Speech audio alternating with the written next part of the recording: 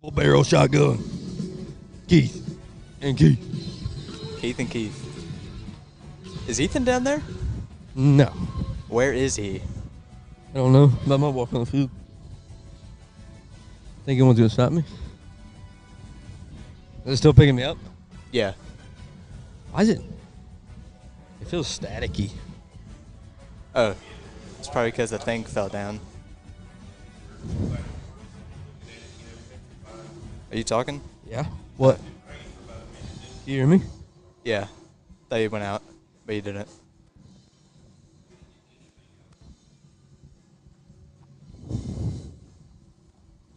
Here, do you want me to... I don't know if Logan's going to be able to get picked up like right here, but this is where I would want Logan to stand. Or in the corner. Yeah. I'm going to interview Sydney Rhodes. Coach Rhodes? Best gym teacher ever? That's Big Sid, dude. Gamecock legend. Still got me? Yeah. I'm gonna walk to like the benches and then walk back. Call Ethan because I have no idea where he is. He's probably in the bathroom. He's been there for like 20 minutes. Ethan, where are you at? No, I was just wondering where you were. I put a Zen in and it's tasting bad. What? I put a Zen and it's tasting bad. That's your fault. Still got me? Unfortunately. Woo! Woo! What if I just speed or something, dude? I should have walked on that. Still got me? I'm going to go interview fans. You got me? I wish I didn't. Got me. Dude, this is perfection. Right here, boom. That's the farthest you're getting. Still got me. Unfortunately. Gamecock legend, Sydney Rhodes.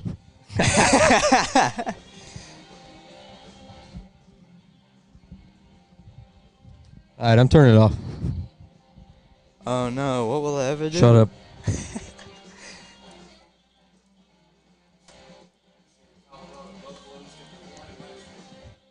Watch this. What? Oh. Oh. You saw that? No, Ethan texted me. You saw that. Ethan said he had to come up here. You want to see it again? What? You want to see it again? Wow. Woo. I'm on one right now. I'm on one right now. You were special needs. Let's go get a Hurricane W.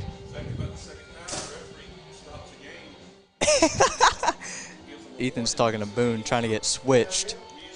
Come on, Ethan. Is it working? Did it work? Did it work?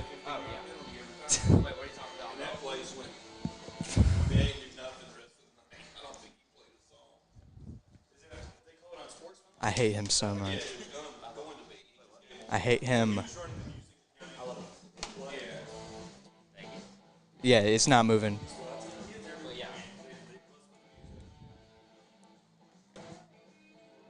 All right, you want to get a headset on and talk?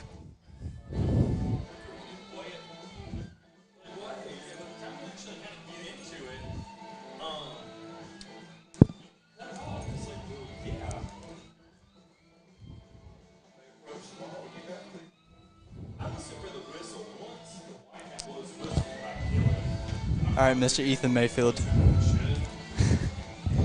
Ethan, shut up. Ethan, shut up. Ethan, shut up. Yeah, just mute Blake. Finally. Hey, Blake. Ethan, stop talking. Keep him on mute. Ethan, no one wants it. Ethan, you like how loud that... I think he can hear himself getting muted. Good, he stopped yapping. Finally. Like John Anthony. Kept talking about Hitler. In Coach Yarborough's.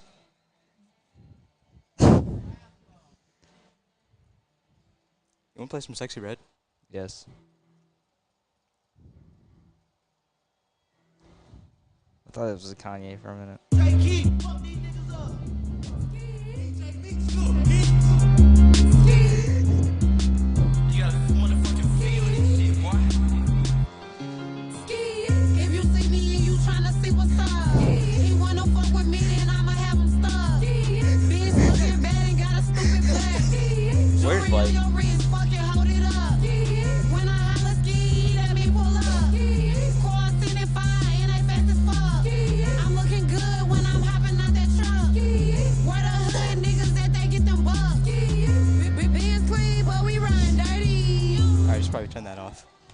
I can't hear a thing with that on.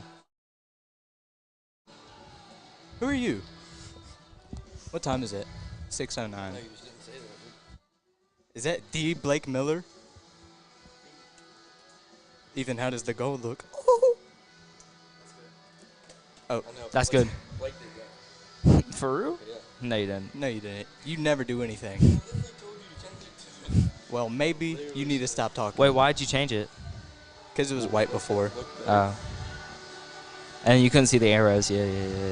Or you couldn't really see the text down here. That's smart. More than you.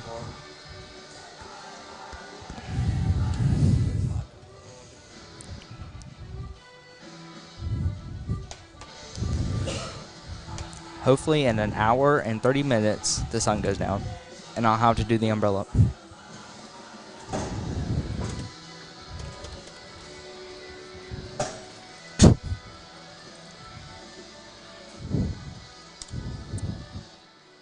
We go live in 19 minutes. I gotta get the clock set up, but it's not turned on. What are you looking at? Nothing. Nothing, man. No. Yeah, we need to turn you down sometimes. You do. You too. Yeah. Keep it like that.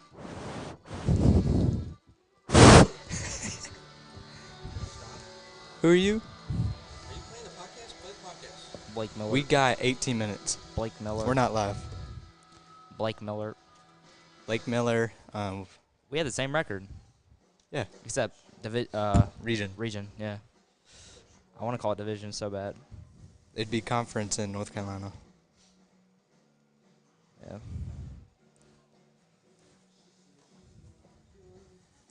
If we were a conference, our conference would be the Big Ten, because we have one. Everyone else sucks. Sure, yeah, this region does suck. Except Wren, baby. Yeah, boy. BHP's not that good either. Who is that? BHP, they had like trouble against Palmetto. Huh? Palmetto, I think Powdersville even. Yeah, it was 2020, 21-21 BHP versus Powdersville at one point. I know we aren't beating them. What? Thank you. I know my facts. Thank you, Coach Yarborough. What rank are they? Are they undefeated? Yeah, they're like number 3 in the state, number 2 in 2A, or 3A.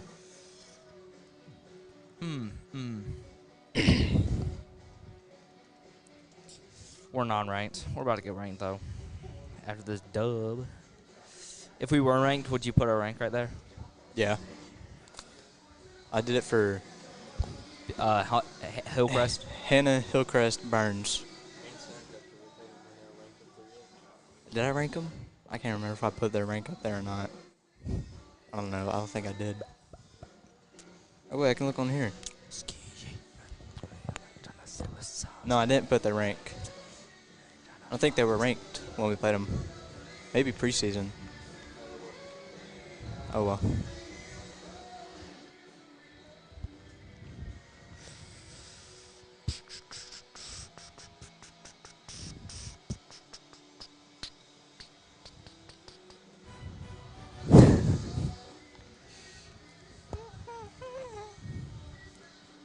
Did you extract it from YouTube, mate? Yes. I thought I named it, but I didn't. Bro, did not name Jonathan Wysong. it. Columbia International. Yes, sir. Photo with the Bible is hard, though. Yeah. I mean, it's Christian University, though. And Rhett wears that shirt where it's like Columbia International. So I crystal balled him to CIU. No, you did not. Yes, I did. They let me too, because I'm like very smart. Sure. Mm-hmm. Sure. I love lying to myself.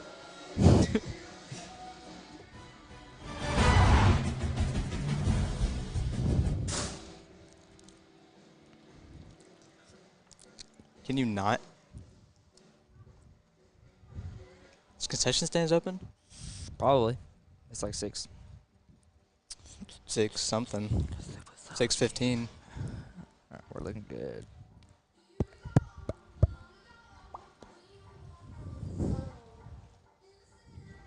Oh, let's see if the Barstow's posted anything.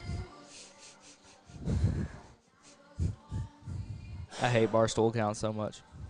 I know my cousin runs it. Oh, he runs it? Mm-hmm. That's why it's so corny. Yeah. Barstool's kind of sucks this year. All Barstools are like corny as hell. Fountain Inn. Especially the ones we play because they just say Lonnie. Wow, Lonnie's so big. Wow. Bro, they're glazing Lonnie so much.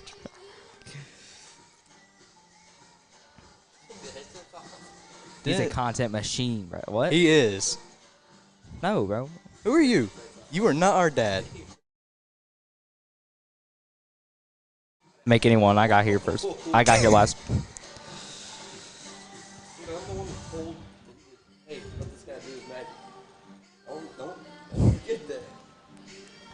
What is he yapping about? What is blood yapping about? I'm not listening to all that. What? Seth, football player of the game? Seth Football. What are you saying?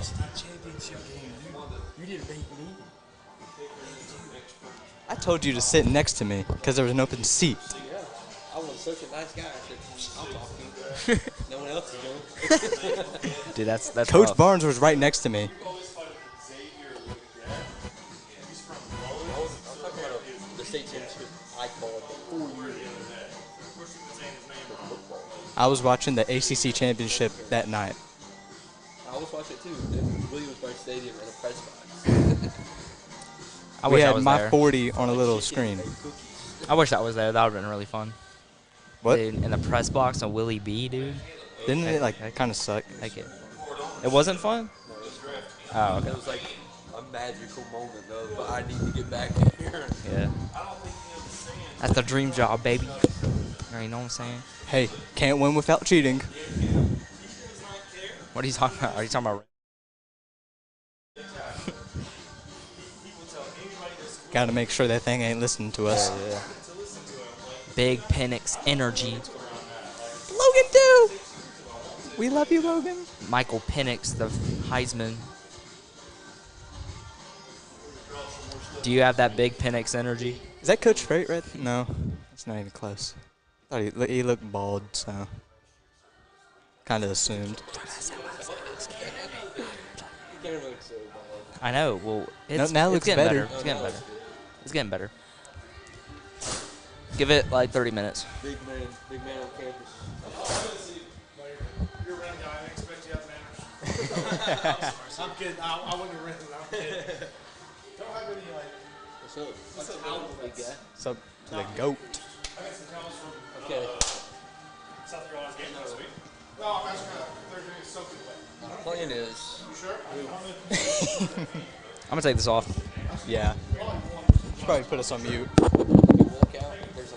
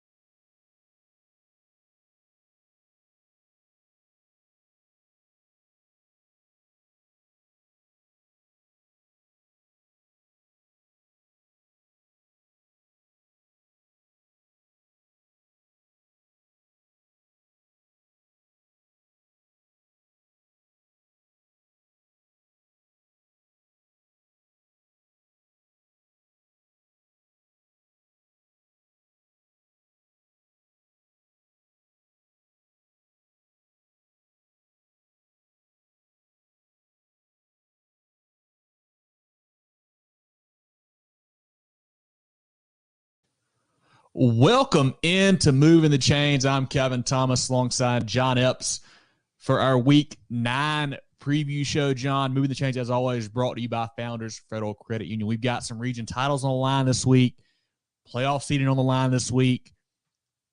I cannot wait for Friday night. Yeah, it's going to be great. And luckily, I'll say for us, we might not have to wait till Friday night. It might be Thursday night. We see a lot of games. Some rain rolling in on Friday might change the schedule a little bit. So we may just have a couple of days till we get some good football. Yeah, I've seen a handful already moved up to Thursday. I saw one on Saturday as well. If you want to check out that ball game this weekend, but will be a lot of fun here in Week 9. But appreciate you guys tuning in. Like this video, share it, tell all your friends. Feel free to comment, ask about your favorite team, talk about your favorite team. Love to have you guys in here as always. Check us out on Facebook, Twitter /X, Instagram, YouTube, etc. at Moving Chains, MOVINCHAINS. MovingChains.com is our website.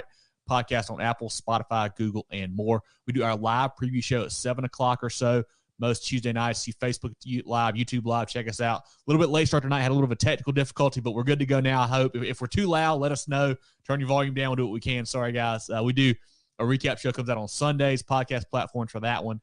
We do our scoreboard show, our Friday night spaces on Twitter /X about 10:30, 11 on Fridays. A lot of fun with that as well. Before we get into the games, once again, Moving the Chains merch on sale now. We've got pictures on our social media pages. We've got an email address set up, mtcgear.sc@gmail.com. Reach out all your questions. We got hoodies. We've got Richardson hats. We got Yupong hats. We got some toboggans for you guys. The cold weather's coming. The cold weather's kind of here, John, actually. Yeah, it's cold. Get you some of this football weather gear here and support the boys. Help us keep making the show better and better, and it'll allow us to buy better equipment and things like that. So definitely hope you guys can support us and check us out. mtcgear.sc@gmail.com with all your questions, pictures on all of our social media pages. But, John, it's time for our Kona games of the week. Kona.care for more information, as always. Like we said, we've got 4 really big ones. Our Skeezy game is a big one as well. A lot of region titles on the line. Let's start down in the low country. Somerville. The Green Wave, 8-0, number 1 in 5A in the polls. Our poll, everybody's poll right now, number 1. They're traveling to Ashley Ridge. The Swamp Foxes at 7-1. Their lone loss to Fort Dorchester a couple weeks ago. Coach Jeff Tate have those boys rolling right now. Somerville, a little bit closer than we thought last week, John. 48-30 over West Ashley. Ashley Ridge, they blew out Berkeley, an improving Berkeley team, 48-14. We talked about Somerville all year long. They're a really good football team. Haven't really been tested that much. We feel like Ashley Ridge, though, they have some players on offense that can stress that defense, especially Derek Sally Jr. Does Somerville continue to roll? Does Ashley Ridge give them a test? What do you feel happens on Friday night? I think it's going to be a really, really good ball game. Somerville, they had that tough game, start the season off against Carolina Forest, close ball game there. This is going to be, I think, just as tough or maybe a tougher ball game than that game there. It's in Ashley Ridge. That will help. That's helps. It's not Somerville. Yeah, Ashley yeah. Ridge. In all honesty, I don't know what kind of home atmosphere Ashley Ridge has, but they got a really good ball team and they got a really good chance to win this game. I think this is a very highly competitive game. I think we really find out is Somerville, are they good enough to really come through all of Lower State, really prep for the long run? Typically it's been Fort Dorchester the last few years, and we've when they had Zoltan Osborne the last couple of years, it was, hey, this Fort Dorchester team's for real, and we kind of knew what we were getting with that squad. With Somerville, a little bit different. We talked about them last year. We said, man, they play really good defense. They could just put some points on the board. They'd be really good. Well, they're doing that this year. Doing both this year. Yeah. I think they win this game. I think this is a 1-score ball game. I think it's going to be similar to like that game we were at last week, Westside and Greenwood, where it comes down to a couple plays, and it could be, could come down to who's got the ball last. These are 2 pretty good offenses here. I like Somerville just by an edge in this game, though. Somerville averaging 51 points on offense, 18 points on defense each week. That's pretty impressive there, John. Quarterback Jaden Cummings, big game last week. Kind of an odd stat line here. 10 for 23, 357 and 6 touchdowns. So kind of all over the place, but he's played really well for them this year. Jaden has. Running back Trey Green's a good player. Everybody knows watching for Yannick Smith, the Shrine Blower, the ECU commit. He's a stud in the return game and out wide. He had 5 for 237, 4 touchdowns last week. Quintrell Pettiford also had a couple touchdowns for them. Defensively led by Rilo Mitchell, Jaden Kelly Murray, Raynard Middleton. Head coach Ian Rafferty's doing a fantastic job there. You know, growing up, and even back before we were growing up, John, Somerville was like one of the premier teams, if not the premier team in South Carolina under Coach McKissick. They had a couple down years for the last few years, but I think they're trending up the right direction now. Coach Rafferty's doing a great job bringing that tradition back to the Green Wave. Ashley Ridge on the other side, averaging 40 on offense, 22 on defense. I mentioned Derek Sally Jr., a heck of a ball player, one of the better wide receivers in the state. Quarterback Trevor Cleese is playing well for them. Nick Jefferson's a good player, the defensive side for those guys, along with Dylan Polanski. New head coach Jeff Tate, a guy that knows how to win, won a state title with Wren a couple years back, knows what it's like to be in a big ball game. And that Fort D game that they lost, it was a pretty competitive game. Like, it wasn't a blowout. I mean, it wasn't, last minute, last score. But Ashley Ridge held their own there. I cannot wait to see Derek Sally Jr. going up against Yannick Smith. Like, that's two of the better wide receivers in the state. Love what they do, getting those guys involved with some run game as well, some direct snaps to them. Great to see what they can do there. But I think Somerville, a little too much firepower. I like their defense a little better. I think that's the key to this ball game, John. I think the Green Wave win. I'm thinking maybe like a 35-21, 35-27 type ball game. I like Coach Rafferty in the Green Wave, but I think this is a good test for them. I agree, and I do think we see some points on the board in this one tonight. I think there's just too much talent out wide for one of these teams to completely shut down the other. Yeah, looking back at last year, Somerville won 28-13. I'm expecting a few more points than that one, John, but should be a fun ball game. Drell, any comments on the Somerville Ashley Ridge ball game? We got Dion going 35-31 Somerville. I can see that certainly. Corey says Somerville win as well. Yeah, we also got just some shout-outs. Got some people. Always bring them in. So. Corey, good to see you, man. Marion is rolling right now, looking really good. Zach says region title week for most teams. Exactly right, man. Going to be a lot of fun here in week 9. Bulldog Brooks, Strom Thurman. Hey, you boys got a big one. We'll talk about that in a little bit, Bulldog. Patrick, what's going on, man? Good to have you in here as always. Of course, is Marion region champs. Yeah, they've been, I talked about this in the recap show. Played really well against Andrews, Kingstree, Lee Central. Blew all those guys out. Looking really good now for Coach Hennessy. Ballsman says, let's go Strom Thurman. That's a big one. I like the Rebels this week. Bradley, good to see you in here, man. Appreciate you as always. Dion, good to see you, buddy. Appreciate you hopping in with us. Got some shout-outs to, I guess, some 7-on-7 guys playing in the game. Awesome. Yeah, Donald's big in the 7-on-7 scene with Yannick Smith, Jaden Cummings there. 2 stud players there. Derek Sally Jr., I don't know how these guys lose a game of 7-on-7 with those guys there. Good to have you in here, Donald. Caleb, good to see you, man. Appreciate you being here as always. Tay, the Rebs got a big one this week for sure. We'll talk about it here in a little bit. Derek, good to have you. Yeah, big one for Powdersville taking on Wren. We'll break that one down here in the 3A slate in a little bit. Kevin, Coach Jones, good to have you in here, my man. McCormick, I think McCormick is playing Saturday, I believe now. I think so. That's one of those ball games that has been moved for this week, so it'll be fun to get a little Saturday night act. Logan Dew, Fib 75546, 3 Need, Fib 3, BC 54. In here. Anything else before we look at our next Kona game of the week? Let's go to the next one, guys. Perfect. Our second Kona game of the week, one that I know Zach cares about. That's Chester at Clinton. The Cyclones at 8-1. The Red Devils at 6-2. Region title on the line. Last year, Clinton won this ball game 48-20 on their just roll to that upper state title game. Chester coming off a 48-16 win over Emerald. But this game, John, was closer than that. It was actually 18-16 Chester at the half. Had a little bit of problems there early on, but pulled away late. Quarterback Trooper Floyd went 10 for 13, 283, 2 touchdowns. He's also, I wouldn't say a dual threat, but he's mobile enough to kind of, be a threat back there. He can move around a little bit there. Running back Elijah Coleman, big stat line here, 18 carries, 217 yards, 4 touchdowns last week. Wide receivers Pendergrass and Williams, defensively led by Baxley, Hopkins, McCree, and Taylor. Averaging 36 on offense for the year, John. Only about 13 on defense. Clinton on the other side, 36-20 over Woodruff last week. 43 points per game on offense, 20 per game on defense. The new story for Clinton, obviously, this year has been injuries. A lot of guys being out, a lot of running backs being out, especially Copeland and Robinson, those guys. But the quarterback, Tashawan Richardson, has played really well. They're throwing the ball more than they usually do. He's done a really good job back there kind of commanding that offense. Running back DJ Clark starting to step up for them. Right here, Caden Crawford set the record for receiving yards, school record a couple weeks back, having a couple of huge games for them. Shrine Bowl player, Cincinnati commit Zay Johnson playing defensive back and wide receiver for them. He's a big-time playmaker. Crawford as well, playing great on defense for them, along with Brett Young at linebacker. This is a game, if Clinton was full strength, like beginning of the year Clinton, I would pick them, I think, by a couple scores to win this one. Yeah. But with their injury problems, I worry a little bit. But the Red Devils at home, Wilder Stadium, that's a tough place to play, John. Yeah, that's really tough. If this game was in Chester, I would feel pretty easy, or not easy, but I would feel really good about picking the Cyclones. I think they're playing really good football right now. You say, hey, they were in a dogfight at halftime against Emerald, but good teams. And hey, you can't be on every single week. Yeah. But for them to turn around and say, all right, we got to put the pedal to the metal, hey, that first half went great, but they outscored them 30-0 in the second half.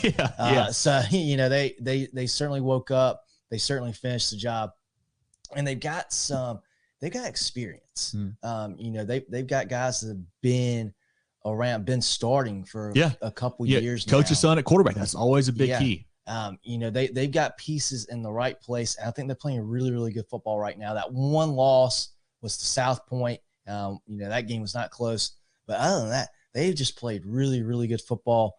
This region really comes down to Chester and Clinton. I think Chester's a little bit, because of the injuries for the Red Devils, I think they got a little bit of the edge here. Now, can that home field advantage for the Red Devils pull Clinton over the top? That's going to be the big factor for me in this game. So that'll be interesting. And it'll be interesting if this game gets changed to a Thursday instead of a Friday. Or if we just get any weather in general, I feel like is a big plus, or not a plus, but just a big factor. I think if this game gets changed to a Thursday, that favors Clinton, because that gives Chester a little bit. I mean, both teams less time to prepare, but okay. Love it. They're going to play in the rain. I love it. Let's go. Friday. I like that. I like that. Use whatever it is to your advantage there.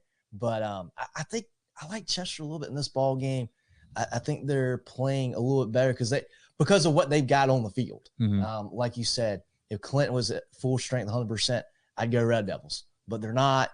For that reason, I'm going to go Cyclones in this one. I think the key for me, John, we mentioned Trooper Floyd. He's a good player right there. But the running game for Chester has been really good all year. Elijah Coleman, especially at 217, 4 touchdowns last week. Clinton last week against Woodruff held them to 30 net rushing yards. I think they had 15 yards taken out in sacks. I think they technically had 45, whatever it was. But that's a really good performance for Coach Campbell's defense there. Really good performance. It's talking about the rain, especially, who can run the ball more. I like what Clinton does on the ground a little bit more than what Chester does, just as far as just giving more options. And I like that run defense for the Red Devils, and special teams too. You never know with the wet ball what could happen. I feel like the last couple of years, every week or every couple of weeks, it's like Clinton had a big block punt for a touchdown, or a big kickoff run for a touchdown, or whatever it is. I think the Red Devils cause just enough, chaos. Either it's a turnover or a block punt or a big return, whatever it is. I think they win a close ball game down to the wire. I like Clinton to win a close one at home here and win that region title. I tell you, if that happens, if there's a play like that where a big special teams play, whoever makes that play, I think wins the game, because I think it will be, again, I think we'll see a very, very close ball game, and whoever can make that big play, make that big play late, perhaps, wins this ball game. And if Clinton can pull it off, I think the Red Devils win it. But I like Chester in this game. Tay says Clinton by 14. Okay. Dion says Chester by 14. Okay. A little bit of both sides here. I like it. False Man says Clinton in a close one, 28-21. I think that's kind of what I'm thinking, kind of a one-score ball game there. Zach said, don't you do Hey, I took Clinton, Zach. I took Clinton. John did not. John's going to get I'm probably taking a chance, Zach. I'm probably taking a chance. I know. I love it. Yeah, that's all we got for this one, guys. Yeah, Clinton pound the run game for sure. Other shout-outs we need to give, Drell? We're just going to move into this next ball game. Got our man Kevron in here. Kevron, let's go. Gray. Yeah, Gray and IMG on Thursday night. We'll talk about that one here in a little bit. That'll be a fun ball game for the state of South Carolina for sure. We got Louisville in here.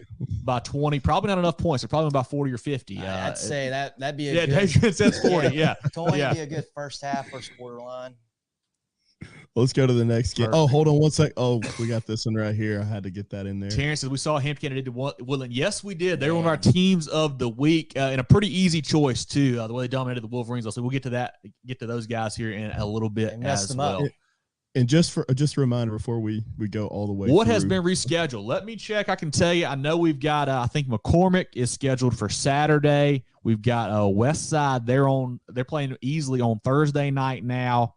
Louisville, Whitmire also on Thursday. Yeah, McCormick, Calhoun Falls on Saturday. Then Westside easily on Thursday. That's all I've seen right this second. I'm sure there's a couple more If you check us out on Twitter at Moving Change Movie and CHAINS, whenever we see those, we send those out. So definitely stay tuned on that social media platform. We'll kind of keep you guys updated as we go about games that are moving across the state and especially here in the upstate. But looking now at our third Kona game of the week, John, another region title on the line, another 3A game on the line, and that's Crestwood at Camden. The Knights at 7-1. Camden rolls in at 6-2. Last year, Camden won this game 53-20. Really non-competitive there. Crestwood defeated Darlington 39-12 last week, averaging 45 on offense, 17 on defense, led by Javion Martin. Camden coming off a bye last week, averaging 40 on offense, 17 on defense. So two very similar teams as far as, points for, points against, John. In years past, it's always going to be we pick Camden because they've been big bad Camden, killing everybody, it feels like. But this year, they've shown a few cracks. And on the other side, Crestwood has looked really, really impressive. Can the Knights – I don't know if you call it an upset, really, because we've got one of them in our poll and one not, so maybe not an upset. But can Crestwood, I guess, kind of upset or not upset, but can they kind of take over that region that has been Camden's for so long? I think being at Zimp Stadium, this is another game where the home team's got a great advantage being at home. I think Crestwood's better. Grayson White at Camden he's improved a lot as a passer. Yes. This year, he's done a very good job throwing the football. May Rant out there on the outside for them has had a great season as well. But here's the difference I see between these two teams. I think they're both very, very good.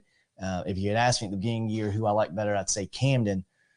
Both of these teams have played a couple, not a ton, but they played a couple very high-quality competition. When Camden has played a really high-quality competition, they've gotten beat up a bit.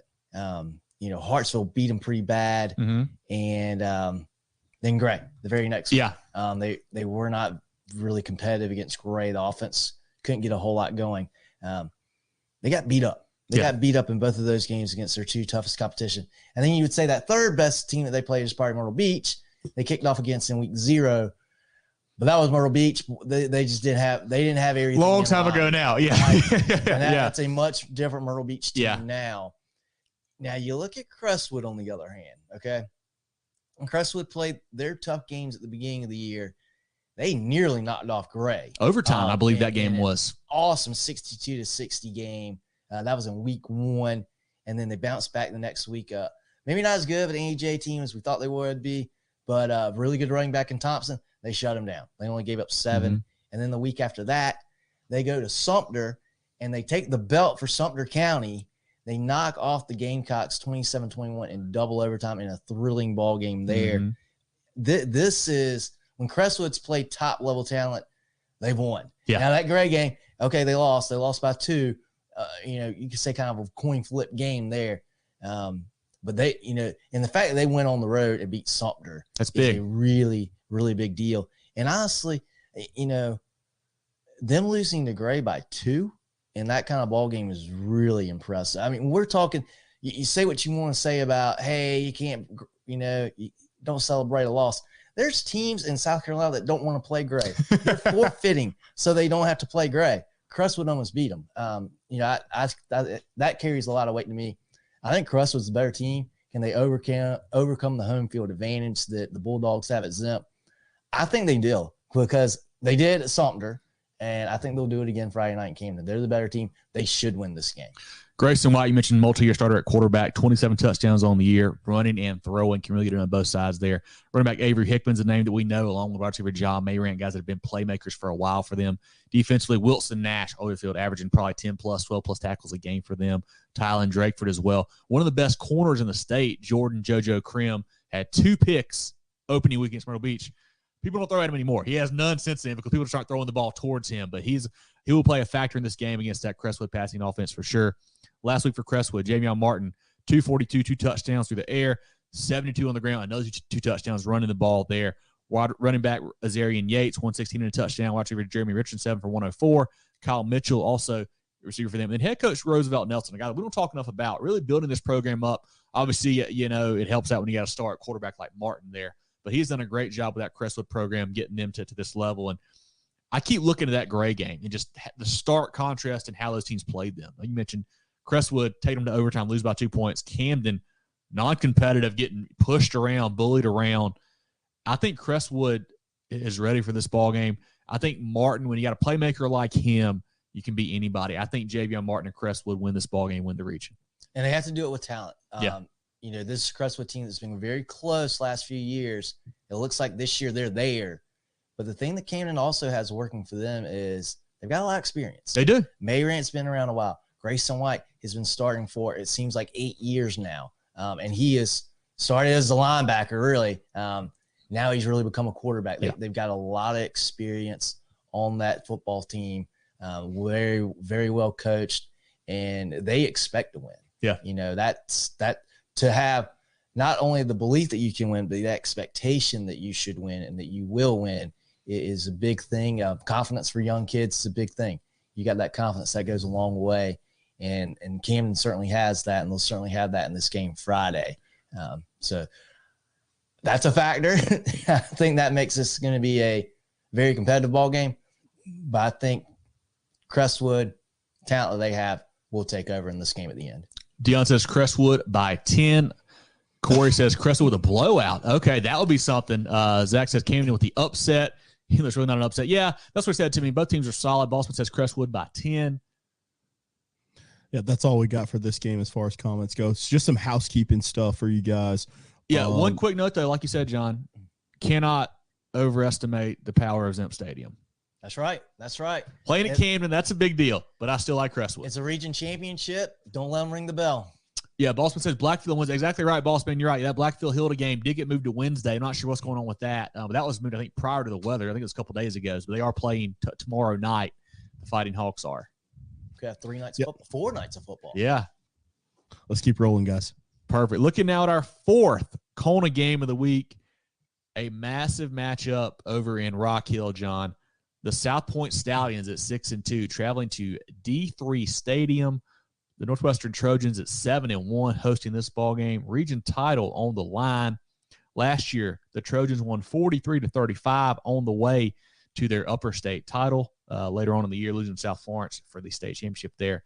South Point, a couple weeks in a row, John, they have not looked great. Won by a field goal over Lancaster 2 weeks ago. Beat Indian 21-8 last week. Averaging 25 on offense, 14 on defense right now. Northwestern, they continue to roll. They lost week 0 to Providence Day, a 7-point game. We've said it 15 times. 5 times in the red zone that ball game, no points. Had a great chance to beat Providence Day and Jane Davis and those guys. But since then have just been dominating everyone.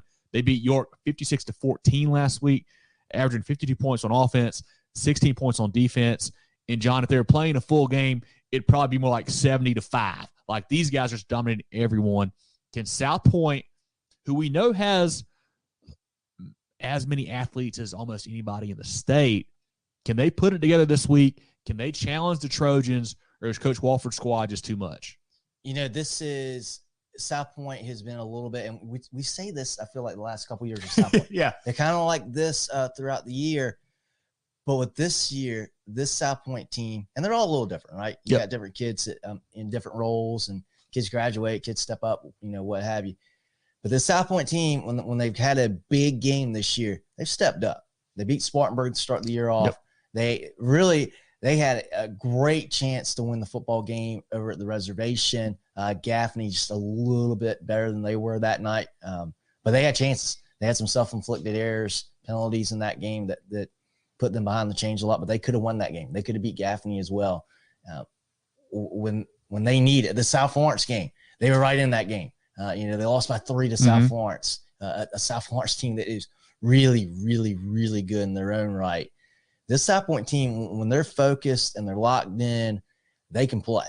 Yeah. And, if they can play a clean football game, we're going to see a close game here. I think they've got to do that, though, because Northwestern is the better team. I think they have got everything really in their favor. And this is – there are probably 2 or 3 teams that you could say in the state that has got South Point, talent-wise, game plan-wise, size-wise, speed, athletic ability, and Northwestern's one of them. Northwestern plays their game, they're going to win. But this is going to be a close ball game. I don't see Northwestern just blowing the doors off of South Point. I think South Point keeps this game very tight, keeps it close, but Northwestern's better. I think Northwestern, and we've said this before, I think they're the best team in 4A. Really, they're probably the best team in the state. Certainly could if be. Northwestern played Somerville, I'm picking Northwestern. Mm. I think this Northwestern team is got everything going for them right now. I think they win this game. Should be an awesome, awesome atmosphere at District 3 Stadium. But I like the Trojans in this one. Finley Polk, another guy. Yeah. I've been saying this, it seems like a handful of times now in the show, a guy that's been around for a while. Yeah. At quarterback. And I was watching ESPN today. They were talking about college football. I forget who they were talking about. But they were talking about how important it is to have a good quarterback, a quarterback can play. Look at the New England Patriots, how bad they are. We know Belichick can coach. If you don't have a good quarterback, you can only go so far. Trojans don't have that problem. South Point doesn't have that problem. Yeah. You look at the good teams around the state, they got good quarterback play, and it's hard to get much better than what Polk's doing at Northwestern. Yeah, South Point, 25 points on offense. And it's hard. Game 14 on defense. Quarterback Malachi Marshall, not sure the situation there. Didn't play, I think, the second half against Lancaster. Did not play at all last week. Dadrian says, didn't play second half, didn't play Lancaster. I'm not sure if he's back this week. I don't know the situation there. They've been very run heavy, obviously. Mason Pickett-Hicks last week, 11 for 111 and a touchdown. Aiden Turner, also a good running back for them. 2 weeks ago, when he just played a half, Marshall did, Pickett went 24 for 244. Turner went 20 for 101. They had 47 rushes 2 weeks ago, 29 last week. They're really becoming run heavy without Marshall. I don't know the situation. I don't know if he's back or not. I don't know. But the defense, you got Evan Irvin last week, 12 tackles, 4 TFLs. Reese with 11 tackles. The two secondary players, Antoine Nelson and Jazavian Currents, will have to play big against that Northwestern receiver crew there. CJ Dixon up front. They did force 5 turnovers last week. That's a key. If you can get a couple of those off Polk or maybe cause Richard to fumble, whatever, maybe you can hang around. But Northwestern, I think, is just too talented. Finley Polk, 7 for 9, 203 and a touchdown last week. Turbo Richard, one of the best, if not the best running back in the state. The guy's a stud. The BC commit, I wish more folks would give him an offer in Power 5 because he can get it done, flat out get it done. Wide receivers, Burris and Dixon and Knox and Nichols are really good players. Defensively led by Perry and Massey and Watkins. What does worry me a little bit, John, is if Northwestern has to play a full game, are they prepared to? Because they haven't had to since week 0. No, they haven't. They've been playing a half, and they can really, get some subs in, take the foot off the gas. Even against like Gaffney, that game was pretty much over, third quarter. They could not have to really focus and play as much. So if South Point can hang around, make it tight in the third quarter, fourth quarter, does Northwestern, do they tighten up a little bit? They know, we talked to take Coach Walker before the season, state title or bust for those guys. Like they know that's the goal. Are they going to tighten up a little bit in a close game? We'll see. I like Northwestern to win by a couple scores. I think Turbo Richard, too much firepower there for those guys.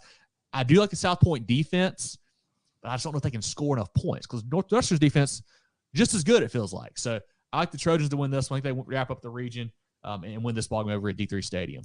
I think so too. And you mentioned, hey, can they play a full game? And if this was Northwestern and say Irma, okay, a team, not a rivalry game. Okay, maybe that could be a factor. But the fact that there's going to be probably close to 10,000 people at this ball game at District 3. Yeah, it's going to have all the juice you can have in a Friday night. It's your rivalry game, and these are kids that have been around. They've been in big games. They've played four-quarter games. It's not going to be new to them. They're going to be if it's a tied ball game with 5 minutes to go in the game, they're going to be locked in and ready to go. I like Northwestern in this. I could see this being a one-score game. I could see Northwestern win by 17. I think it kind of dictates what kind of game South Point comes out because Northwestern's pretty even keel. They don't seem to get too high or too low. They play, within themselves. They don't make a whole lot of mistakes, a whole lot of errors. So then it comes down to, okay, well, what does South Point do? Do they make a ton of errors in this game, get a little bit out of hand?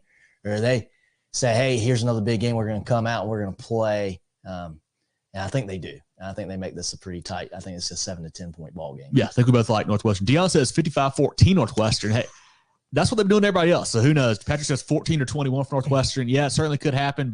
Bradley says Northwestern by 14. Tay says Northwestern puts up 60. They certainly could.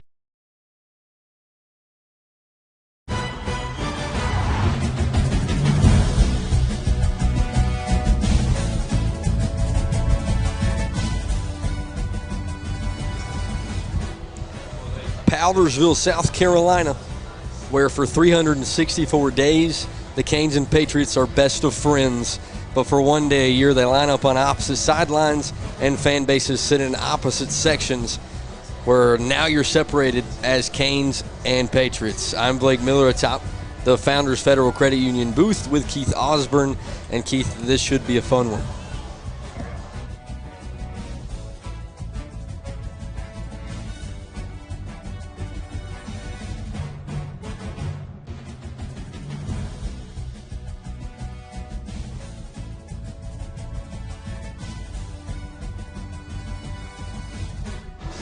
Right back to it. Keith Ausburn, as I was saying, this is supposed to be one of the biggest games of the season for the Canes. Yes, it is. So between the, I'm going to say a new rivalry compared to the Palmetto and everything. This is a team that we're compared to throughout the year. And like you said, neighbors through the year, and tonight, enemies. Yeah, and I say 364 days. I know there's still a little bitterness throughout those 64 days because of who wins this game and who gets bragging rights for the rest of the year. But as you just said, this game feels a little bit different than every other game on the schedule, even with BHP, Palmetto being so close.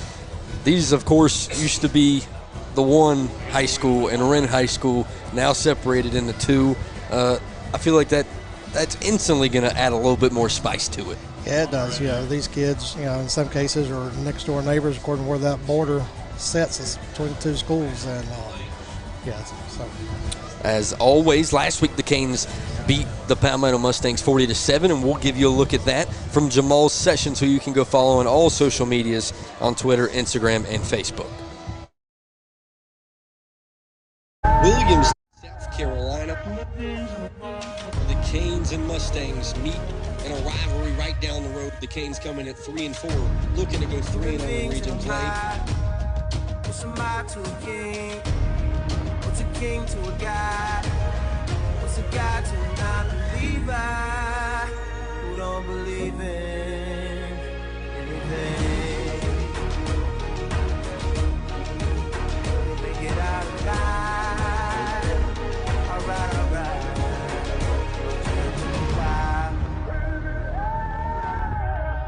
Play our hearts out, play for one another, all right? It's personal. Yeah, baby, let's go. Make room on my plate. I just said my grace and then I ate. Got a particular taste. I just stuffed my pockets in my face. Okay, let's have a debate. We talking about popping, I promise I'm feeling the way. Snap, throw it out to Parker Bell. He's got a block, breaks a tackle, walking in, 87. They can't put the drilling away.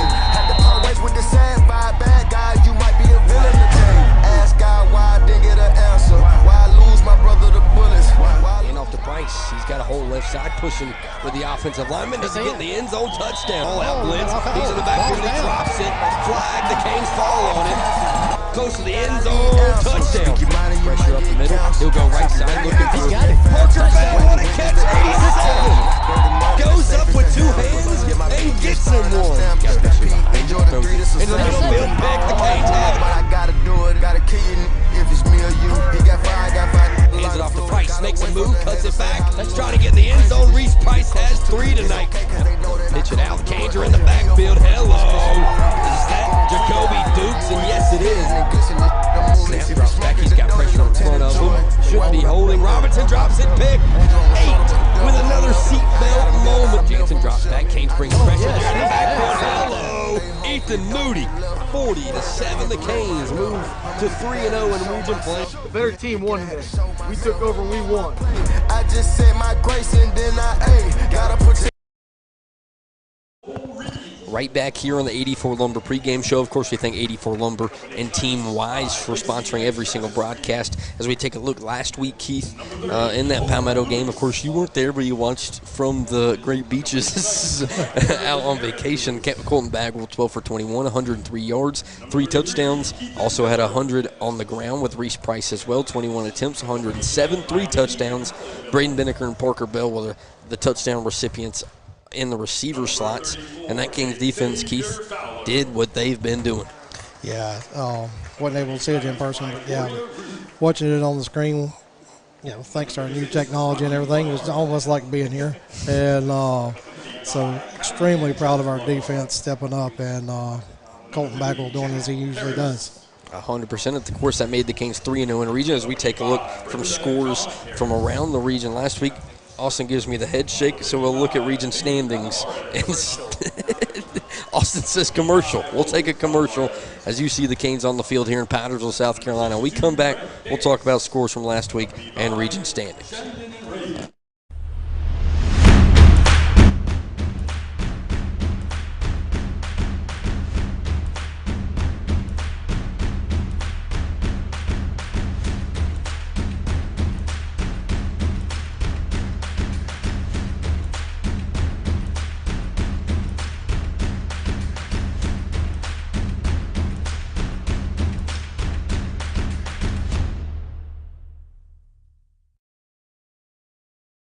I would give him 15 out of 10 stars.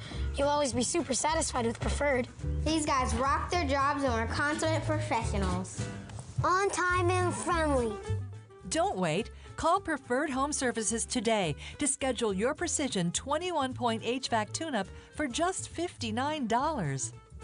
5 stars, thumbs up. We absolutely recommend Preferred Home Services. Thanks for calling Preferred. How can we make you smile today? When you're ready to own it, our mortgage experts make it happen. I was done with renting. Founders, they made my first mortgage easy. We needed mortgage experts. And more space. More space? We were there once. I didn't even know what PMI was. We knew. At Founders, they never charge PMI. Never.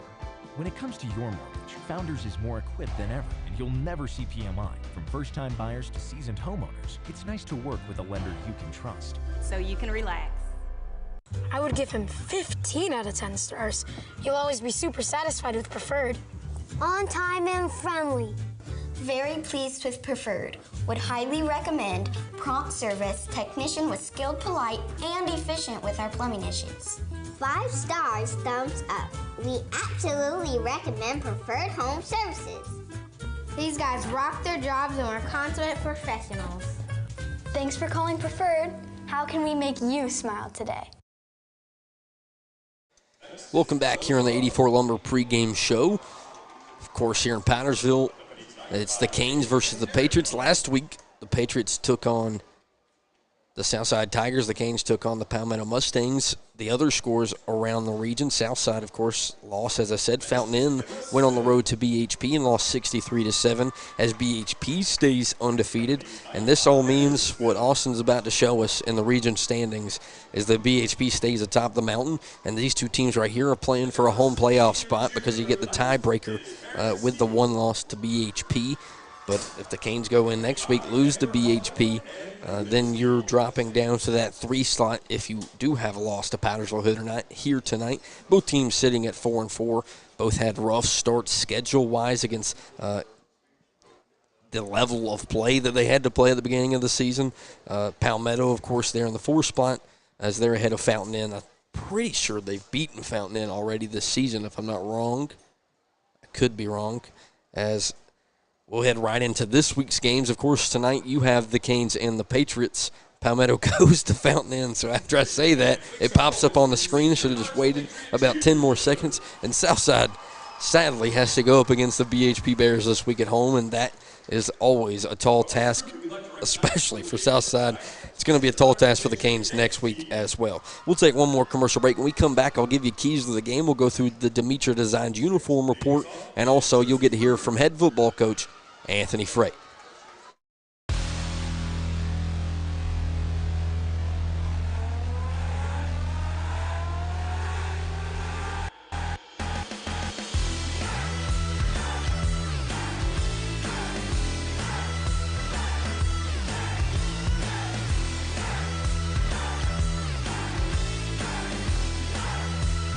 84 Lumber, now hiring Pittsburgh area manager trainees. Apply today and receive an $840 signing bonus. I'm your overly competitive brother. Check. Psych. And I'm about to steal this game from you, just like I stole Kelly Carter in high school, huh? You got no game. Dude, that's a foul. And now you're ready to settle a score. Game over. And if you don't have the right home insurance coverage, well, you can end up paying for all this yourself. So get Allstate and be better protected from mayhem. Yeah, like me. Thanks, bro. Take a lap, rookie. Real mature.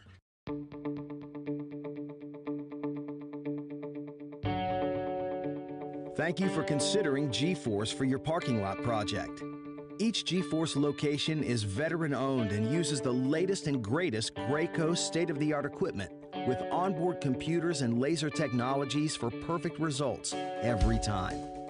We hope you'll choose G-Force for all your pavement marking needs.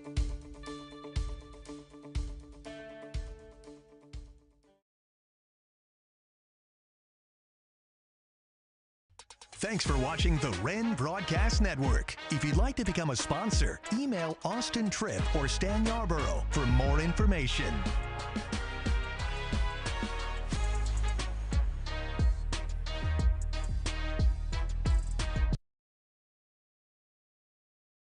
Back here on the 84 Lumber pregame show, this rivalry has been very contested in all sports, as we'll look at all the stats from every sport this year. Of course, volleyball, they're state champions last year.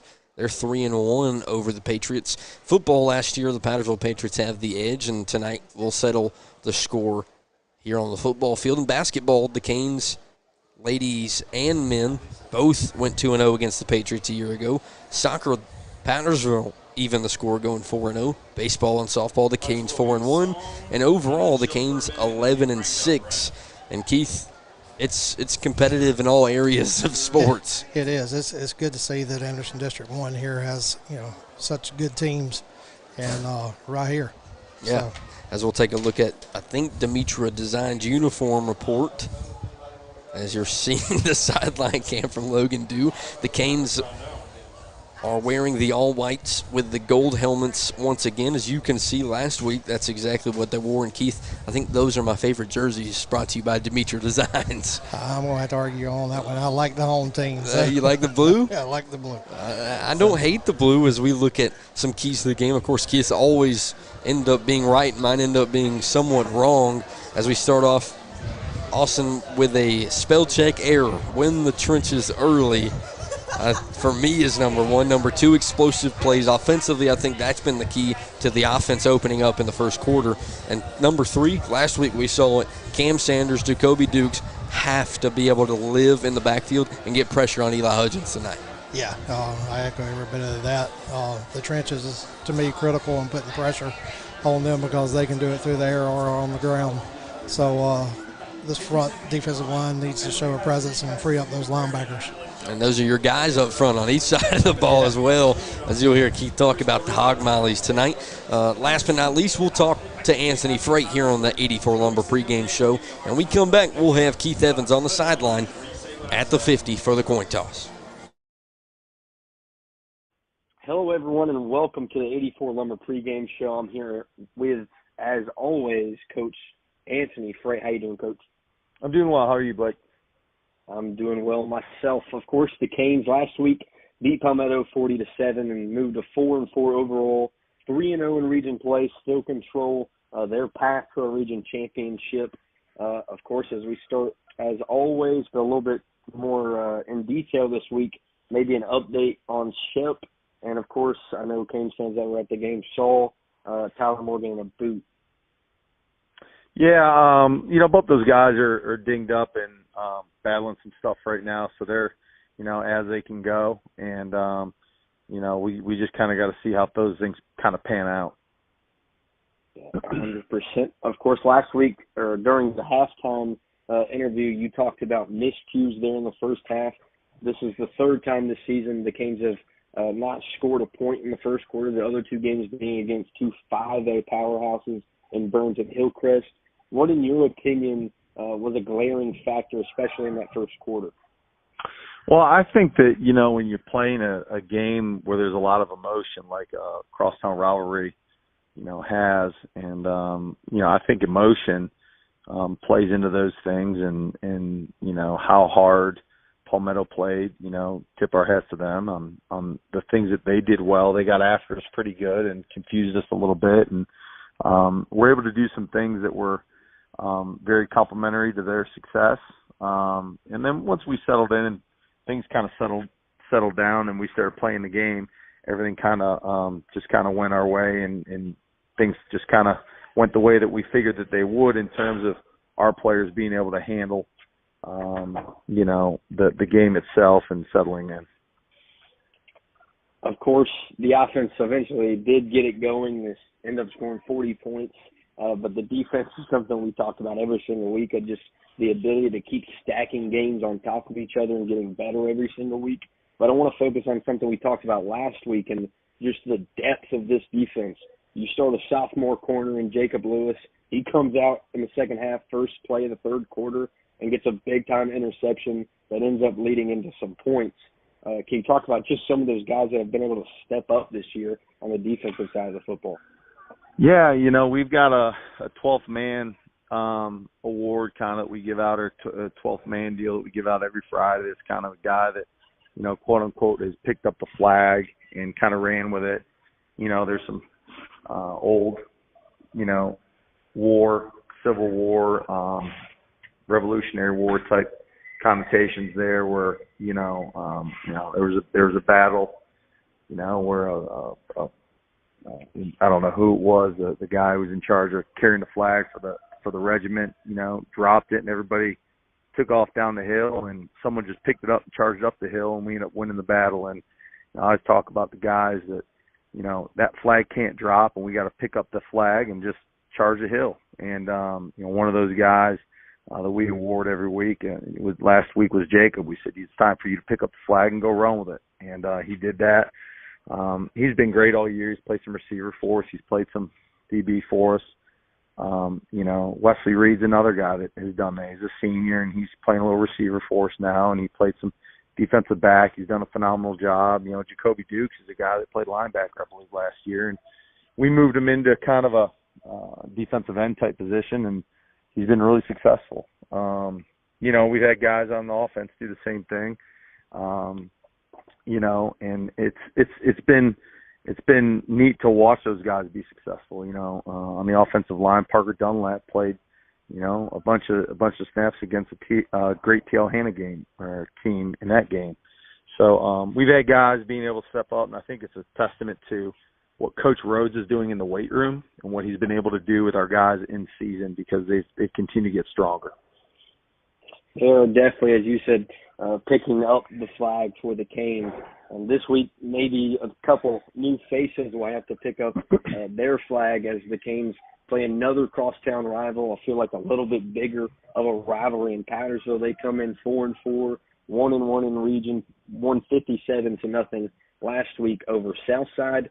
Of course, as I just said, we know how big this game is. We don't have to talk about that. But just in a region standing sense, in a community sense, this is a little bit bigger. You, of course, played them in your time at Hillcrest. What are you seeing, if anything, that's maybe different with this Powdersville team than Powdersville teams of past? No, there's no number 21 on the field. At first, 21's gone, and that helps. He was a dynamic player and a great young man, and unbelievable competitor. And he gave us fits last year over at Hillcrest, and he was just phenomenal. And I think the difference this year is, again, is any normal school, and again, that's the majority of the schools of South Carolina, is any normal school ebbs and flows. You're going to have, ebbs and flows in talent.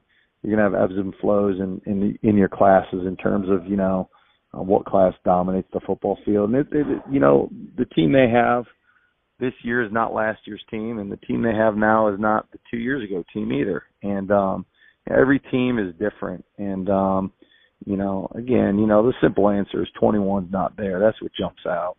And they do have some really good players. Number 10 running back is really good. 24 running back's good. 13 receiver.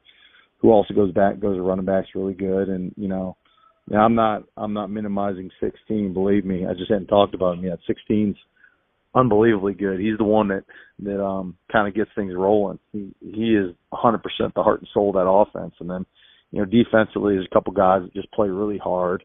Number 11, number 9, and 34 stick out to me. They just play hard, and the team is well coached. So I know it's going to be a great challenge for us on Friday.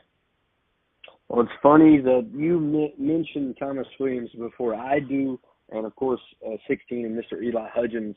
The Patriots are on that 3-game win streak the last 3 years, and as you just difference in those 3 games and this one is no 21 is on the football field as he's going to Virginia Tech. But Eli Hudgens is the name that was with 21, and he is still there in that backfield. What does he do for the Patriots, not just offensively? In my opinion, he's what keeps that Powdersville Patriots team together glue-wise as a leader, just overall. Yeah, I mean, based on just, my interactions with him over the years at different, camps and things like that, when you go to the North-South camps and showcases and all that stuff, and he's there. He's an awesome young man, and I got to speak to him at a couple of those different things, and he just carries himself really well with a lot of poise and a lot of confidence. And I think that really wears off on his teammates. And, he is that heartbeat. He's a fiery competitor that, makes plays when there is no play to be made and not many people could really make plays.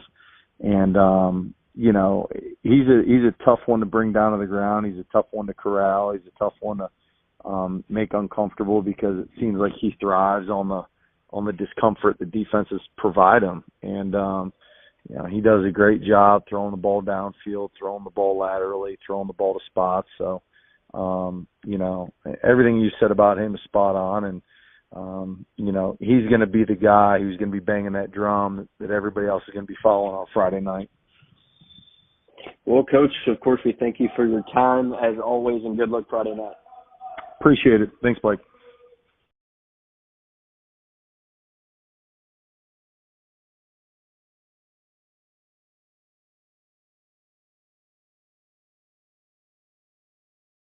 Thank you to C&M Garage Door Services for sponsoring the Wren Broadcast Network. Keep your garage door running smoothly. Garage door tune-up, springs, cables, gear kits, safety sensors, noisy rollers, and new installs. Quality work at a reasonable price. Contact C&M at 864-325-1517. That's 864-325-1517.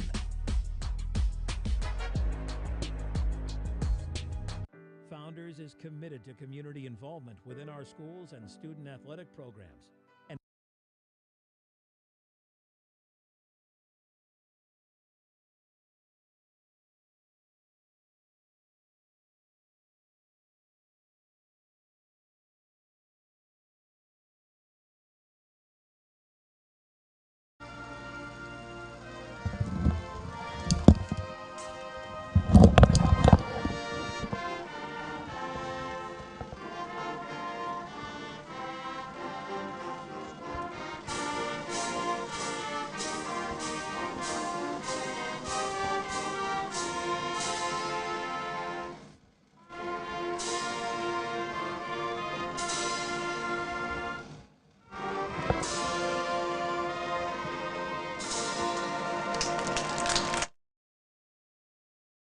Founders is committed to community involvement within our schools and student athletic programs.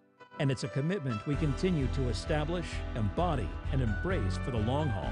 Because at Founders Federal Credit Union, we understand how busy your day can be, and worrying about your financial matters shouldn't slow you down.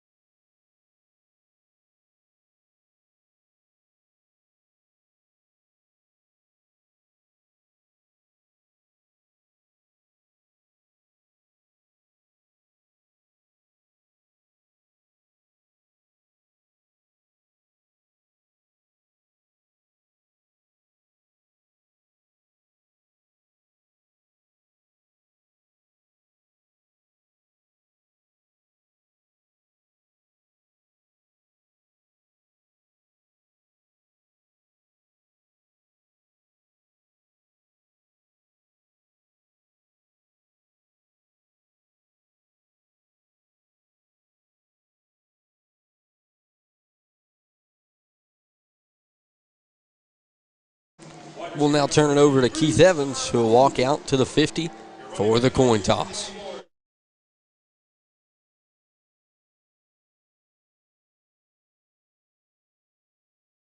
Let's listen in.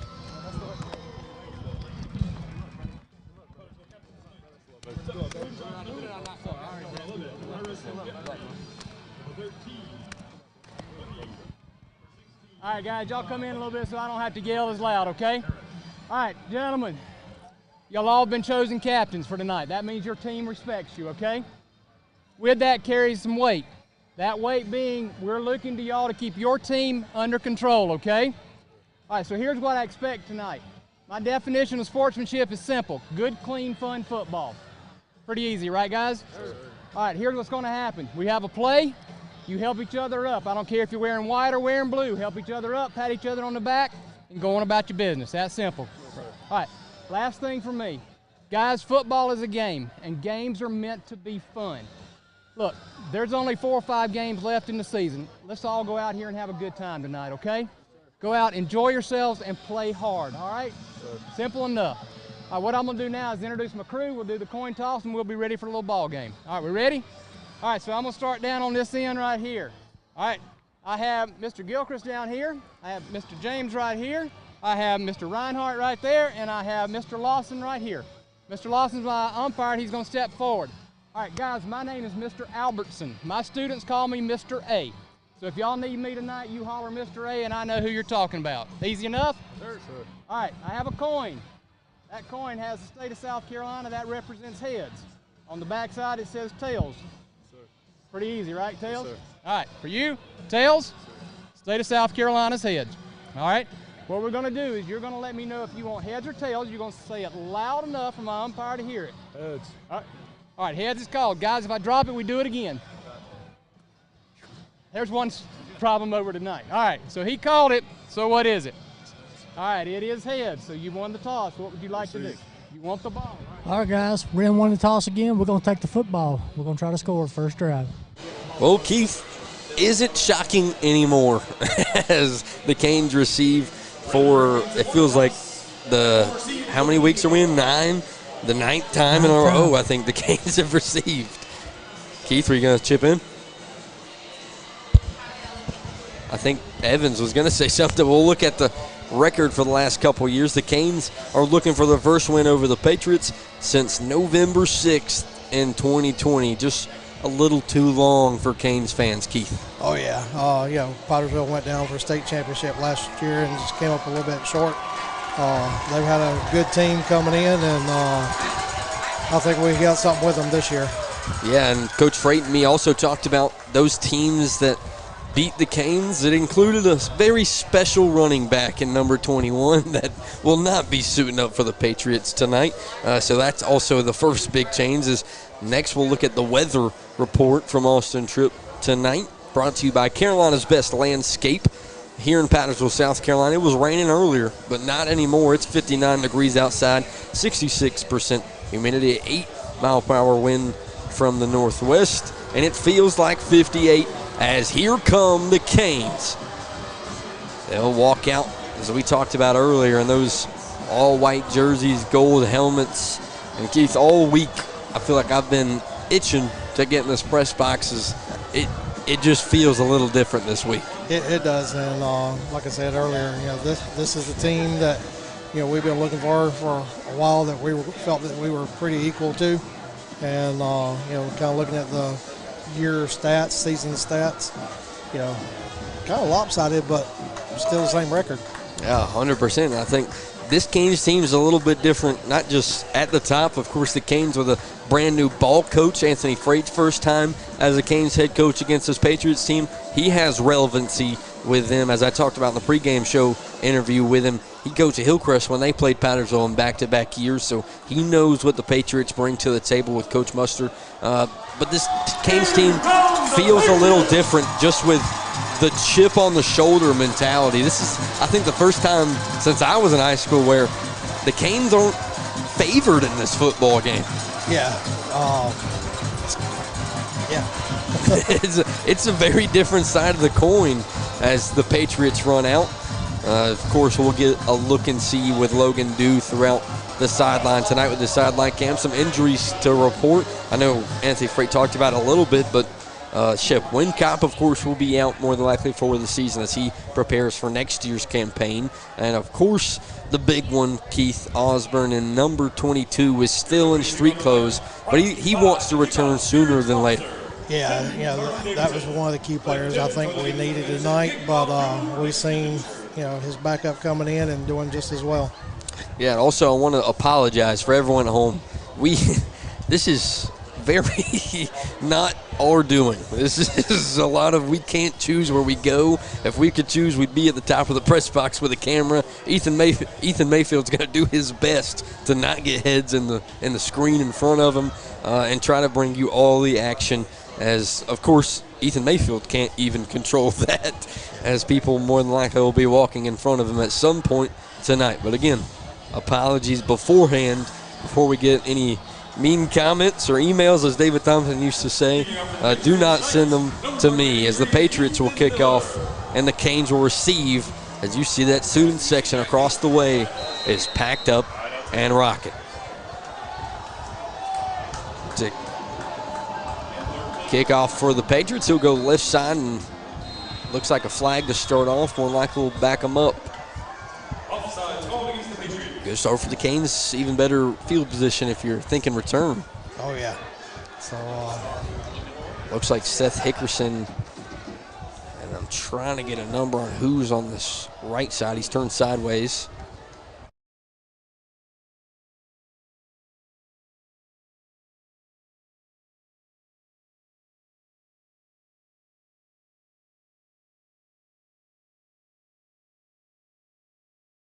Or Carson Bryant on this far side.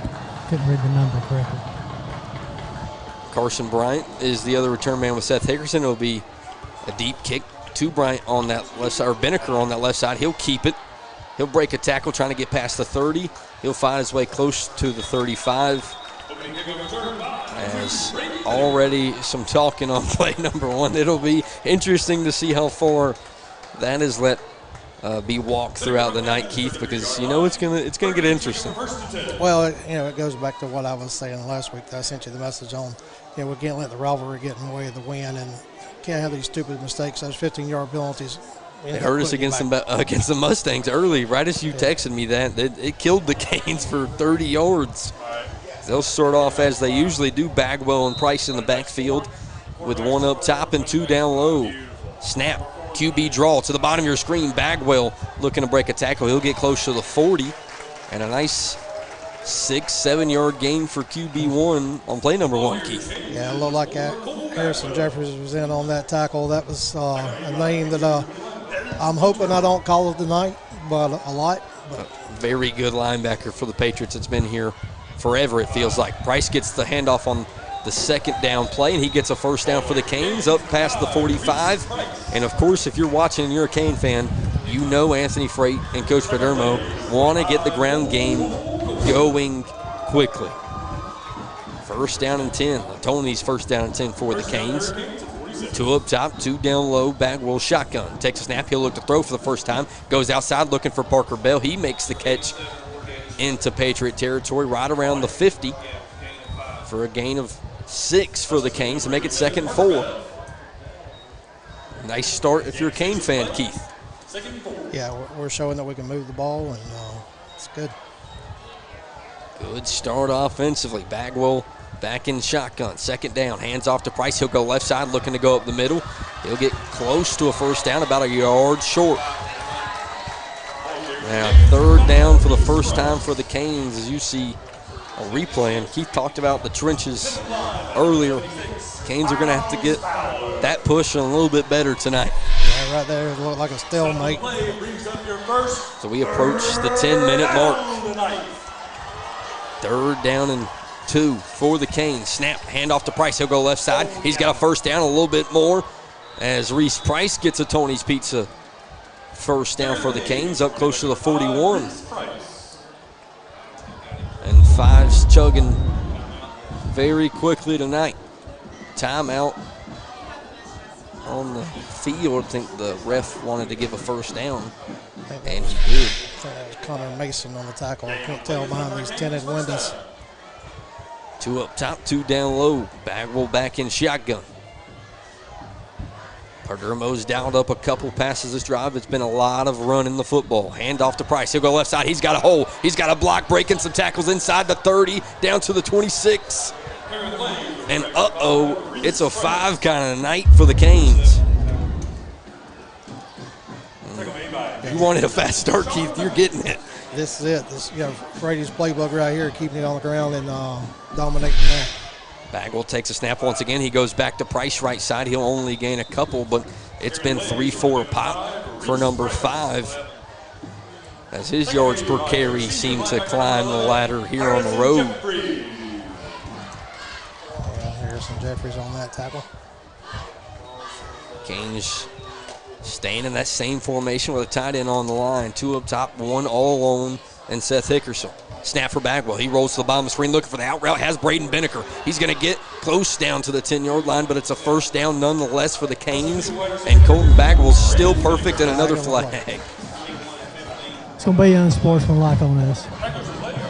That's not what you want as a Cane, but it should be a first down, which is the only good news of that situation. Yeah, the referee talked to him before the game, and he said he was going to not let it get out of hand. So he's not lying. Unsportsmanlike on the Canes early. Should be a first down nonetheless. Yeah, but this kind of gets back to what I just said. You can't do it. And it's been that way pretty much. It seems like all season. We get down, we're driving the ball, and then we do a stupid penalty. You shoot yourself in the foot. They're going to keep it second down. I want to say it should change. It is first down and 10.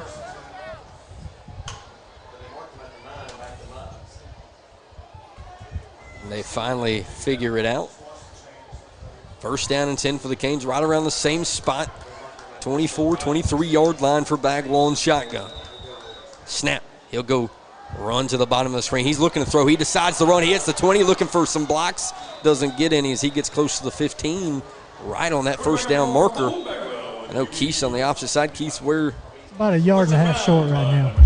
Thank you, Mr. Evans. Makes it second down and short. And I know we've said they started off hot, Keith, but these second down yardage plays are what's been helping them. Yeah. If you can keep getting that third and long, that's great. Second down and 2. Snap. He's going to keep it left side. He gets outside looking for a block. He can't beat everyone to the end zone, but he falls inside the 5. And CB4 is leading a masterful drive for the Canes here on drive number 1. A nice read from Colton Bagwell gives the Canes first down and goal and around the 4. And what you see right there is that almost 90% quarterback rating. Roofers red zone, handoff to Price right side, looking again the end zone, touchdown. Reese Price, the Canes strike first in Powdersville. 6-0 with 8:30 to go. And I want to say a statement drive from the Canes, a statement drive from Coach Padermo, the new OC for the Canes, of let's just put it on the ground and see if they can stop us. Yeah, we did most of that drive on the ground, but we was doing it through the air as well. And showing the guys in the trenches as you put on there.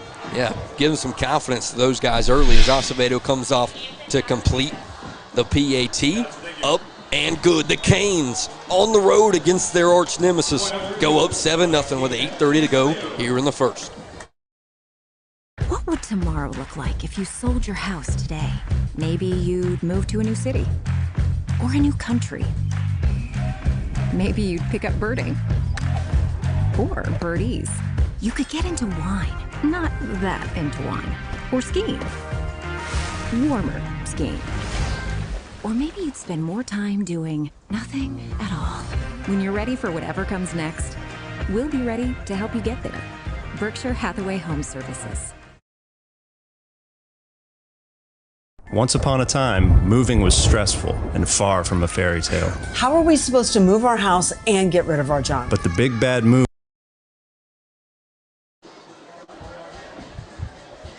Back here on the 84 Lumber pregame show. We're in the football game now, but we'll take a look at Reese Price's touchdown before we get to kickoff. He goes right side, and we talked about those hog mollies up front in pregame.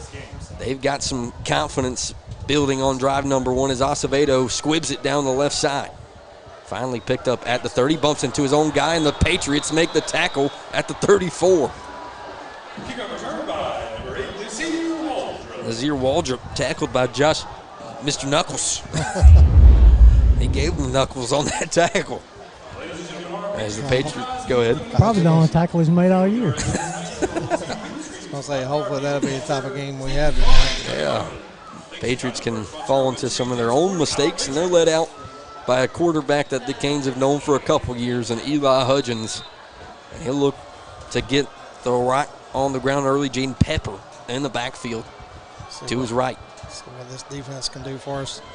Takes a snap. He's going to keep it right side. The Canes aren't out there. He runs over a Cane at the 42. Puts it at 2nd and 8. They're going to show us they can run the ball, too, on that first play. The Patriots do want to run the football. That's what they want to do each and every week.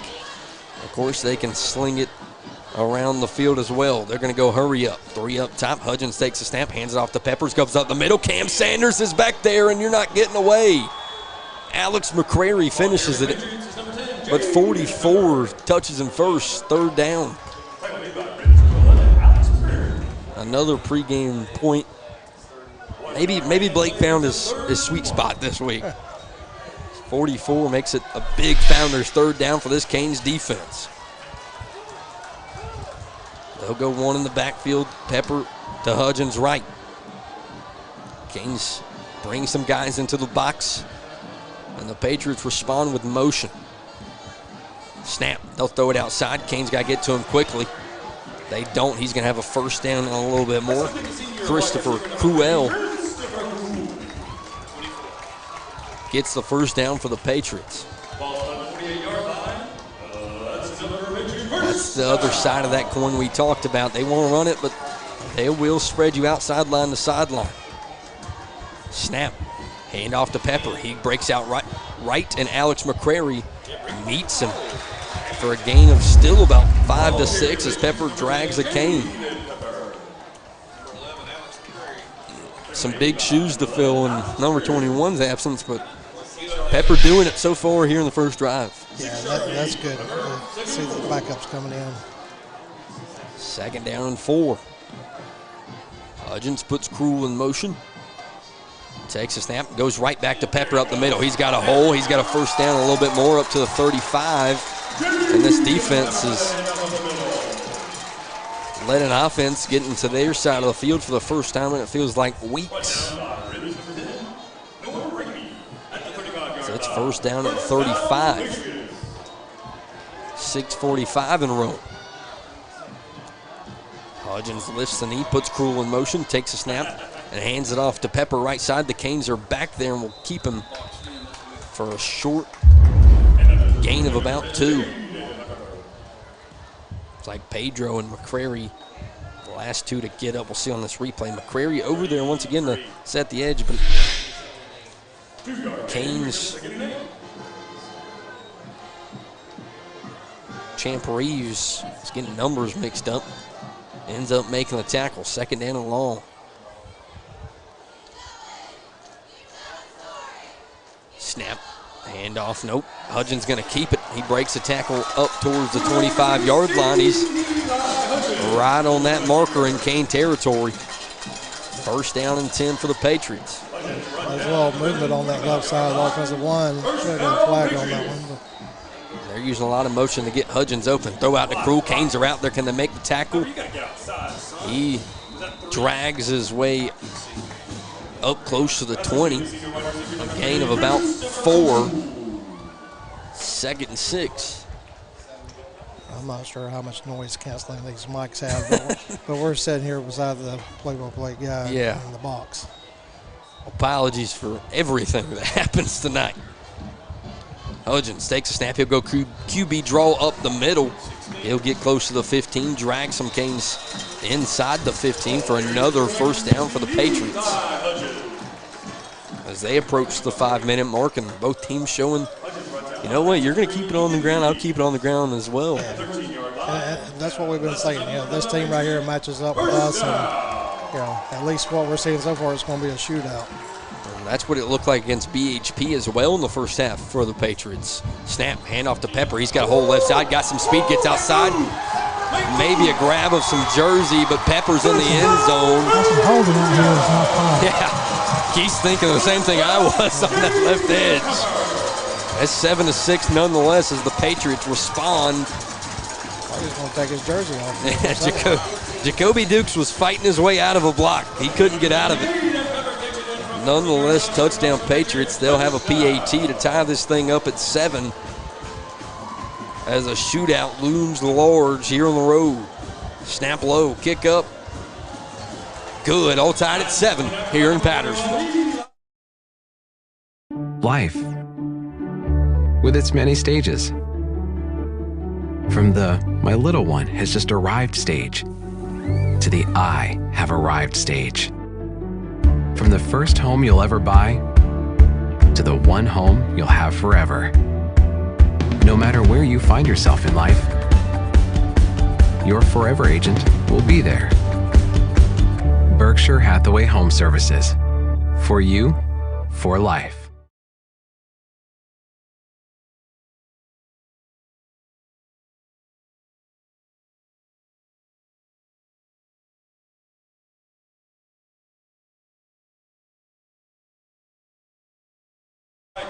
Back here in Powdersville, South Carolina, Ethan Miller to kick off for the Patriots. He's got a cool last name. Maybe distant cousins. As Miller booms one left side. Looks like Benneker will come up towards the middle. He'll run right. He drops the football. Has to break a tackle, looking to cut back up the middle. He'll be tackled at around the 22-yard line. And you don't drop that one. I think Benneker has a little gap. Yeah. Luckily, he was able to drop down and pick it up. Yeah. 4:55. The Canes' first drive was a lot of number 5 and number 4 on the ground. I'll see if they can stick to it or open it up, as every week, once we get to the end of the first quarter, early second, the Canes take a shot. The last 2 weeks, it's been the tight end and Ethan Harkness. Snap, handoff to 5. He goes up the middle, breaking one tackle for a gain of about 4 up past the 25. 2nd and 6. And that first drive, Keith, big. I talked about it, confidence building for that line. It was. Showing that we could hold up that defensive line. As they'll go QB draw to the bottom of your screen. He's got some blocks and some speed, bounces off a block and gets up close to the 35-yard line. And they did it all year long. A lot of faith goes into CB4 on the ground. And he's showing you why here tonight in the first quarter. As Keith Evans, when he was up here, he talked about it going back with more rushing yards than Reese Price. And if you're paying attention, you know it's got to be close at least. Yeah, it's a good way not to have a turnover either. Yeah. Bagwell rolls to the top. He's got some blocks in front of him. I think he's going to decide to run late and does. He gains a couple on 1st down and 10. That's something. Go ahead. I was just going to say that is a smart player right there, and we talk about it all the time. But versus negative yards or an incomplete pass, just get what you can get out of it. And it's almost like he's added that to his game these last couple of weeks of like, I'm going to roll up for the pass. Okay, nothing's there. I can sneak and get 4 or 5. Yeah, this is a next level player right here that we're seeing. Hands off to Reese Price, looking to break a tackle and does, up close to the 50 at about the 46. Another first down from Tony's Pizza and Subs for this Canes offense. And he's just a junior, right? Both of them, Reese Price and Colton Bagwell. You get your entire backfield back next year. So that should bring a target to your back in the following years. 3 up top, no one down low for the Canes. Puts Price in motion. QB draw to the empty side. He's looking to follow his offensive lineman and does, into Patriot territory up to the 41. A lot of new plays tonight. But Dermo said, that's the amazing thing about this new coaching staff is, yes, Freight's not from here, but Coach Padermo was best friends with people from Powdersville. He went to school with people that eventually have kids at Powdersville. He knows how much this game means as the new OC in Piedmont. Again, Price in motion. He steps back in the pocket, steps up, looking to get out of it, and he finally does. He gets up inside the 40. Oh, my goodness, Colton Bagwell. I called him a magician last week, but ooh, Houdini. That was about like the play we had against Fountain Inn. It's like, okay, he's down. Nope, there he goes. Goes from 1st and 12, or 2nd and 12 to 2nd and 5. Bagwell goes shotgun once again, 3 up top, same formation with Price to his right. A lot of 4 on the ground here. They go back to Price, he falls at the 40. He'll lose close to 2. Good thing here is it's 4 down territory, Keith. Yeah, as long as 3rd down that we've had. I say 4 down territory. We know last week in the first quarter, the Palmetto and Canes played the punting game as Palmetto's up 7-0 over Fountain Inn. Price will check out. Big boy, linebacker, senior Ethan Moody checks in at tailback, more than likely as a blocker. But we'll see here on 3rd and 8. Snap for Bagwell. He'll keep it right side. Looking to cut it back. He has a block from Moody. He gets up close to the 35-yard line. 4th down and manageable now. Doesn't look like the offense is going anywhere. I think they want to show something. We've showed that we can move the ball. I think they're going to try it. Trying to make a statement here early. 4th down and 4. Bagwell takes a snap, QB draw up top. Looking for some blocks. He fights close to the 1st down marker. Right, Keith Evans, are you on it? He's got it, baby. He's got it. Keith Evans gives us a baby. That's when we know we got it. 1st down and 10. Colton Bagwell doing a Superman impression here tonight. Got those calibrated eyes down there. I just don't want him to get hurt because I don't want to check in. I promise you ain't going to check in. We said Logan Dew was a superstar. We'll find out tonight. Bagwell shotgun, puts Bell in motion, hands off to 5, up the middle. He looks like he's going to gain close to about 5 once again. I think he's even 3rd string water boy. As we get under the 2-minute mark, we're at 1:30. Love you, Evans. It's all right. I can walk home. 2nd and 5. Canes driving here on drive number 2. Puts his man in motion, hand back off to Price. He's got nowhere to go, but somehow fights up close to a 1st down. Looks like he'll gain about 4. Be about a yard short. A yard short. Yep, 3rd and 1. Canes can run the rest of this first quarter out because they're under a minute now. It's not 3rd and a short one. It's 3rd and a long one. Price to his left. 1 up top, 2 down low for 4. Bagwell takes a snap, hands off to Price. He goes right side. He's got a 1st down, a little bit more. Up close to the 20. That stops the clock for the Chains, but should be able to run the clock out.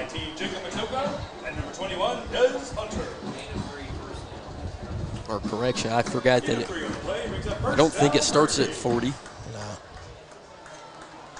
As the Canes more likely will have to run one more. No, they won't. The OC and the coaches stepping out on the field, so they obviously think the time's going to run out. And both teams will go to each sideline, all tied up at 7. The Canes driving as we open up quarter number 2 when we come back. I would give him 15 out of 10 stars. He'll always be super satisfied with preferred. These guys rock their jobs and are consummate professionals. On time and friendly. Keep your septic system running smoothly. For a limited time, we're offering septic tank pumping for just $399. Call Preferred Home Services today to take advantage of this offer. 5 stars, thumbs up. We absolutely recommend Preferred Home Services. Home Services. Go, go, go, Preferred.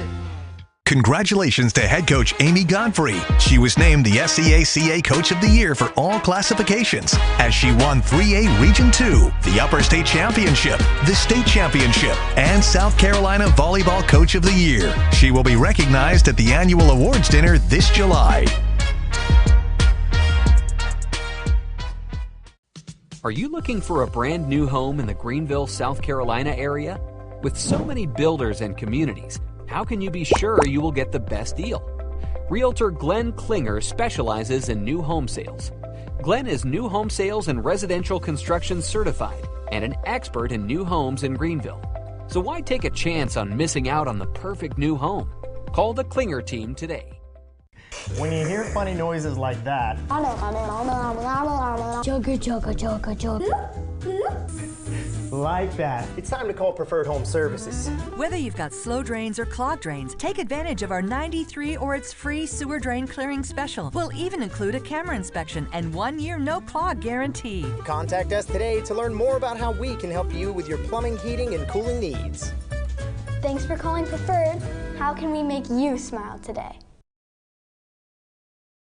Back here on top of the Founders Federal Credit Union booth, we of course thank Team Wise from sponsoring each broadcast as the Canes driving inside Patriot territory. He's going to keep it right side, looking for some blocks, stiff arms the guy as he falls inside the 15. And Keith Ausburn, it's been games of 5 and 6 each first down. Yeah, from the offensive line, that's good. Able to get that push off, or either he's bringing it around to the outside. Got a Patriot limping off the field. It's also good for your quarterback because he trusts that side of the line. He's shown he's trusting both sides tonight. So he goes shotgun on 2nd and 5. Takes a snap. He'll drop back to throw. He's looking right side. And it's incomplete, 3rd and 5. Yeah, we had a player fall down before. I know everyone at home didn't see it. Stuff we're going to have to deal with tonight. 3rd down and a shorter 5, closer to 4. 11-21, big play here early. Gaines have shown they want to be aggressive. They converted a 4th down earlier in the first quarter. Bagwell stands shotgun, puts Bell to the right side, takes a snap. He drops back, looking, throws. He's going to go outside, has his guy. Braden Binnicker drops it right on the marker. 4th down and 5 in a decision. Trust that kicker. You go ahead and go in for first down. Acevedo's shown he can bang him if you give him the opportunity. It would be a 32-yard field goal, 4th down and 5. The offense stays on the field.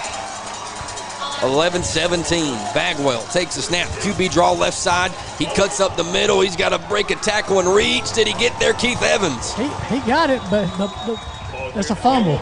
Oh. But I don't. The ball hit the ground first, in my opinion. They do mark it a fumble. Patriots football after a 4th and 5. Something you don't see normally. We talked about pregame, me and Keith. Just no turnovers from 4 in there. I mean, let's be honest. I think the ground caused the fumble. The ground caused the fumble. He Yeah. stretched out. That should not be a I think fumble. everyone on this side of the stadium saw him dive out there. If he dove out there, the lower body is going to land before his upper body. But a fumble nonetheless, and here comes Eli Hudgens after a first quarter touchdown drive. Got a challenge. Yeah, can't challenge in high school. QB draw, they'll go left side, right up the middle. And Hudgens is getting him 5-6 a pop. Yeah, well, this is the time we really need to get our defense stepped up. Well, last week, this is where the defense would get one of those interceptions. Titus Sessions with 2, Jacob Lewis with 1.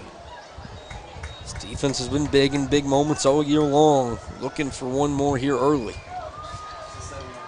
Hudgens stands shotgun. Man brought to the backfield. He'll wait on a 2nd 4, handoff to the right side. He's got blocks in front of him and some speed. Spin move, breaks the tackle.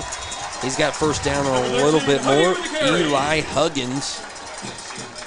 Had to read that twice. Huggins, Pepper in the backfield. Patriots offense looking just as good as the Canes here in the first half. Snap, drop back. Canes bringing pressure. Jacoby Dukes is back there, thrown up, almost picked. Noah Ramey almost went up and got him one. We saw 16 make a couple big mistakes earlier in the season. Almost. The Canes lead him into one there. This is what you were talking about earlier, 2nd and 10. Yeah. These are better situations.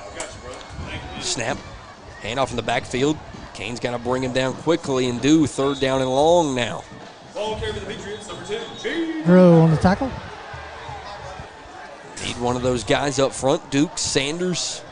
Jackson to get back there and get 16 here on a big third down for the Patriots. Founders, third down for the Canes defense. 2 up top, 2 down low for 16. Hudgens takes snap, rolls to the monitor screen. Canes got pressure behind him, throws it to the sideline, caught by Hunsinger up past the 45. First down for the Patriots. Smart throw after that last one. Get it to where either he's going to catch it or it's going to go out of bounds. First down and 10. Puts Huggins in motion. Snap. Handoff left side. He's got to hold Trips up. Out around the 50, 49-yard line. Second down and 8. They really need a mistake here for Powdersville to some kind of stop. Hudgens takes a snap. They're going quick. Throws out to Hunsinger. He's got blocks in front of him. Sessions takes him out of bounds, but it looks like he's got another first down or close to it. And he does inside Cane territory. Inside the 45 at the 43. 3 up top, 1 down low. Patriots want to move fast. They set up with Pepper in the backfield. Snap, QB draw, right side. He's got a hole in front of him, a first down spin move as he falls inside the 35. And the Patriots and the Canes going back and forth with QB draws for about 15 a pop. Yeah, they got our defense on the back of their heels right now. The Canes, like, we see that in practice a lot. First down and 10. Hudgens and the Patriots on the move. Snap, roll it to the bottom, pressure from behind. He throws it to the end zone, turn around, he throws it out of bounds. And runs into a cameraman. Hudgens leads everyone a little too far. And it cost the cameraman a lens as he gets up. But he's trying to figure out what's wrong with that camera now.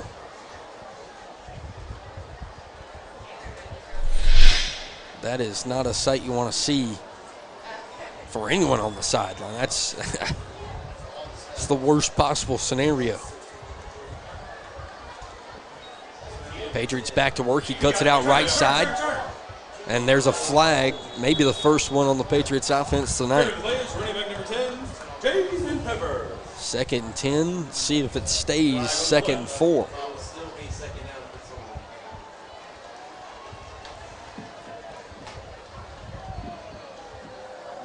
Looks like the Patriots are taking a step back. So Gonna be holding. Keith Evans on the call, and he's correct.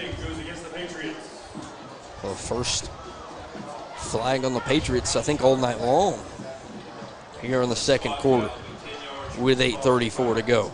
That'll back them up a good distance, makes it second down and about 15. This is a good situation for the Canes defense.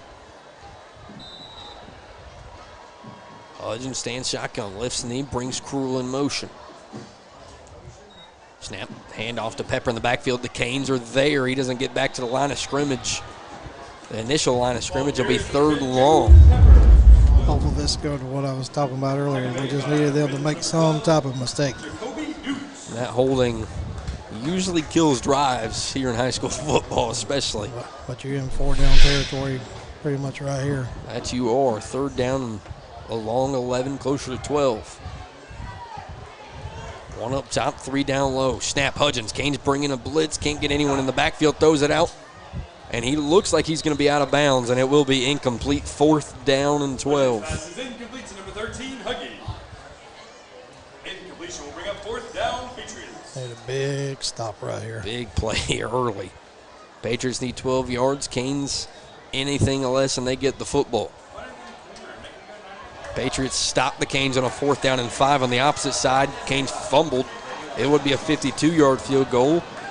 Patriots decide on the offense. Big 4th down for the Canes defense. Snap back. Canes can't get any pressure on the middle. Here comes Tyrone Jackson. Throws it up. Can the Canes get there?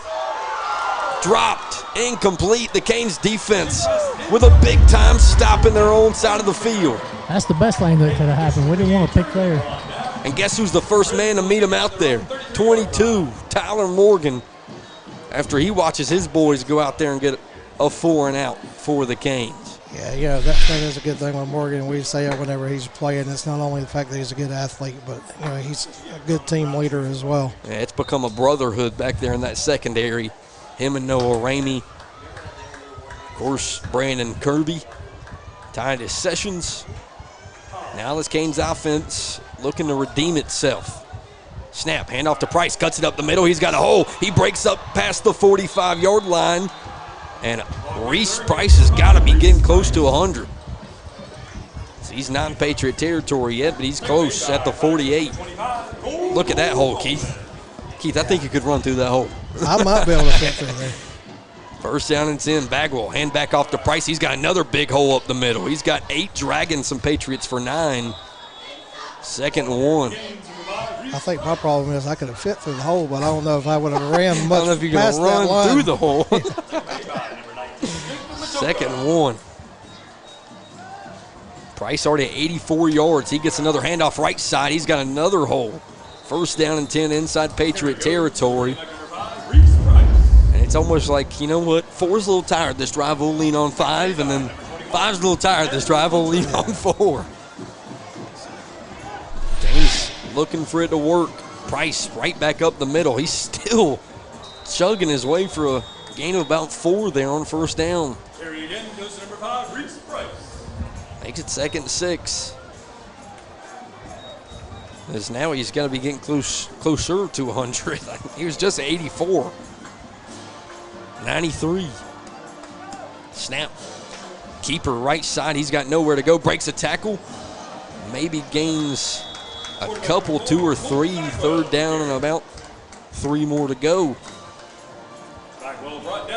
As with all this running, Keith, we're already inside 6:30 here in the 2nd quarter. Fans getting out for 3rd down. 3rd and 3. Bagwell, shotgun. Takes the snap, hands it off to Price right side, looking to follow his blockers. He gets close to the 25-yard line. It should be the mark to get. That's gonna be a first down.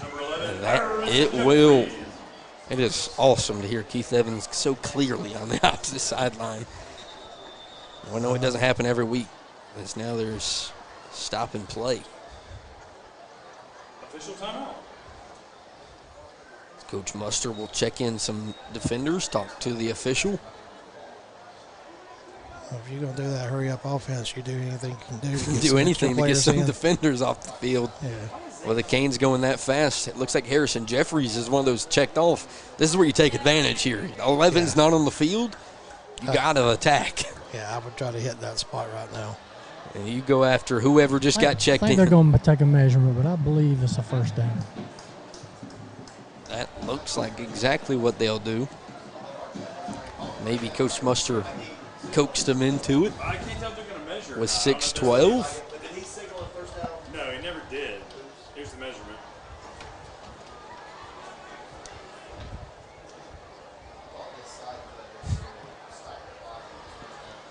.612, they will measure it. Communication's not always the best.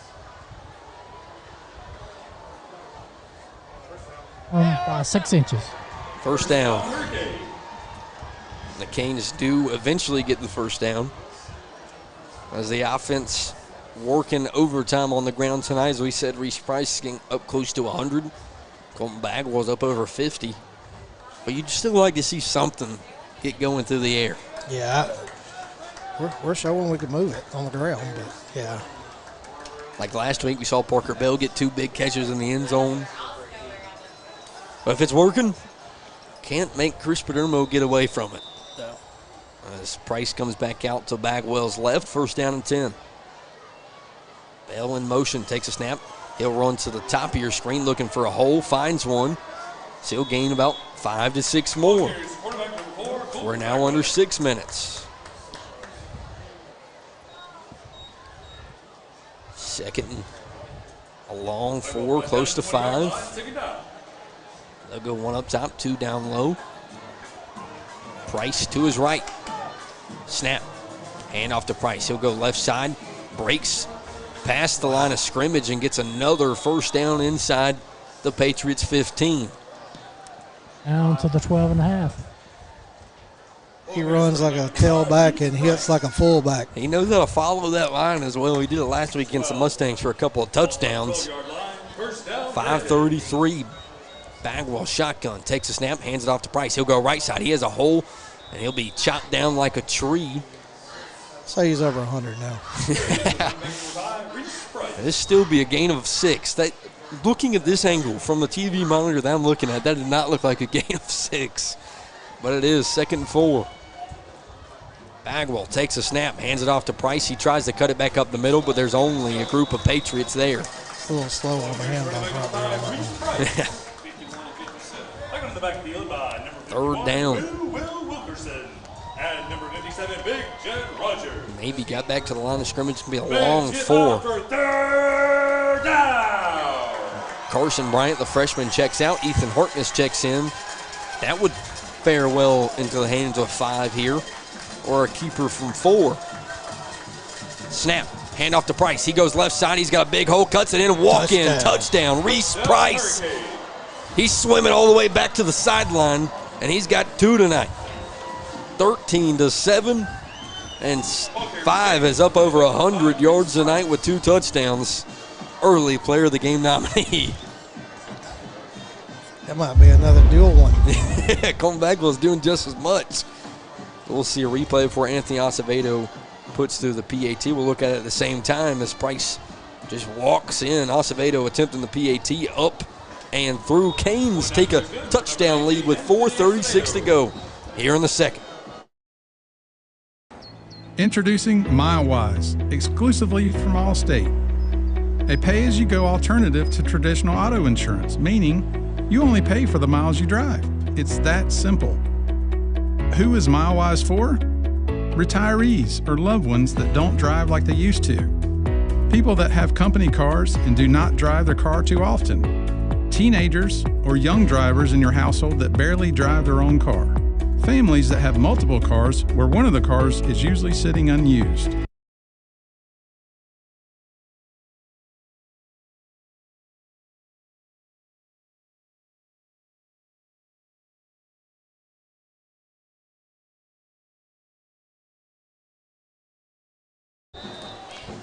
Acevedo out there for the Canes for the kickoff as they take a touchdown lead with 4:36 to go here on the road in the second quarter. Defense looking for a reenactment of the last drive as he pooches it left side. It looks like he's going to take a bounce, hit Logan Dew in the hands.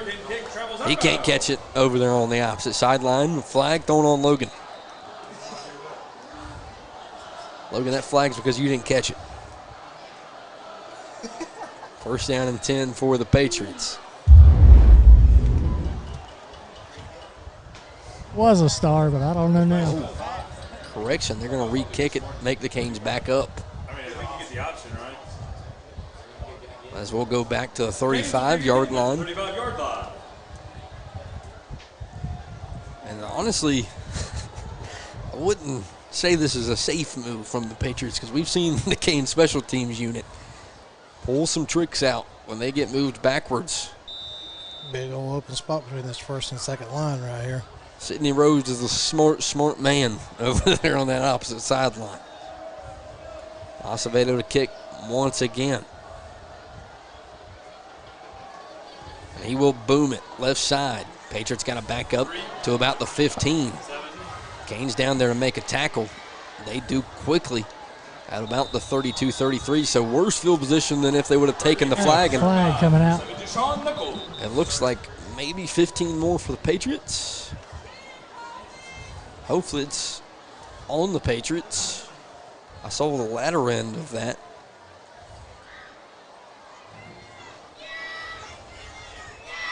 They're marking it down. It'll be against the Patriots, so that'll back them up 15 more. So not taking that free kick out of bounds ends up hurting the Patriots tremendously.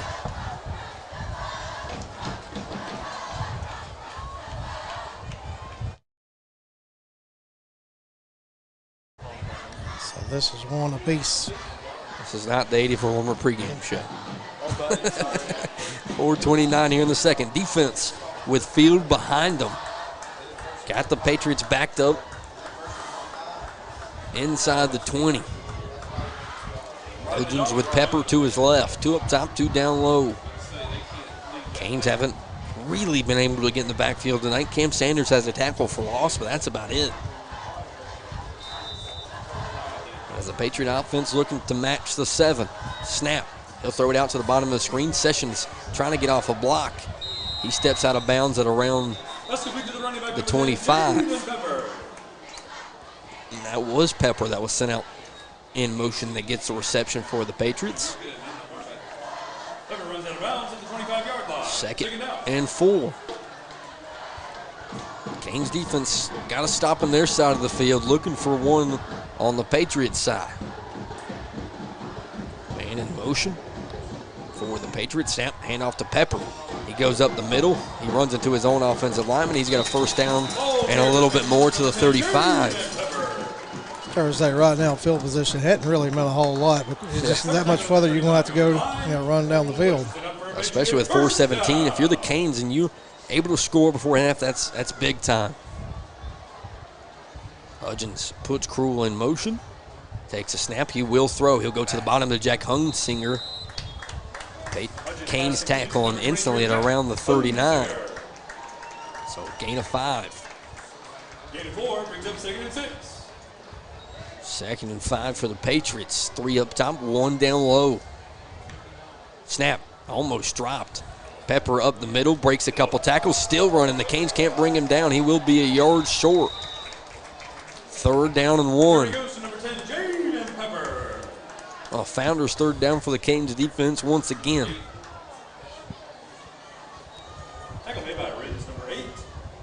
So just watching the news, prayers to the Seneca Bobcat family for the player that got injured last night. Never want to see anyone go down. Looks like Brandon Waldrop has checked in for the Patriots.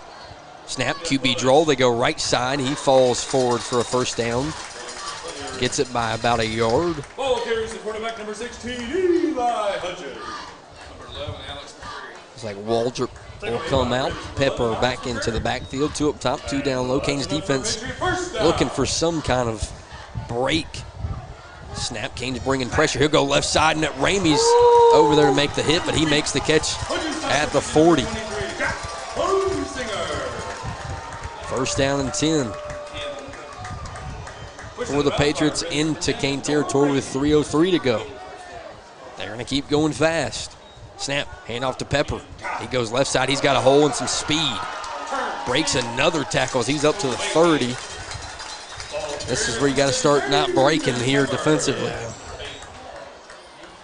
If you can somehow figure out how to hold the Patriots to no points with 2:50, big time going into halftime.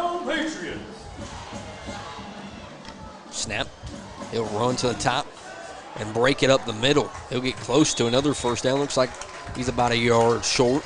Quarterback number 16, Eli Hudgens with the quarterback. Eli Hudgens has been doing his Colton Bagwell impression tonight so far. 2nd and 1 for 16 in the Patriots. Man in motion. Pepper in the backfield. Snap. He'll keep it right side. He's got a first down, a little bit more. Up inside the 20.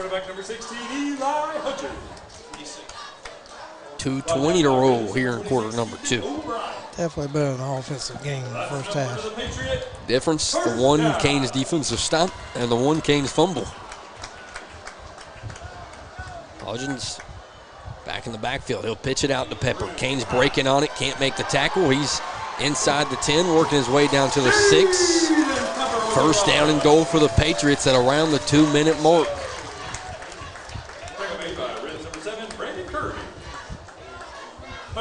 Can this Canes defense buck up to this Patriot offense? Hudgens, shotgun, hands it off to Pepper, goes left side. Jackson's in the backfield. They bring him down for a short gain inside the 5 to about the 4. 2nd and goal. Looks like Pedro is going to check back in, middle linebacker. That's a big-time addition here on 2nd and goal. 140 and rolling. Hudgens stands shotgun. QB draw left side. Kane's got to get outside, and they can't. He'll be dragged out of bounds, and they mark him in. No, he's going to be marked out at the 1 with 125. 3rd down and goal on the 1-yard line.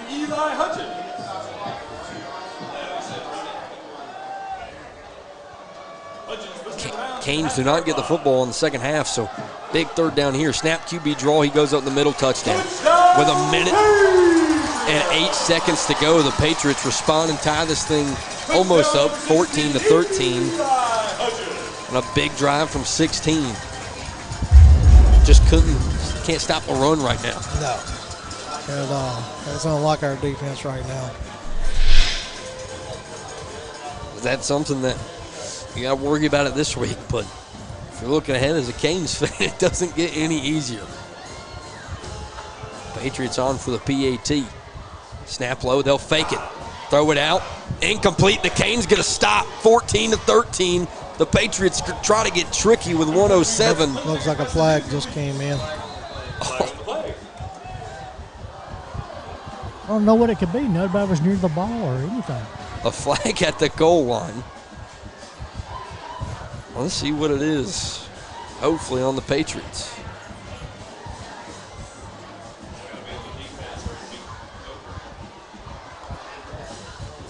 They're talking it over. Canes are walking back out there. It's going to be on the Canes.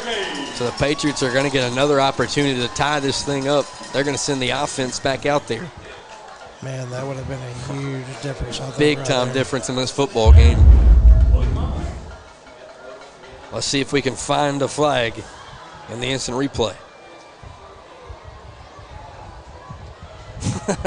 I don't know. I guess we're watching different football games, but the Patriots is going for 2 here with 107.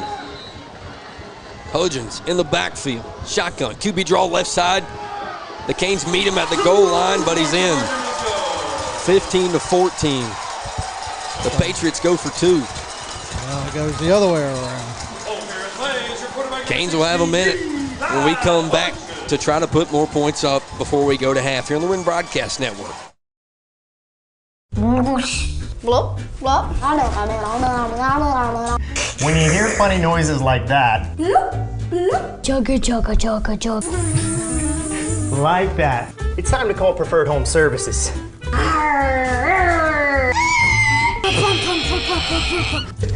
We'll fix that too. Contact us today to learn more about how we can help you with your plumbing, heating, and cooling needs. Thanks for calling Preferred. How can we make you smile today?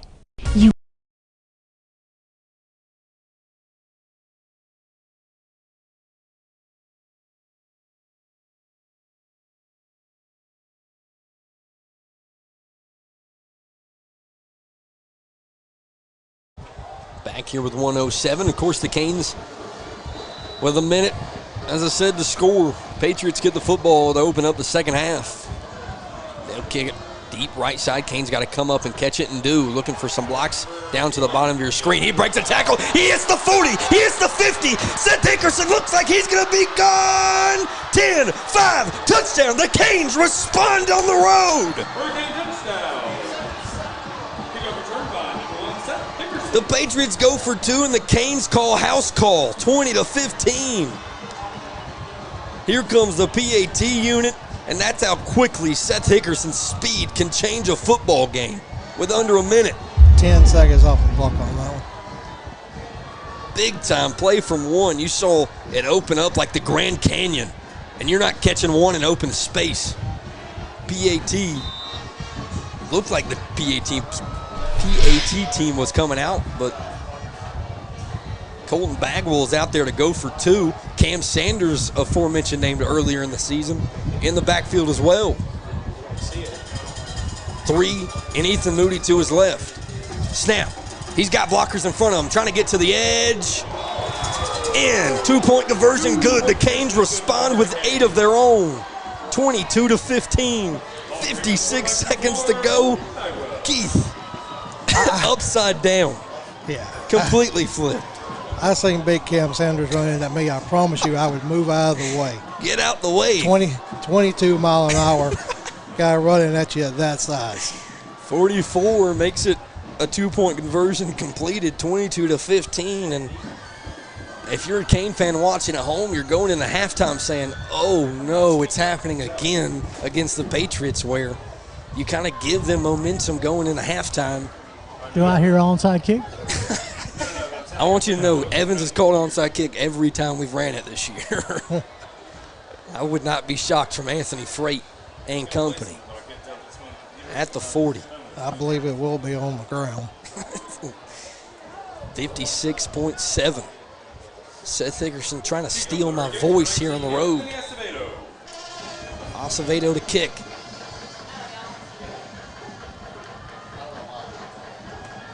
Walks up. That's a pooch left side. Hits a Patriot in the hand. He takes it at the 35. He's looking for some holes. He gets it back to the bottom of the screen. He's got some blocks. He hits the 50. He hits Canes 45. The Canes are there to make the tackle at the 35-yard line. And a late flag that's going to give him 15 more. But he got hit beforehand. That's my problem with flags like that, though, is we get the retaliator, but we can't get the guy beforehand. 22-15, the Patriots going to be inside the 25.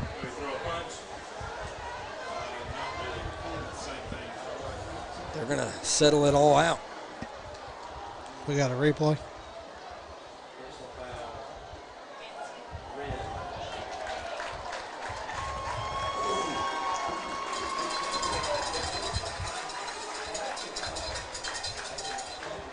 It is going to be on the Canes.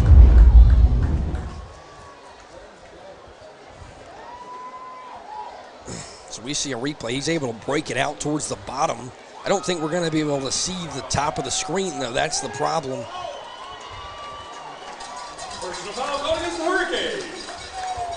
As all the action was more towards the top. Well, the Patriots have it at the 20 with 45 seconds, and they can respond and tie this thing up. Come on, big-time defense. Hey, you know, Freight's saying the same thing I was. If we're going to get the retaliator, we got to get both.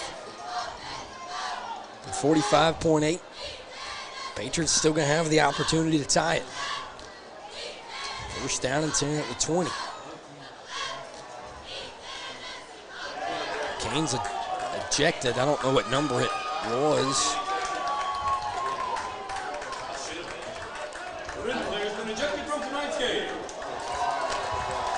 First down and 10. Canes defense looking for a momentum-building stop. With Wesley Reed's been ejected. Wesley Reed is the name. Snap, Canes bringing pressure. Screen, throws it out to Jack Hunsinger. He breaks the tackle. He's inside the 10, up to the 6. 40 seconds to go.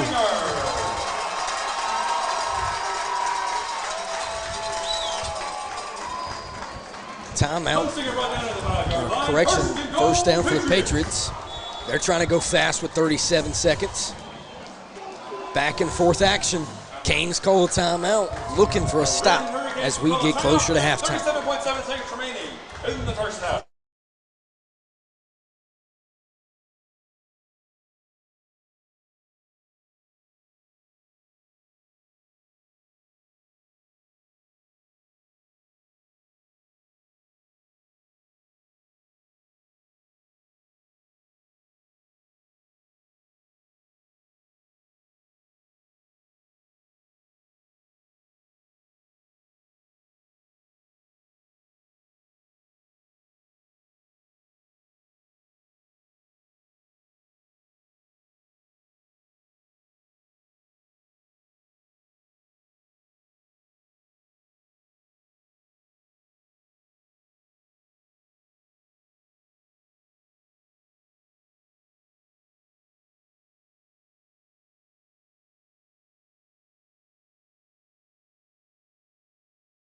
Here comes the Canes defense, 37.7.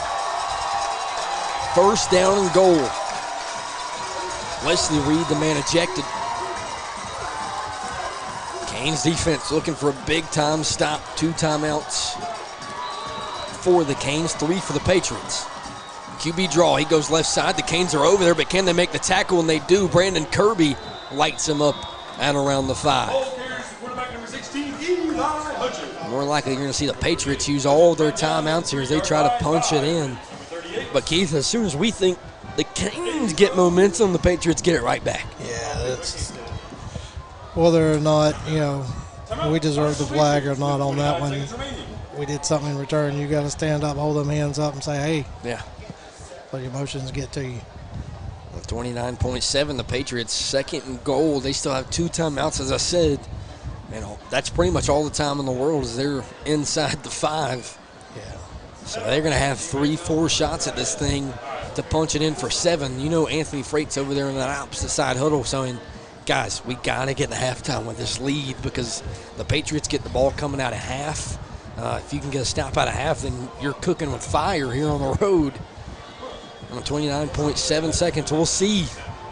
This halftime hopefully helps me get a little of my voice back as Seth Hickerson took it all. Canes defense trying to take some more. Second down and goal after the QB draw. I'll look for him to try to stretch this out. 2 up top, 2 down low. Hudgens sees the pressure. Man in motion, pitch pass. Canes trying to get outside. Can they get there? Bring him down, and they do. All the way back outside of the 15. Brandon Kirby was over there. Ethan Moody was on the opposite side. And that's where our defense is starting to play right there. We'll see a replay. Brandon Kirby's tracking this from opposite side, and Ethan Moody just says, I'm just too strong for that edge. 3rd down, and now it's 3rd and long, and maybe the Patriots got to start thinking about a field goal here, Keith. Yeah. Just to get any points. 19.9. The way we're moving the ball, or the way they're moving the ball. Yeah, maybe you think field goals aren't going to win it, but also you get the ball after half. Yeah. 19.9, we'll see. Canes up 7. A lot has happened in the last 2 drives. Patriots score with about 1:07 left. The Canes instantly respond with a kickoff return. Both teams hit the 2-point conversion. And the Patriots return a kickoff inside Cane territory and get a 15-yard penalty. And Jack Hunsinger puts them at the 5. Now this Canes defense got them all the way backed up outside the 15. It's still 3rd and goal. 19.9 seconds. Canes defense on a Founders 3rd down have been big all year long, trying to get the Canes faithful behind them. Got a lot of guys backed up. Patriots should have 1 more timeout here in the first half. Hudgens, shotgun, snap. He'll roll to the bottom of your screen. Canes are in the backfield. Tyrone Jackson trying to get back there. He rearranges his foot and gets back to the opposite sideline. The Canes finally bring him down for 4th and goal with 10 seconds to go. Number 16, Eli Hutchins. And the Patriots will take their final timeout in a big-time decision. We'll take a quick break. When we come back, the Patriots will make that decision right here on the Wren Broadcast Network.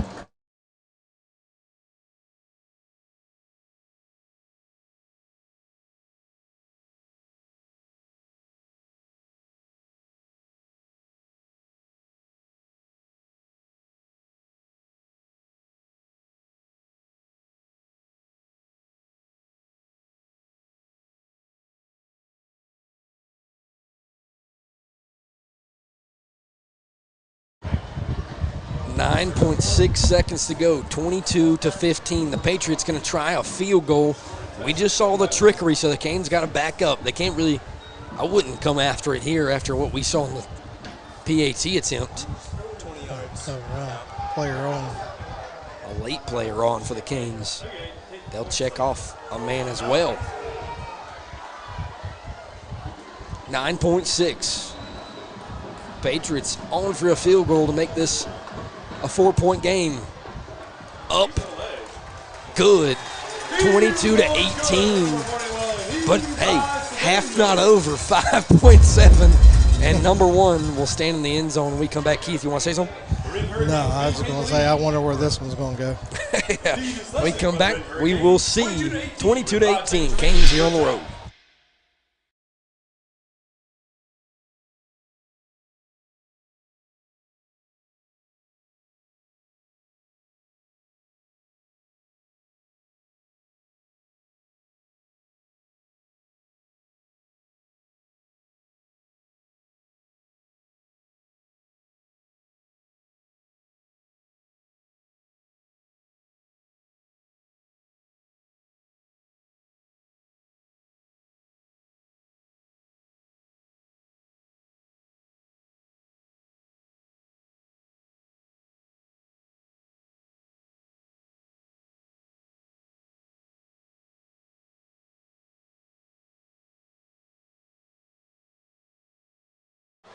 Ethan Miller back out for the kickoff. Ausburn talked about it. I don't think you're kicking it to 1 here with 5.7. They'll just pooch it up the middle. The Canes do have to come pick it up, though. They'll go right side looking to cut it back. Carson Bryant's been an outstanding freshman this year. He breaks a tackle. He's got the opposite sideline trying to break away from the Patriots and can't. Time's going to run out as he runs into Patriot territory, but the Canes do take the halftime lead 22-18 here on the road. Of course, Austin Tripp will show you scores from around the region. And, of course, when we come back, we'll have the second half here. Just want to get a word from Coach Frey.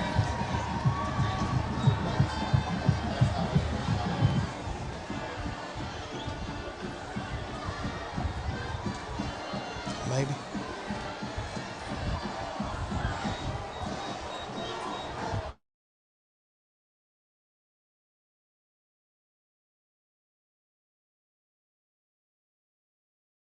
Guys, let's get a word from Coach Frey. Great first half. We can't stop them defensively, but offensively, we're running over them.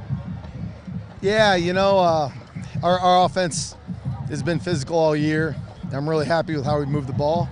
And defensively, I'm proud of the way we fought. And you can tell it's a rivalry game, so anything can happen. Right. Thanks, Coach. We appreciate it. Thank you.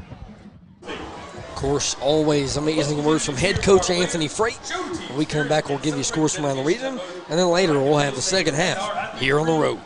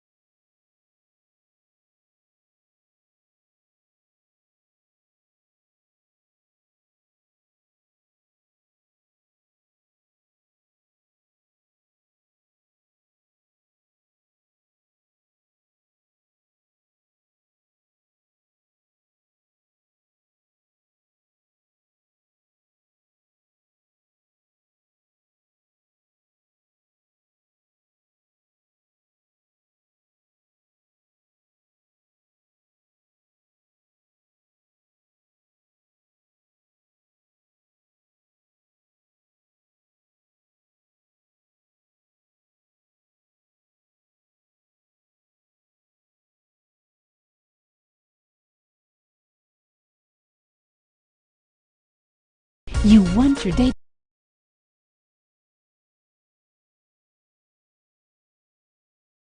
Once upon a time, moving was stressful and far from a fairy tale. How are we supposed to move our house and get rid of our junk? But the big bad move was no match for college hunks hauling junk and moving. Have no fear, the hunks are here. College hunks did all the packing, moving, and unpacking for the family. They also hauled away the unwanted clutter to be properly donated and recycled. And the family moved happily ever after. Make moving and junk removal less stressful and more magical.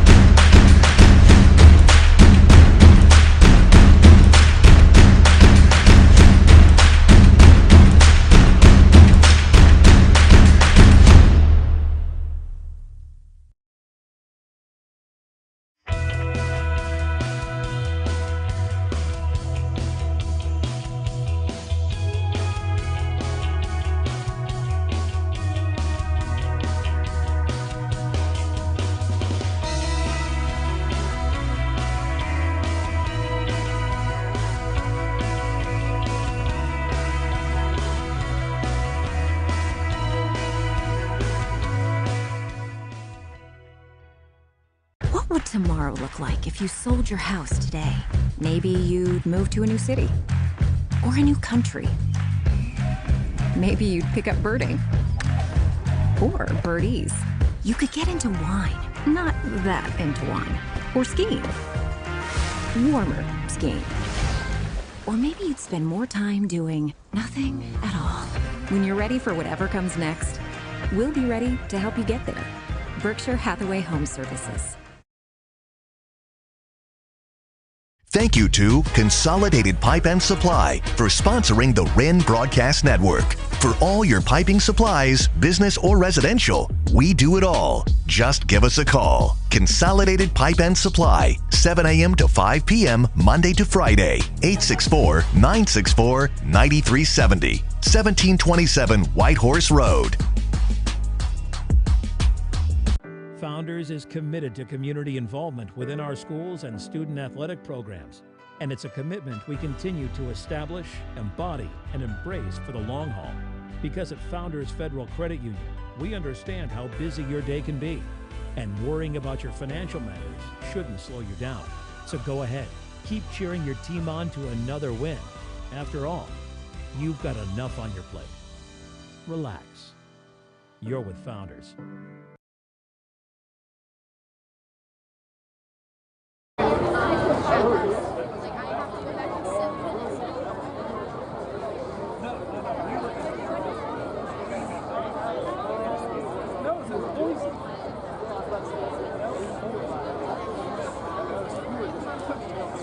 We recognize girls golf.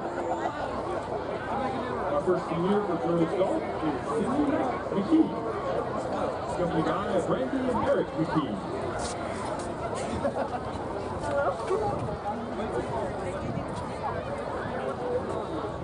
Our other senior for the girls golf team is Peter Watts, accompanied by Cecil Watts.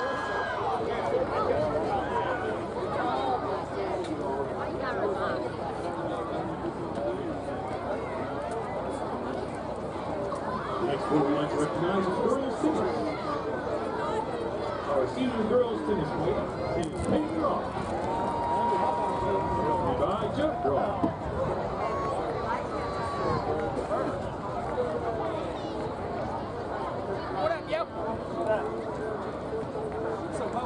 The next one we'd like to recognize is the girls swim team.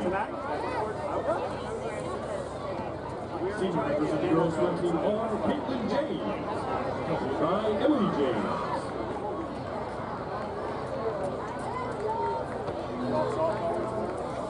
And Ashley Rice, accompanied by Jody Rice.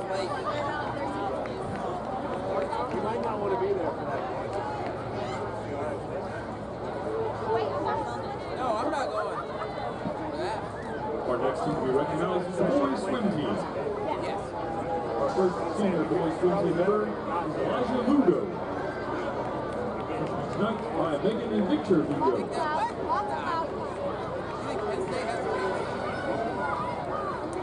Our other boys swim team member is Star Wachinski, accompanied by Kelly Wachinski.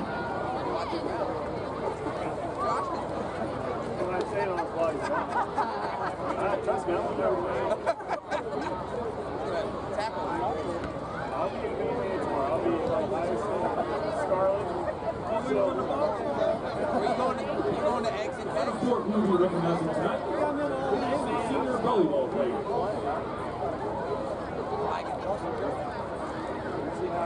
Our first member of the volleyball team is Grace Rocket. Accompanied by Dina and John Rocket.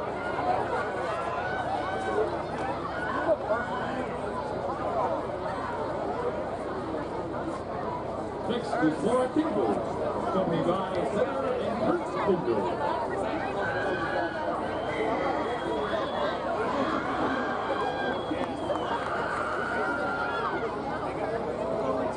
Next is Molly Page Morris, accompanied by Mark Morris.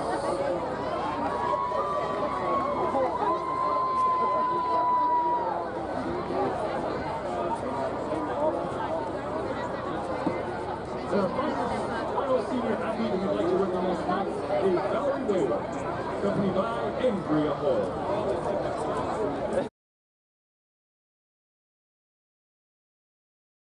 Williamston, South Carolina. The Canes and Mustangs meet in a rivalry right down the road. The Canes coming at 3-4, looking to go 3-0 in region play. What's a mob to a king? What's a king to a god? What's a god to a non-believer who don't believe in anything? Make it out alive. Alright, alright.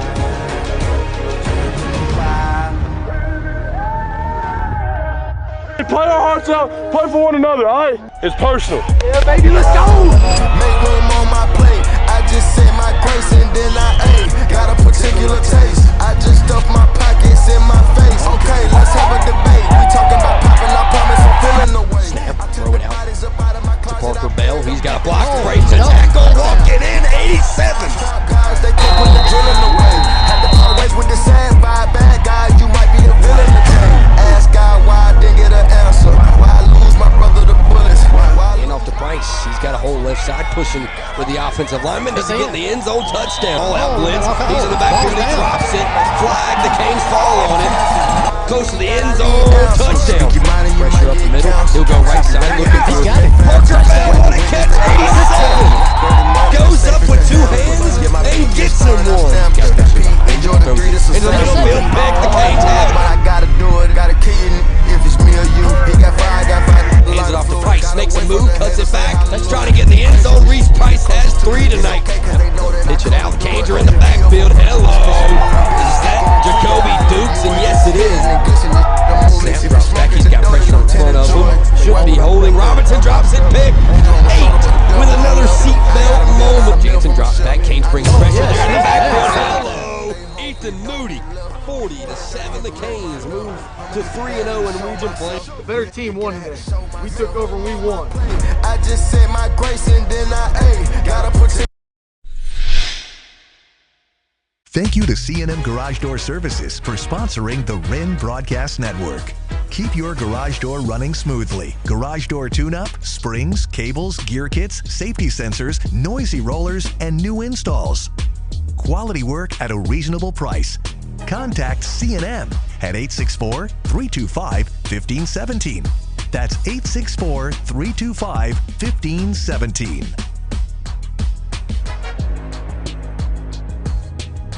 Thanks for watching the Wren Broadcast Network. If you'd like to become a sponsor, email Austin Tripp or Stan Yarborough for more information.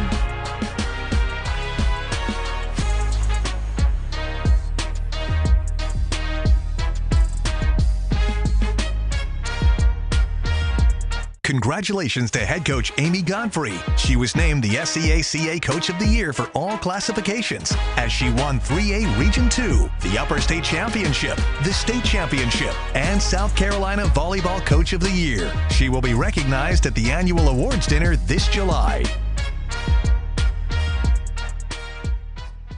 Thank you to our team physicians and athletic trainers for the excellent sports medicine care they provide to our school and community. St. Francis Sports Medicine and Bon Secours Piedmont Orthopedics. Together, we keep you moving. Introducing MileWise, exclusively from Allstate. A pay-as-you-go alternative to traditional auto insurance, meaning you only pay for the miles you drive. It's that simple. Who is MileWise for? Retirees or loved ones that don't drive like they used to.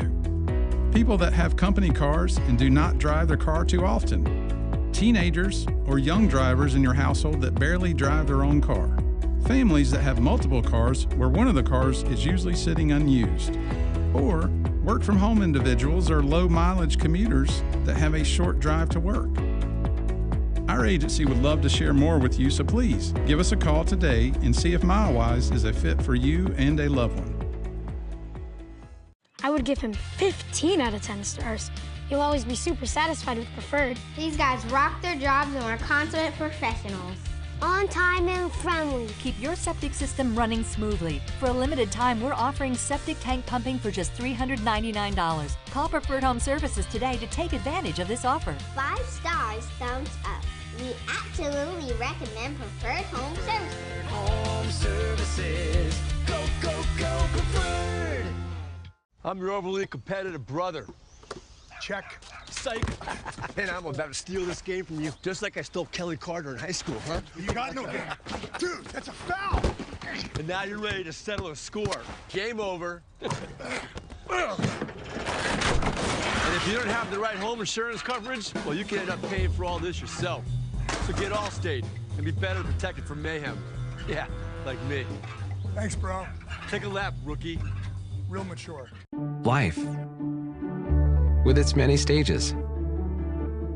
From the "my little one has just arrived" stage to the "I have arrived" stage. From the first home you'll ever buy to the one home you'll have forever. No matter where you find yourself in life, your forever agent will be there. Berkshire Hathaway Home Services. For you, for life. When you hear funny noises like that, Jugga, jugga, jugga, jugga. like that, it's time to call Preferred Home Services. Whether you've got slow drains or clogged drains, take advantage of our 93 or it's free sewer drain clearing special. We'll even include a camera inspection and 1-year no clog guarantee. Contact us today to learn more about how we can help you with your plumbing, heating, and cooling needs. Thanks for calling Preferred. How can we make you smile today? Are you looking for a brand new home in the Greenville, South Carolina area? With so many builders and communities, how can you be sure you will get the best deal? Realtor Glenn Klinger specializes in new home sales. Glenn is new home sales and residential construction certified and an expert in new homes in Greenville. So why take a chance on missing out on the perfect new home?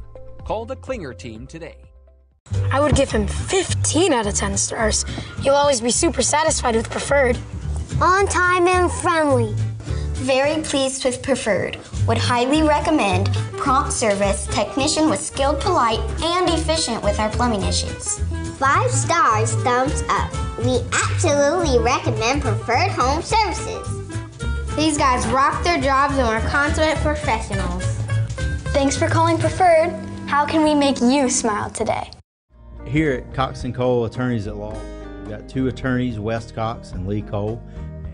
We handle real estate matters, closings, and real estate litigation and probate, trying to bring compassion to those that we serve and our clients. Give us a call anytime. Our number is 864-847-9289.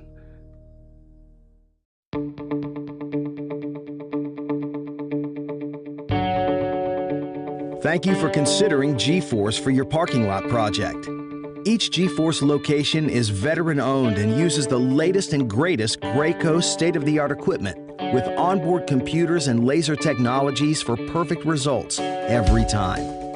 We hope you'll choose G-Force for all your pavement marking needs.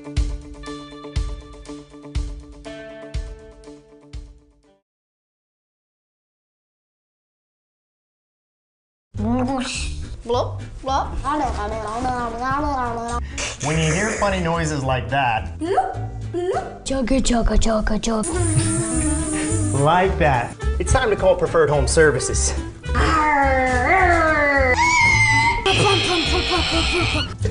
We'll fix that too. Contact us today to learn more about how we can help you with your plumbing, heating, and cooling needs. Thanks for calling Preferred. How can we make you smile today? I would give him 15 out of 10 stars. You'll always be super satisfied with Preferred. These guys rock their jobs and are consummate professionals. On time and friendly. Don't wait. Call Preferred Home Services today to schedule your Precision 21-point HVAC tune-up for just $59. 5 stars, thumbs up. We absolutely recommend Preferred Home Services. Thanks for calling Preferred. How can we make you smile today? When you're ready to own it, our mortgage experts make it happen. I was done with renting. Founders, they made my first mortgage easy. We needed mortgage experts. And more space. More space? We were there once. I didn't even know what PMI was. We knew. At Founders, they never charge PMI. Never. When it comes to your mortgage, Founders is more equipped than ever, and you'll never see PMI. From first-time buyers to seasoned homeowners, it's nice to work with a lender you can trust. So you can relax.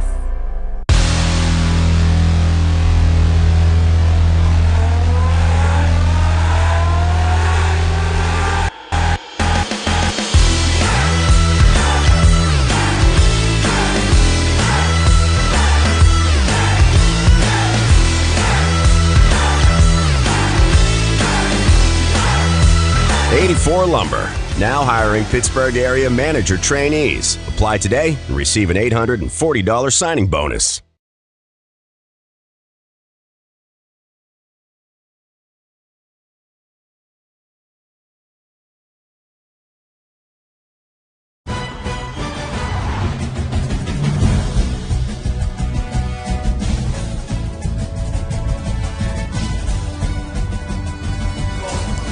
Back here in Powdersville, South Carolina, the Canes up 22-18.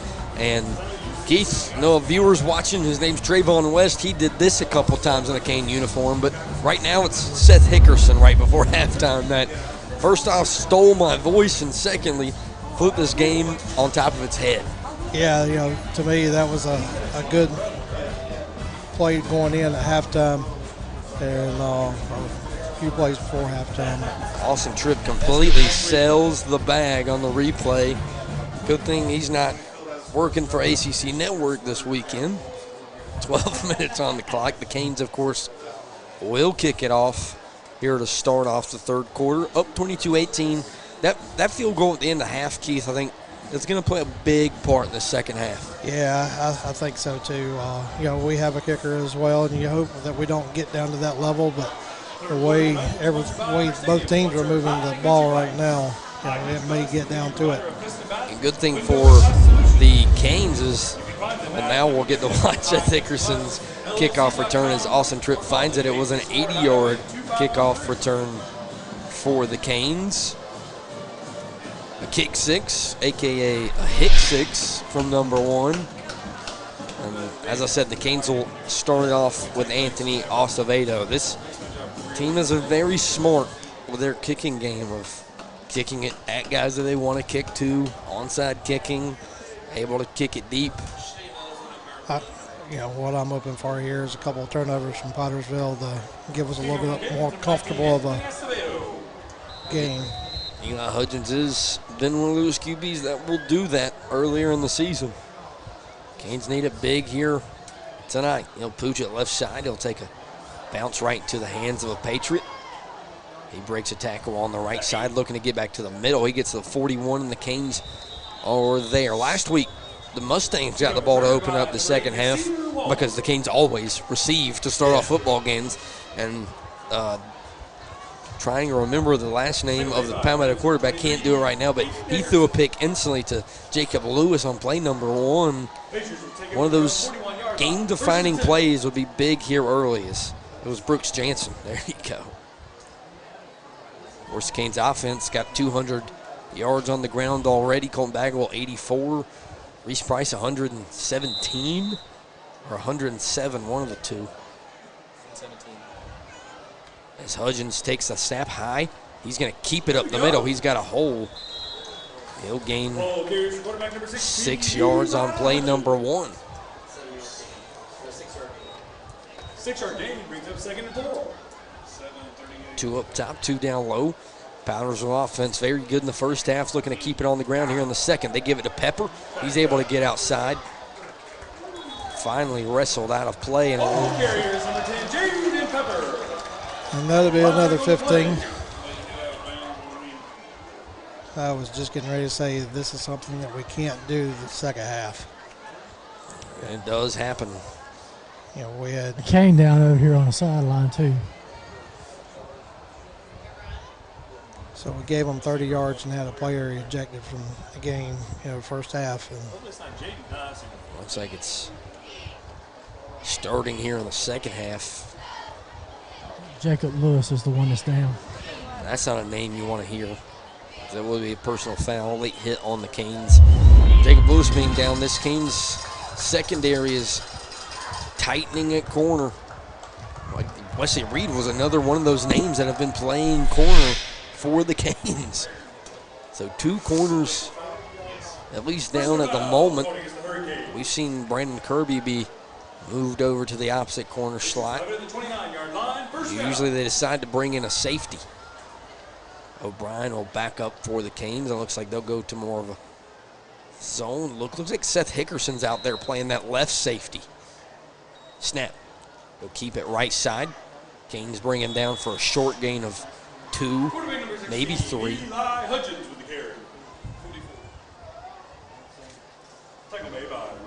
Open up this third quarter. Patriots already driving close to the 25-yard lines. They're close to the red zone. Snap for Hudgens. He rolls to the bottom of your screen. He's got pressure from behind. Throws it up. Can the Canes get there? No. Hudgens throws a dart to Elijah Huggins in that left corner to make it 24-22. So Hudgens to Huggins. Oh, that doesn't stay complete on a Saturday. Man. That ball came rushing out. PAT coming nonetheless to go up 3. Snap down, kick up. Good. Patriots go up 3 to open up quarter number 3 here on the road. You want your day to be perfect, whether it's your wedding, prom, pageant, or homecoming. Demetra Designs understands. Voted best in the upstate, Demetra Designs is the upstate's largest full-service bridal emporium, featuring top designers for pageant, homecoming, and prom, offering the selection of a major city retailer. From hair to makeup to photos, Demetra is committed to making all eyes turn when you enter the room. Visit our website right now. Print your instant Demetra formal wear savings coupon. Demetra Designs Bridal Emporium, Pleasantburg Drive, Greenville.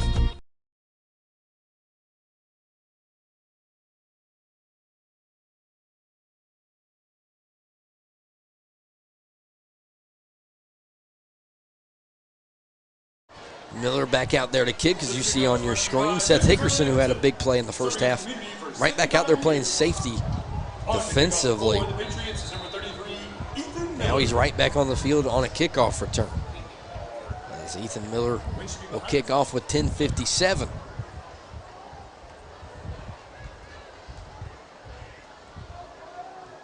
He'll kick it deep. He'll go left side looking for Braden Beneker.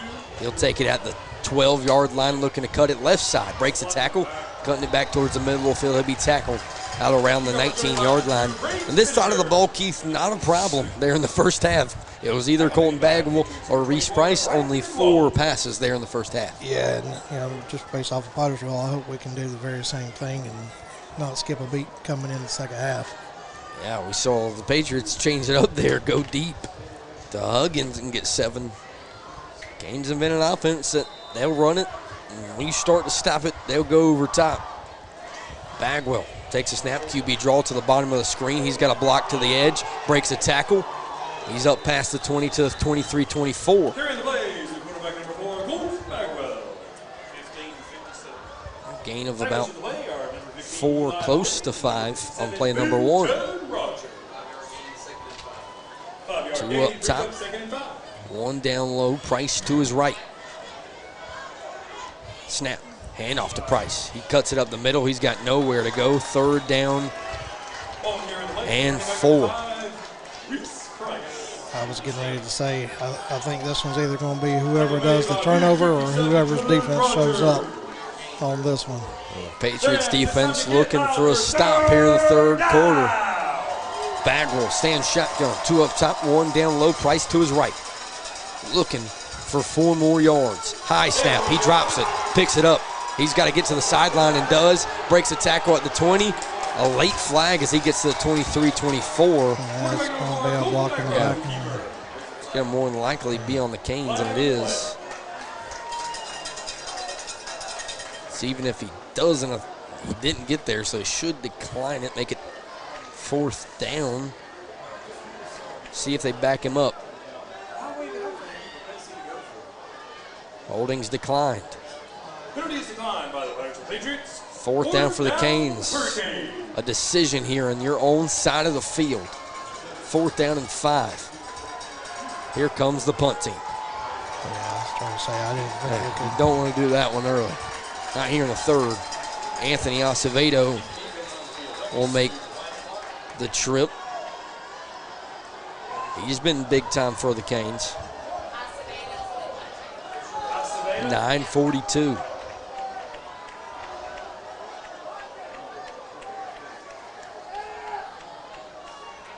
Snap that backs him up. And that's a short one coming back. It's at the 45, takes a Canes bounce past the 50, still dribbling inside the 45, and the Patriots will go to work at the 42 when we come back here on the Wren Broadcast Network. Thank you to C&M Garage Door Services for sponsoring the Wren Broadcast Network. Keep your garage door running smoothly. Garage door tune-up, springs, cables, gear kits, safety sensors, noisy rollers, and new installs.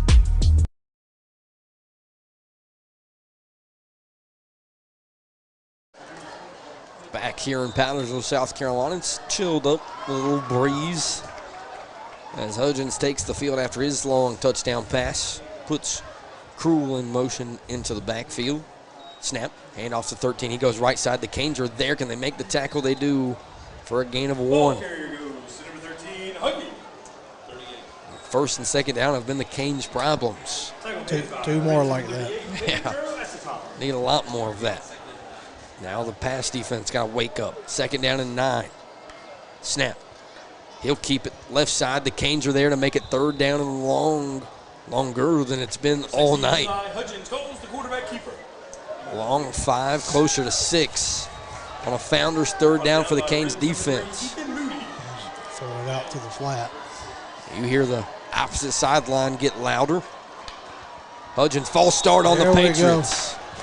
And that's what the Canes needed on 3rd down to make it 3rd down and 10 plus. Big time for the Canes. And the student section, of course, giving the chant heard around the world. 3rd and 11. 2 up top, 2 down low for 16. Canes look like they want to bring it. Puts a man in motion, throws it out to the flat. Canes got to make a tackle in the flat. And he will be tackled late. 4th down and 1. Looks like a flag. Yeah, it does look like a flag. Hopefully it is on the Patriots. Canes have needed a break. See if they get it. Holding on the Patriots. So instead of 4th down and 1, 3rd down and a little bit farther. 3rd down and 13. 8:25 to go. This is a big-time play here, Keith, in the 3rd quarter. They're giving us every opportunity right here now. Let's got to take advantage of it. Titus Sessions has 2 on 1, I was going to say, down here, but Cruel playing more outside. Hudgens. Puts a man in motion. Canes respond. Takes a snap, hands up the middle. The Canes are back there, 4th down and long. Canes defense with a big-time stop in response. Down 3, and they'll get the football back with hopefully good field position. Now we've seen both teams do a defense. Come out and do defense. I like that one. And that is, in fact, what they did, a little bit of defense. Is the Canes punt return team back. Seth Hickerson. I think Jacob Lewis has been the other guy back there. I don't have a number right now, but it has been 82, and it is. Thank you, Logan Dew. 4th down and 11. Miller on the punt. High snap. Goes up and gets it. Jacob Lewis will go make a decision. Finally picks it up, looking for a block. Hits the 20. Trying to run behind Hickerson. He'll be tackled at around the 24-yard line. And the Canes offense that could do no wrong in the first half will have to go back to work. Down 3 with 7:23 to go here in the third quarter. And Keith, I think sooner or later you got to get the pass game going. Yeah,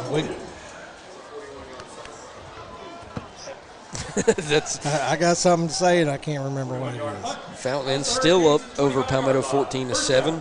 Colton Back will only thrown 4 times tonight for 21 yards. See what the Canes turn to here. 1st down and 10. Bell in motion. Takes a snap. QB draw to the bottom of your screen. Cuts it back. He's got speed. Breaks a tackle. He hits the 35. Still driving past the 40. Up to the 41. CB4 making an impact. I want to say Keith Evans' sideline may be on. I don't know if that's what I hear or if it's what's in front of me. 1st down and 10 for the Canes nonetheless. Snap. Hand off to Price, right side, looking to go up the middle. Fights his way for close to 3 or 4. This offensive line that played so well in the first half. Needing a big drive here. Brought down by number 19, Jacob Matoka, at the 44-yard line. 2 up top, 1 down low. Price to his right again. Snap, handoff left side. He's got a big hole. 1st down and more into Patriot territory at the 46. And he's back in the work. There we go. He said, I clocked out for halftime. I clocked right back in the third quarter. You see that hole open up for 5. That offensive line is having themselves a day tonight. Bell in motion, snap. Hand off to Price once again. He goes left side looking for 4 or 5 more, and he'll get 6 instead. And off goes to number 5, Reese Price. That'll make it 2nd and 4.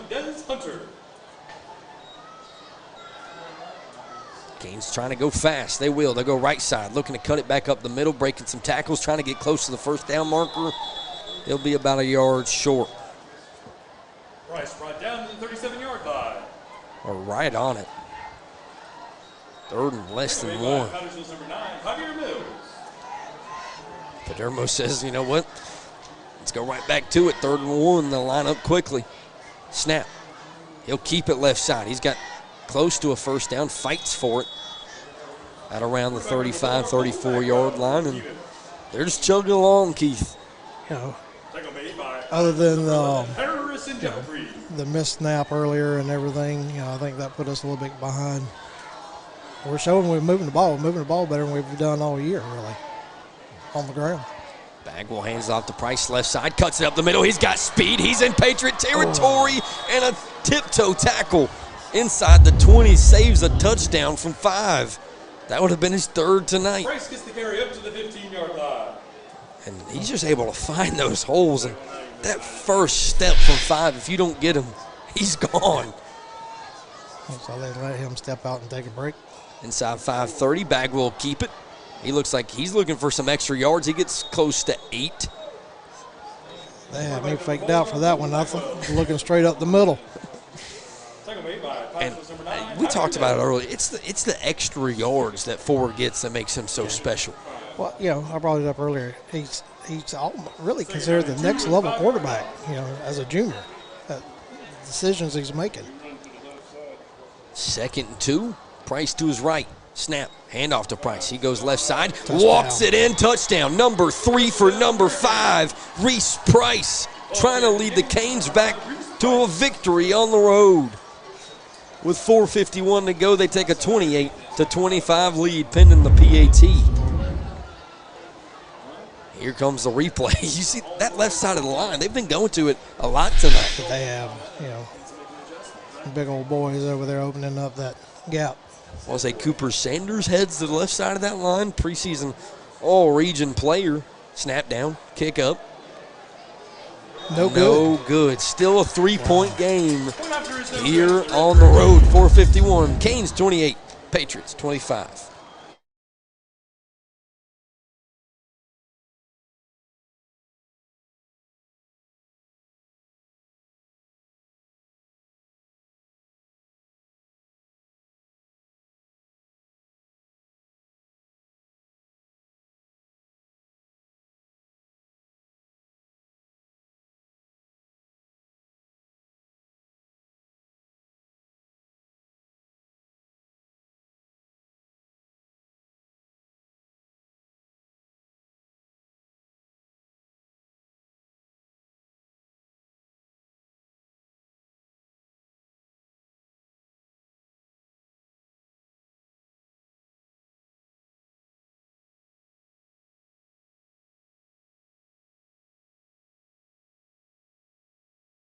Back here in Powdersville, we want to thank all of our sponsors here tonight.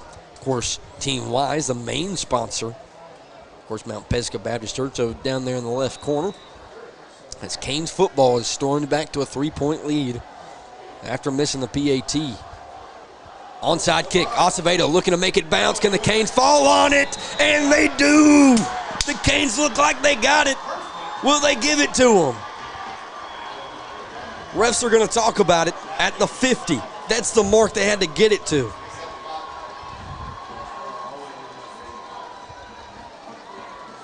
But did they touch it too early? That's either a yes or no. You shouldn't have to discuss I don't know why they're having to talk to a head coach on the sideline about what call they're going to make. The ball was on the other side of the 50. If the Canes came up with a football, it's Canes football, and it is. Canes first down, 4:49. A little too long of a decision. Bagwell back in the shotgun. We'll see a replay. Acevedo's been perfect at this all year long, and a perfect timing dive from the Canes. Shotgun. Canes trying to take a 2-score lead in the third. Snap. Handoff to Price. He goes left side. He'll fight for a rough 2 or 3. And now you have the ball at 3 points. Is this where you take your opportunity? This is it. Yeah, well, special teams. You've seen the freshman and Carson Bryant go up and make these big-time plays. They've leaned on him. Let's see what they do. 2nd and 8 for the Canes. Bell in motion. Snap. QB draw left side. He doesn't really have a hole. He's trying to make him one. He's fighting for a first down. Colton Bagwell, CB4. Who would you rather hold the ball? He's Houdini. The 5'8" stature is deceiving. A 2nd and 8 that I quickly said there's nowhere to go for 4.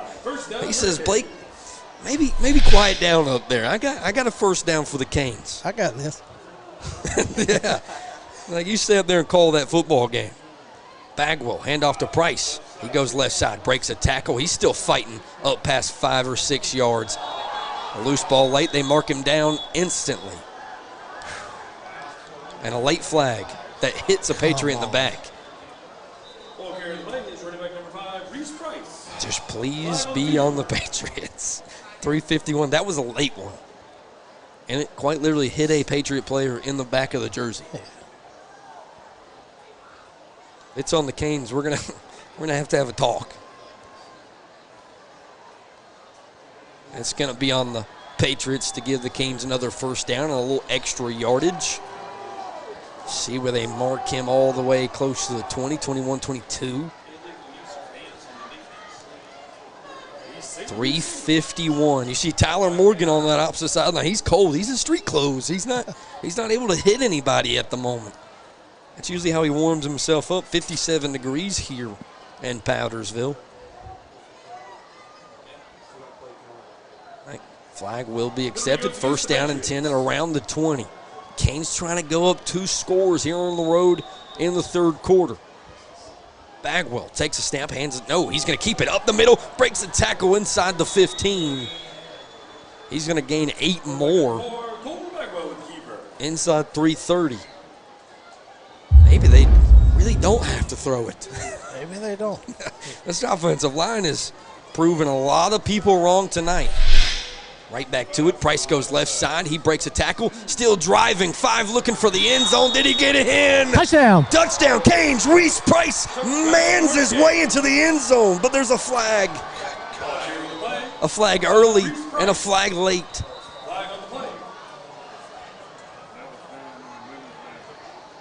Reese Price just being the big bad bully in school, but maybe it's coming back.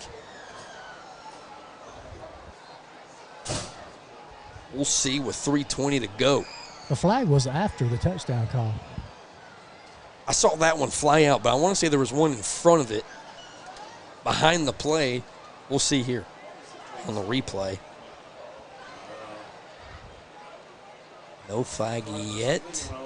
There it is. As he's going into the end zone, there's a flag thrown, and then right after they called a touchdown, there's another one late. So, well, I couldn't tell if it's him just pushing them but the play's still in. Touchdown's going to be good. Oh, that's good news from Keith Evans if it's true. Ladies and gentlemen, please check your pockets. A cell phone has been found. You see Reese Price just 2 fouls on the play. Unsportsmanlike on the Canes. Unsportsmanlike on the Canes. But it should still be a touchdown. Touchdown for the Canes. Add 6 to the board. 34-25. They can take a 10-point lead, but it's going to be a long PAT. But Acevedo's hit these during the season. I know you want to go for it here because it's a long kick, but even with the wind, I'm putting this in the hands of 19. Trying to say, I think he'd be kicking into the wind. There's no wind right now, huh? Very little. Hey, Keith's outside. I'll listen to Keith. He's got blades of grass taller than him. He can't feel that grass. Maybe he's not high enough to feel the breeze. But it's not covering me up right now, so no wind. 3:20 to go. Big Lonnie Blasingame looking to come out on the PAT. So that's going to be on the kickoff, I think. That's what he said. Yeah, that's what I hear. Acevedo's still not going out there. With 3:20, Perdomo gives them the fist bump. He was Anderson Touchdown Club Special Teams Player of the Week, with Titus Sessions being the Anderson Touchdown Club Defensive Player of the Week. With 3:20, I don't know where this. There he is. It's a regular mark. Yep, Acevedo comes out. This is a big PAT. Go up 10 and not 9. It's still a 2-score game either way, but it's different. Be a tie versus a lead. Yeah. And here come the refs. As soon as we thought we were so close. Now we go. Hickerson, the holder. Acevedo on the kick. Can he drill this one? Hold down, kick up. He puts his foot into that one. 35-25. The Canes march down the field and go up 2 scores on the road. Can they hold it when we come back?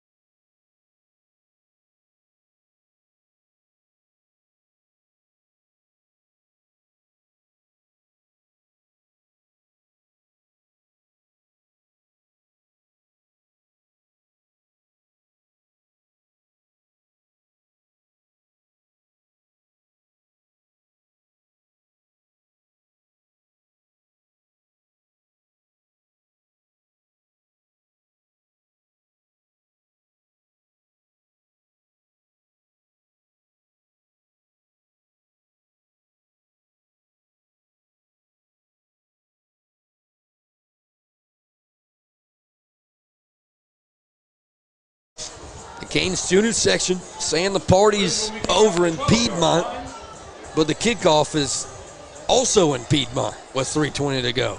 It's inside the 15-yard line, and the Patriots should have really good field position here. They're going to have punt position right here. As the longest return man stands between the 45 and 40. He'll boom it all the way back to the 40. Caught. He's in Canes territory looking for some blocks, breaks a tackle. And he gets tackled at around the 40-yard line. That's where the Patriots will go to work. And Keith, this Canes defense got their first stop last drive. That's what's led to a 2-score lead. Yeah. So, momentum coming in with that touchdown. You got that stop. We got things going for us. Now let's just see what we can do here with no stupid mistakes. Reese Price, 31 rushes, 137 yards, and 4 touchdowns tonight. If that's not player of the game worthy, I don't know what is. First down and 10. Defense looking to get a stop. Hudgens puts Krul in motion, brings him to the backfield. Snap, hand off to Krul right side. He's got a lot of space in front of him. He's got a first down, spin moves inside the 30 at about the 28. That's for a first down. And when they bring him in the backfield, they've been handing it to him. This Canes defense can't get complacent now. You got a 2-score lead. You got to be able to build on it. Turnover would be huge. First down and 10. 44 getting the backfield. Puts a man in motion, snap, he'll throw it out. Canes trying to get outside. Titus Session trying to get off a block. He steps out of bounds. He's at around the 18. A late flag. Very late. Deserved, but very late. If that's a late hit flag, I don't care if you thought it was. You throw it when it happens. Yeah. They don't wait around for it. Personal foul. But guys, quit being so stupid. Yeah, you can't make bad mistakes. He does step out. And Kirby, I think that maybe is what got him. Talking to him after. 2:45, Patriots already driving at around the 10. Reiterating the flag on the Canes. A lot of unsportsmanlikes on the blue and gold tonight. Got to clean that up going into next week. Hudgens in the backfield. Takes a snap, QB draw left side. The Canes are out of place. Can they make the tackle? They do at around the 3. Ball carries quarterback number 16. Other than the unsportsmanlike, we've had, the one for a kickoff, and then I think like one hold or something. So 2 plays, 2 flags, but this right here kills you. They go QB draw, they go up the middle. He dives for the end zone. Do they give it to him? No. Oh, he's short. He's at the 1, it looks like. Keith Evans right on that line over there on the opposite sideline. 2 minutes to go. Looks like they're going to go right back to it. 3rd down and goal. Man, what good would this be? Hudgens up the middle. Can the Canes get the push? No. Touchdown, There he goes. Finally. This one's on Powdersville. Finally. It's not going to take away the touchdown, but the point still remains. As it's going both ways. We're just not getting the flags both ways. Kind of like at home, Keith. When Renee throws a dart, you don't throw it back, do you? No. But as Evans, during the coin toss, listened to the refs, he said he wasn't going to keep up or take it. So it should still be a touchdown, 31-35. Touchdown stand. That will be also enforced on the kickoff, so the Canes could have good field position. Both teams kind of killing themselves here in a shootout. Canes have the upper hand, though. They're going to get the football. They still have the lead. Offense just has to keep doing their job. What defense is going to show up and which one's going to quit making the mistakes. Eli Cedino on the PAT with 1:59. Kick up. good. 35-32 in a shootout on the road. We'll be right back on the Wren Broadcast Network. Thank you to C&M Garage Door Services for sponsoring the Wren Broadcast Network. Keep your garage door running smoothly. Garage door tune-up, springs, cables, gear kits, safety sensors, noisy rollers, and new installs. Quality work at a reasonable price. Contact C&M at 864-325-1517. That's 864-325-1517.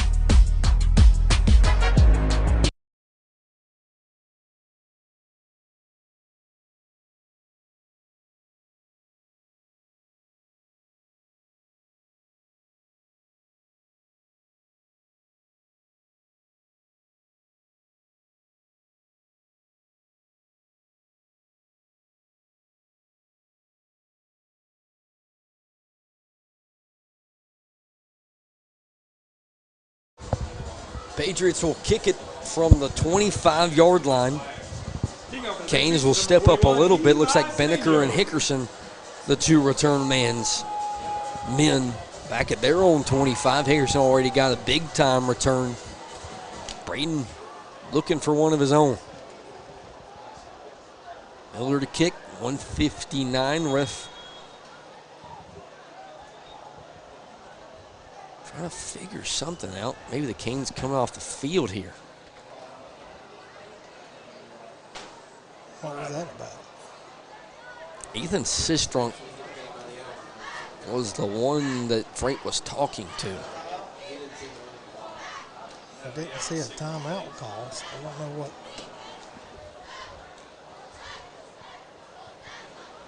Don't know if the Canes actually took a timeout. It looked like they were set up wrong, though, and they wanted to change it. Back to sandstorm here in Powdersville. There won't be a lot of sandstorm tomorrow as the Gamecocks make the trip to the other Columbia. Missouri Tigers on a tear in Como. 220 viewers here tonight. Of course, one of those, the Wake Forest Demon Deacon. Trayvon West, I know, tuning in watching his Canes. Canes trying to make him proud here tonight on the road. Under 2 minutes. Kick from the 25. Line drive left side straight to Braden Benneker. He's looking for a block. He's going to have good field position. Breaks it right side. He's past the 45, close to midfield, late flag. And hope and pray that's 15 more. As these flags have been coming out left and right tonight.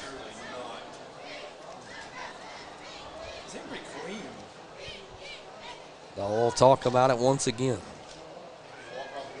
Blocking the back on the Canes. So that good returns killed by themselves once again. They'll go back to the 37. But that hasn't stopped them here tonight. This offense has been rolling. Reese Price is up over 130. Colton Bagwell's got to be inching close to 100. First down and 10. Colton Bagwell's got 131 right behind him. Trying to catch Reese Price. They need 7 here. 2 up top, 1 down low, 150 to go. Here in the third quarter. Snap. QB draw to the bottom of your screen. He breaks a tackle. He's got speed. 50, 40. Is anyone going to catch him? No, they're not. CB4. Touchdown, Canes. Instant response on the road. Colton Bagwell says, Reese Price, hand me my rushing title. As he's up over 150. And he'll give you the captain's walk back to the sideline. He says, it's not over. It's the third quarter. As we'll see a replay, Keith, and your hog mollies up front are eating tonight. Ooh, big-time comeback block. And when you see 4 hit that gap, you ain't catching. PAT, good, instant response from the Canes as all the riders during the preseason rode off the Canes. The Canes trying not to write back here on the road. 140 to go here in the third.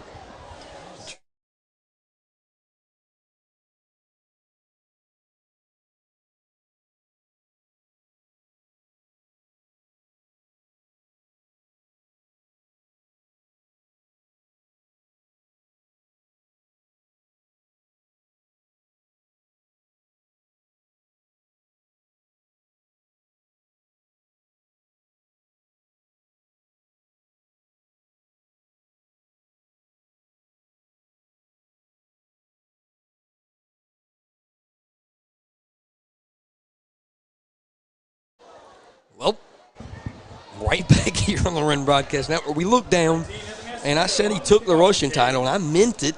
He's 60, 70 yards ahead now of Reese Price at 194, and he's trying to catch him for player of the game.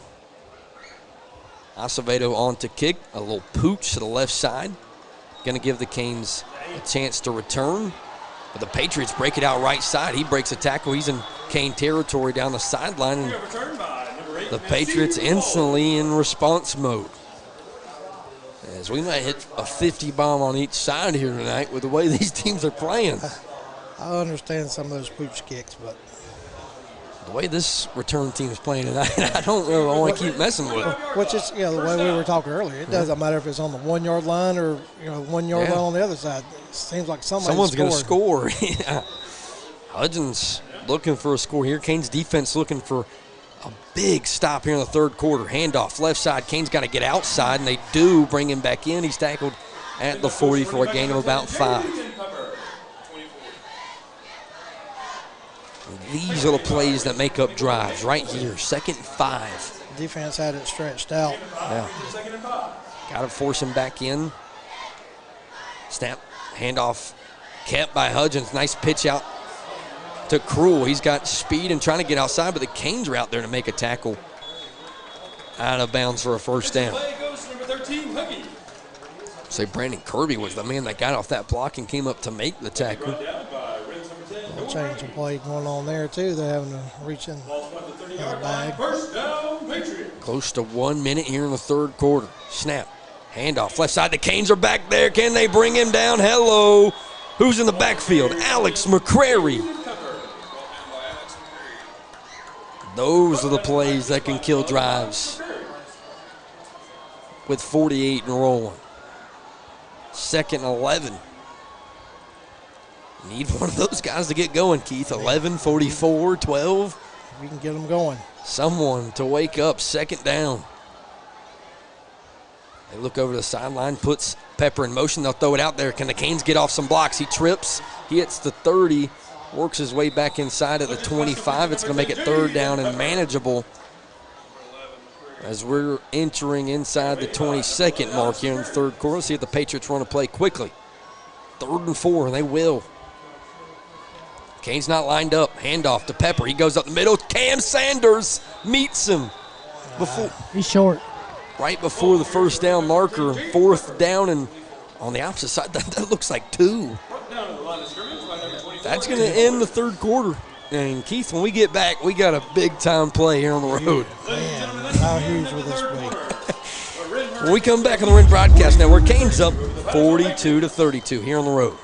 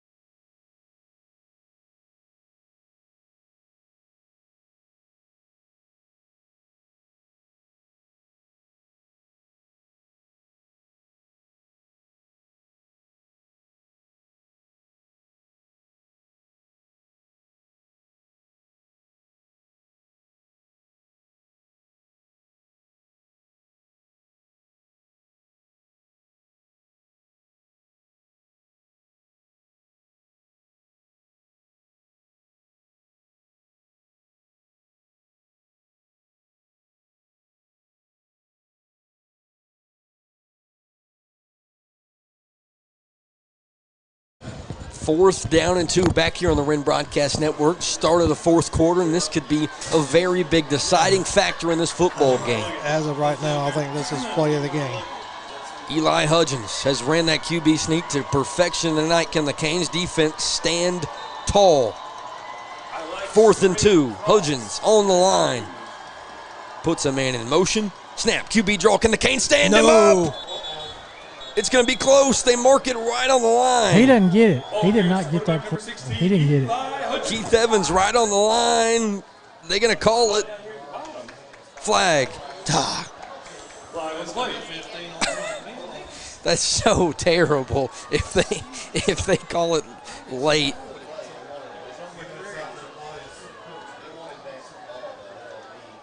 Official timeout. Official timeout. They're going to talk about it.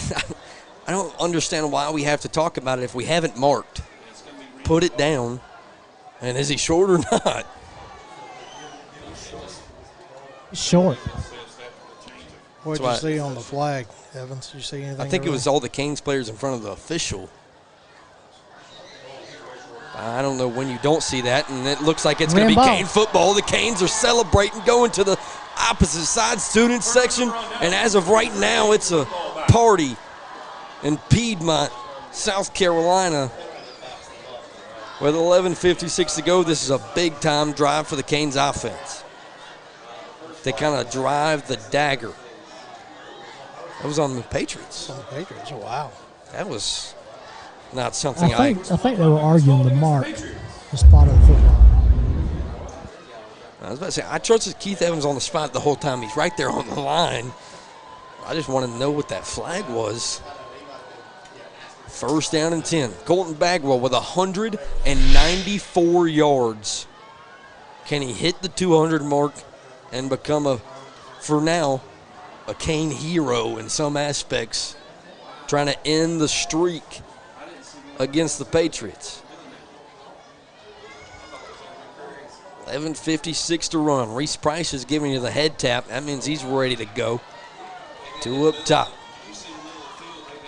Snap, QB draw. He'll go right behind Reese Price, looking to break a tackle. He somehow does. Cuts it back to the opposite side of the field. Still running for a gain of 7. Houdini. Who is this kid? They said aliens were real. There's something Can he play tomorrow night? other than a human inside that helmet. Yeah, I agree with you there, Evans. Can we get him to play for Carolina tomorrow night against Missouri? I'm good with that. Bagwell takes a snap, hands it off left side. First down for the Canes, and Reese Price as they're gashing this Patriot defense. I was talking to a few people halftime. This is the quickest paced game, I think we've played all year, and it's like, how are they going to do it? Yeah. As they go right back to Price, right side. He breaks a tackle. There's a flag on the opposite sideline. That's in the land of holding. Flag in the backfield. So that will make it second down and long, or first down and long. That's something you want to start a drive. Legal shift on the Canes. Illegal shift called against the Hurricanes. So where that puts the Canes offense. First and 15 after a 5-yard penalty. Again, the Canes have thrown it 4 times tonight, and they are leading 42-32 with a football. Patriots fans watching having state championship flashbacks. Snap, roll to the bottom. He'll throw for the 5th time. He's going deep, looking for Seth Hickerson. He goes up. Did he come down with it? He's got it. Yes, the Canes are inside the 20. The 5th pass of the night goes into the LLC Roofers red zone. Seth Football. Look at that. Man. Seth Hickerson makes a big-time play in the first half, and in the second half, the biggest pass of the night. The Canes are cooking. Inside the red zone, handoff. No, he'll keep it left side. And he'll go down for a loss. I want to say it's Ethan Moody in the backfield. I think it was earlier as well. As Price, I think, maybe is I think he has a cramp right now. Yeah, I want to say Price is off of the field. 10:46. Man, for a team that's played with a chip on their shoulder all year long, you can kind of take that chip off if you score here. Roll to the bottom. He's thrown it to the sideline, and it's incomplete. 3rd down.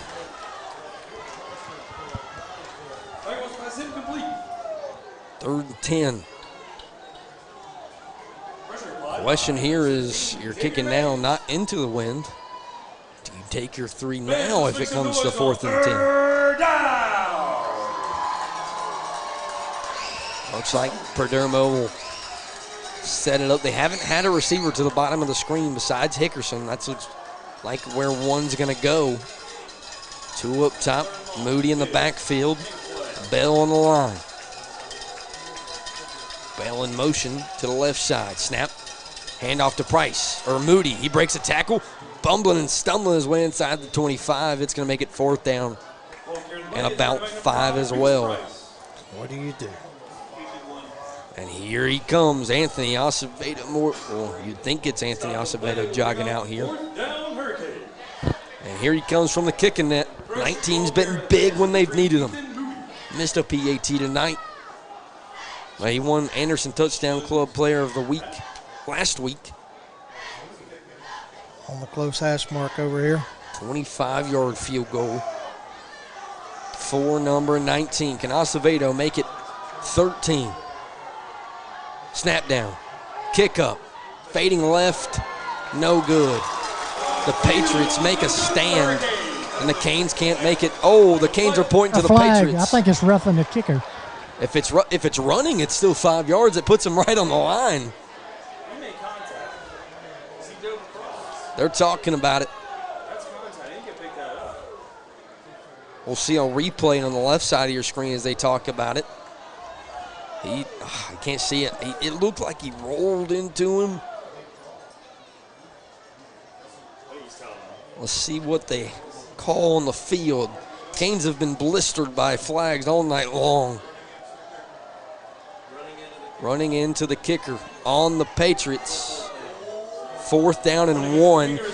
And this is right up the Canes alley. Do you change it? No, I think you give it right back to Colton Bagwell and Reese Price and say, you've each got 150 plus, go get me a 1st down.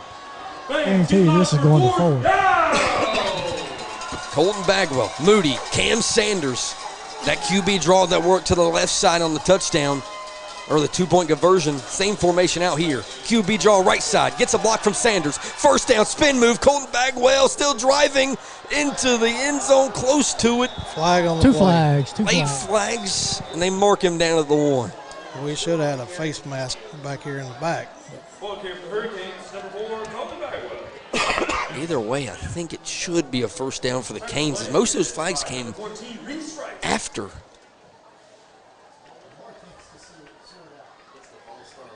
Three of them during the play. One of them has to be that face mask that you just talked about on the spin move, but the other 2, I don't know. 2 flags. Face mask on the Patriots. Blocking the back on the Canes, offset. Oh my goodness, reset, 4th and 1. Well, I think you go right back to it. Yeah.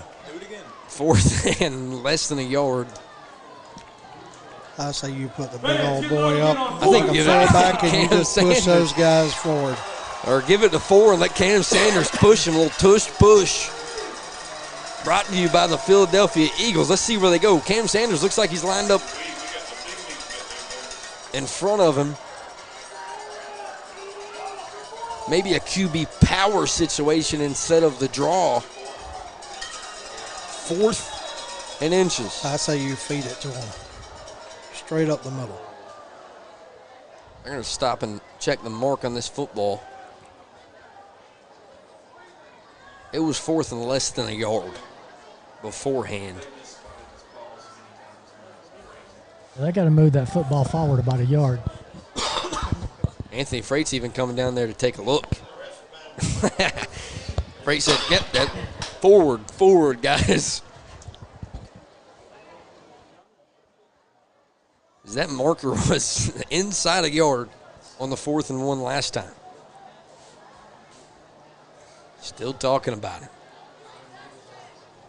9:38. This is kind of a dagger for the Canes.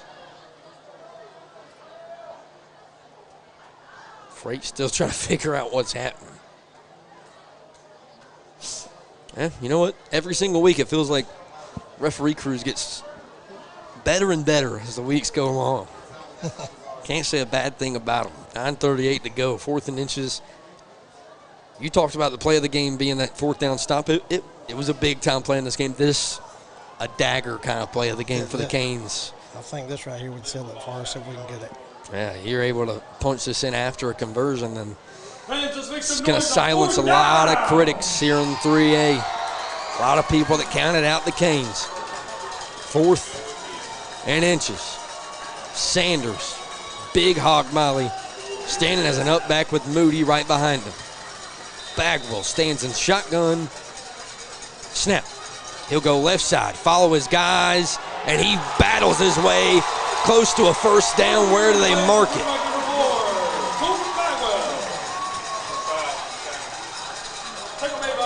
The Patriots think they got it. Do the Canes? No. Canes aren't celebrating, so you'd think Bagwell would. But also Bagwell didn't celebrate after he ran a 70-yard touchdown a while ago, so not the celebration type. Keith, you got a thought on that? Evans? I think he's going to be short. That's not good. Evans is usually right. They still didn't mark the football right a while ago, though. They still missed it. 9:33 to go. This is a big-time call here. 2-score game. Patriots can get the football back. Oh. I'm saying, there's no way he was that short. That's more than a yard. And it looked like Bagwell pushed forward on 4th and inches. You're telling me it's a yard and a half short? Don't know if I believe that one. Basically, they're saying he lost 3 yards then. 2.5. Yeah.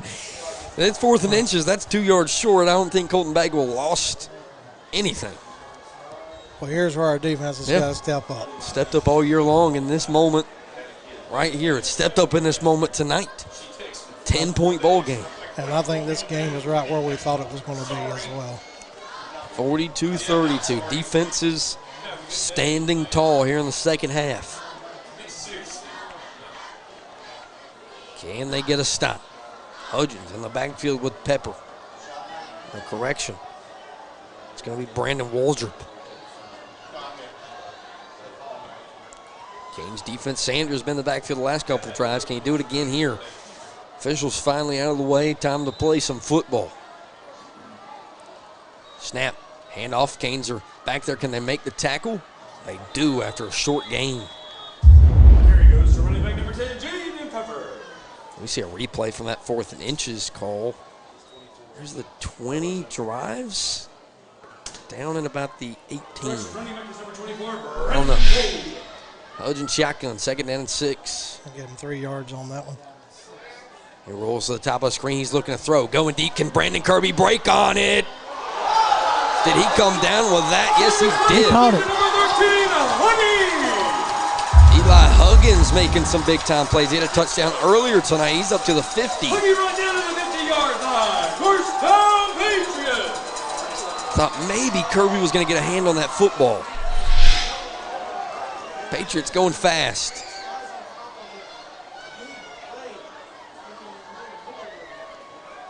Hudgens looking to sideline, snaps it, drops back. Canes looking to bring some pressure.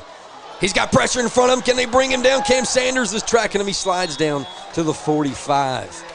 Quarterback number 16, Eli Hudgens. Going back to that reception, that's something you don't usually see against our guys.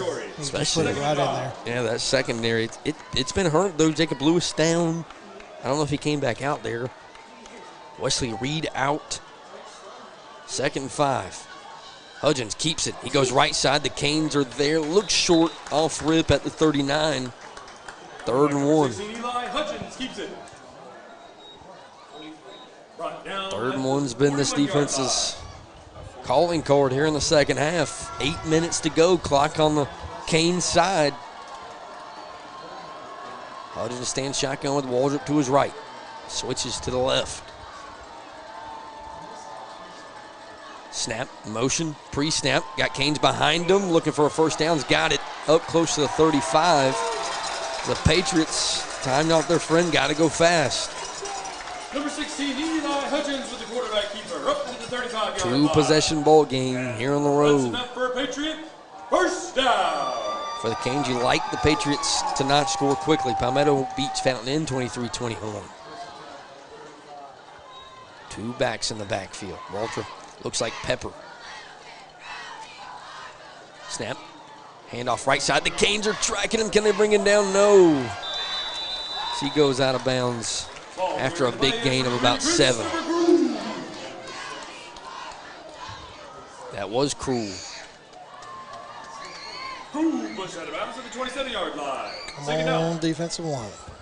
Need it badly. 7:37. Clock stopped after he went out of bounds. 2nd and 3.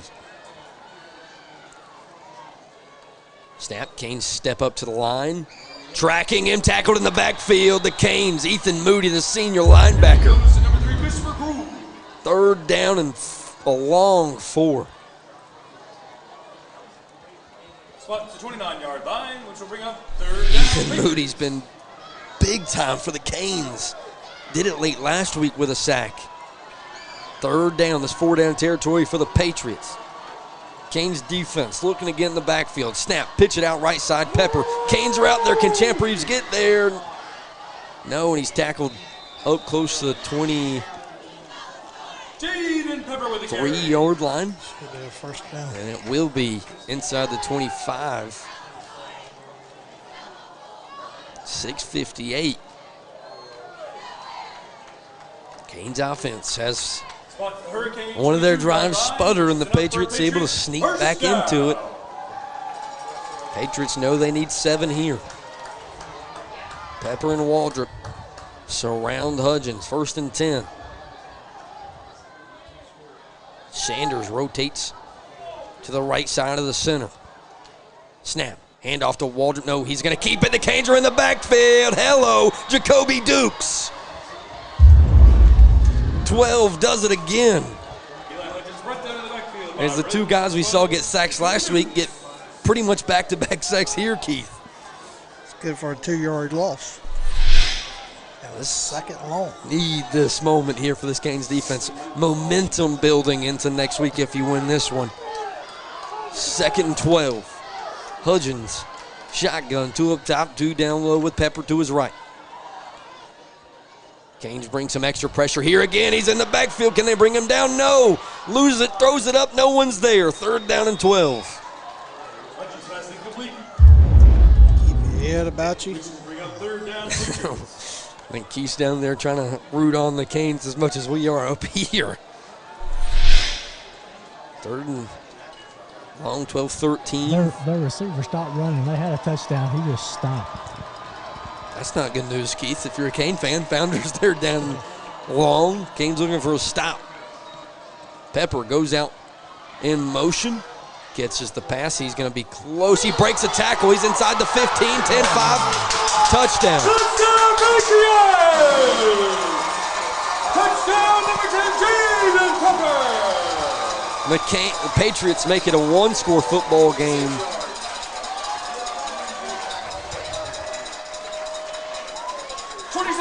42-38. PAT is good. That's a 3-point ball game here on the road, and the Canes will have to ice it themselves. And a shootout for a home playoff game. 42-38. This PAT makes it a 3-point ball game. Snap down. Kick up.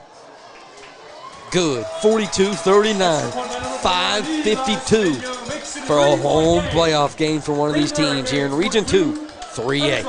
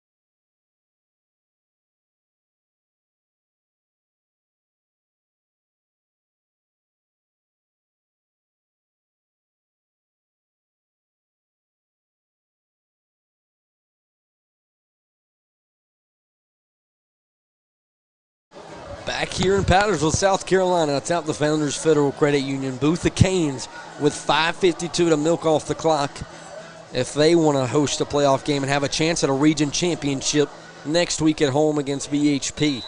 Got all of our hands up front, one guy in the back.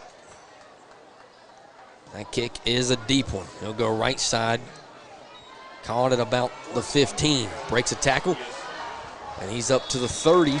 And who else would you want for the Canes to milk this clock than two guys that are up over $1.50 tonight? As Reese Price and Colton Bagwell have led the way. Reese Price, 31 attempts, 136. He's went down with cramps here late. And Colton Bagwell, 25, 199 yards. But good news, Keith, we see 5. Good deal. Keep the first downs going, keep the clock going. Just hope we can keep with a victory. Hope we can keep 5 out there. First down and 10. Clock to run if you're the Canes.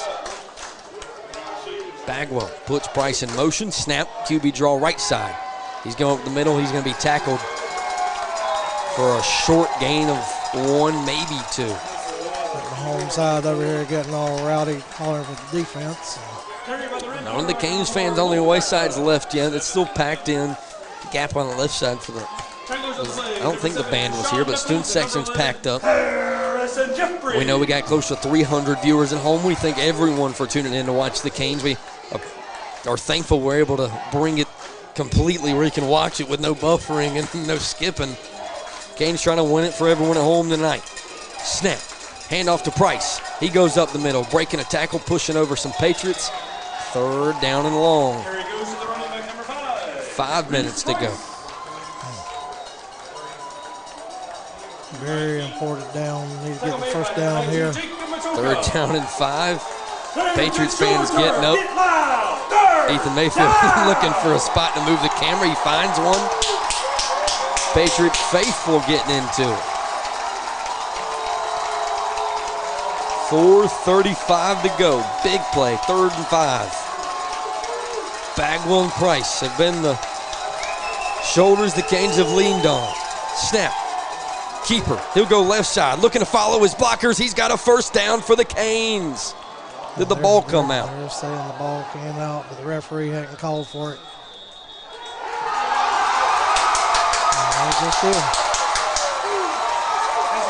They still haven't called it yet. Say he was down. Please say he was down. Please say he was down. They're talking about it. They don't know. If you didn't see it, you revert to who had the football first.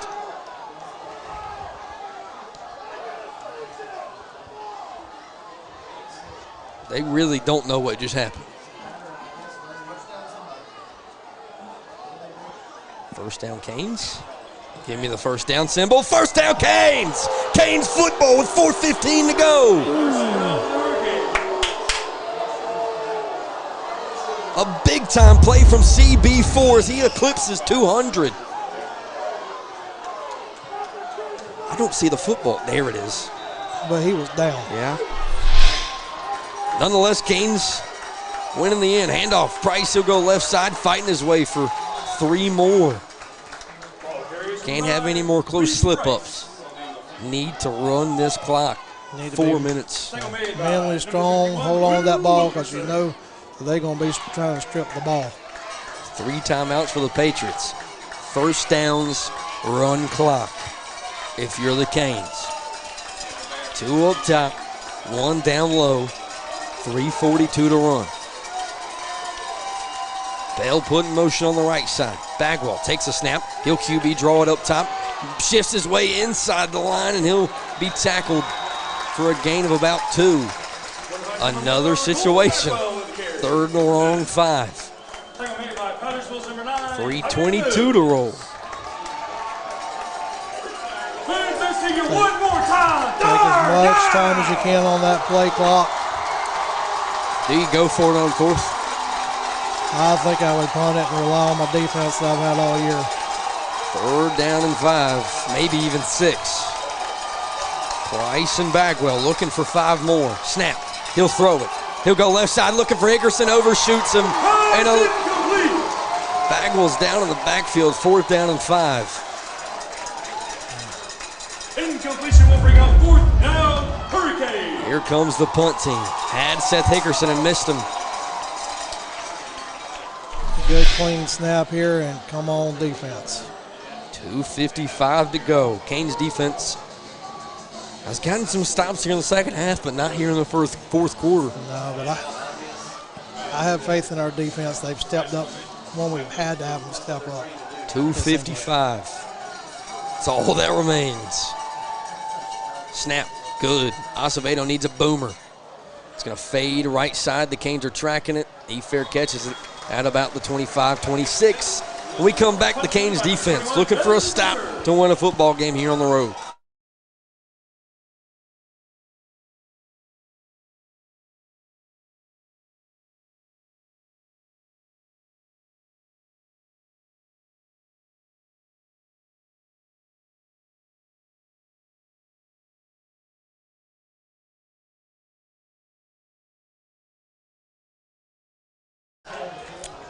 Back and forth, back and forth. Canes have a 2-score lead. The Patriots cut it to 3.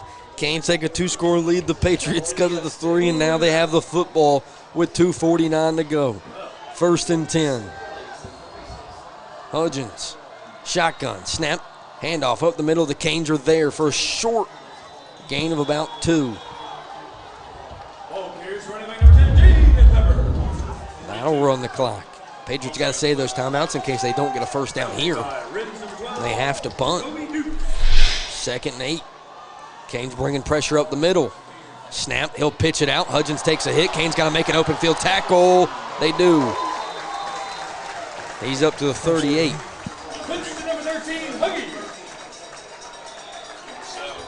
Got a Powdersville player down, got a Wren player down.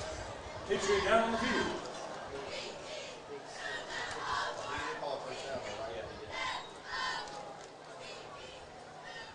2nd and 8.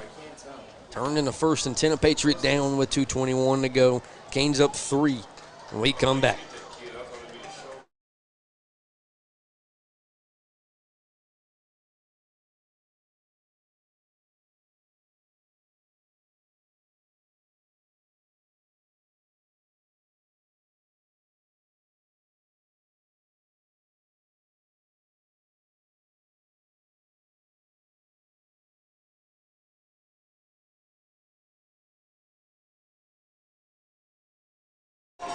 That Elijah Huggins, he's made some big-time plays tonight. Now hurt for the Patriots. Hopefully okay for the Patriots. 1st down and 10. Defense looking for some kind of stop with 2:21. Clock will run. Snap, Canes bringing pressure. He's going to keep it, go up the middle, breaks a tackle. He's got some speed. He hits the 49-yard line. And we're in 2 minutes. And remember, a field goal ties this game. I'm not sure what his long is, but he seems like he's got a pretty good leg. And then it comes back to you missed the PAT earlier, and that's why it's a 3-point game. 1st down and 10. Hudgens pitches it out. Canes got to make an open field tackle. They finally do at the 45. Flag on the play. Probably be on us.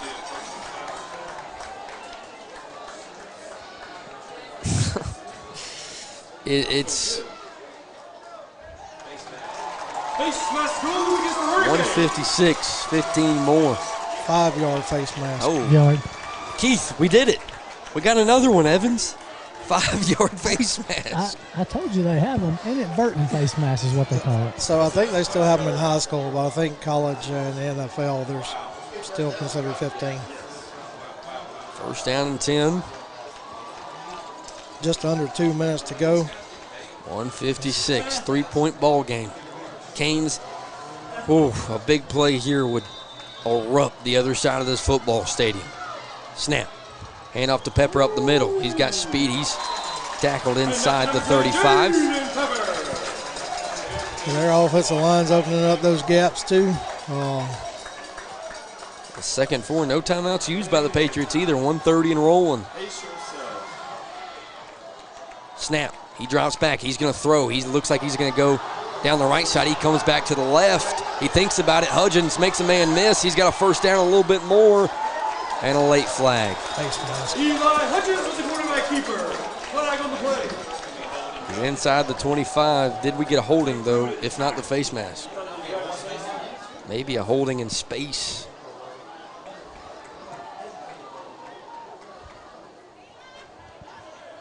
I think it's going to be on us. No, it's not. It's on the Patriots.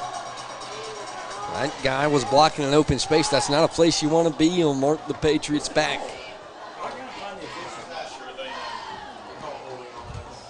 Holding goes against the Patriots. That'll mark him back. Replay second down and still about 4.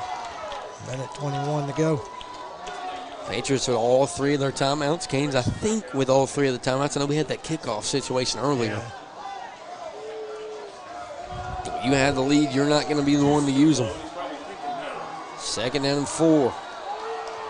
Canes defense needing to stand.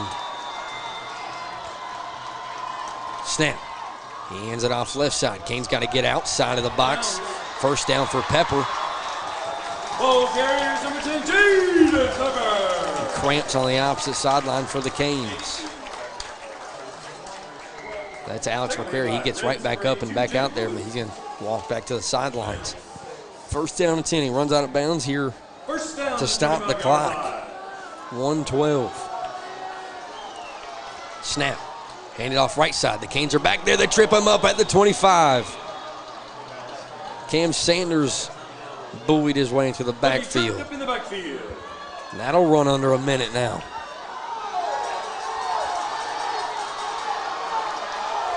Three timeouts. They haven't used any of them. Second and 9. Snap. Handoff. The Canes are in the backfield. Hello. Big time play, Champ Reeves. Third down and 9. Timeout, Patriots. 45 seconds remaining. Big decision if they don't get a third down here. But when we come back, we'll find out what happens. Canes up 3:45 seconds to go here on the road.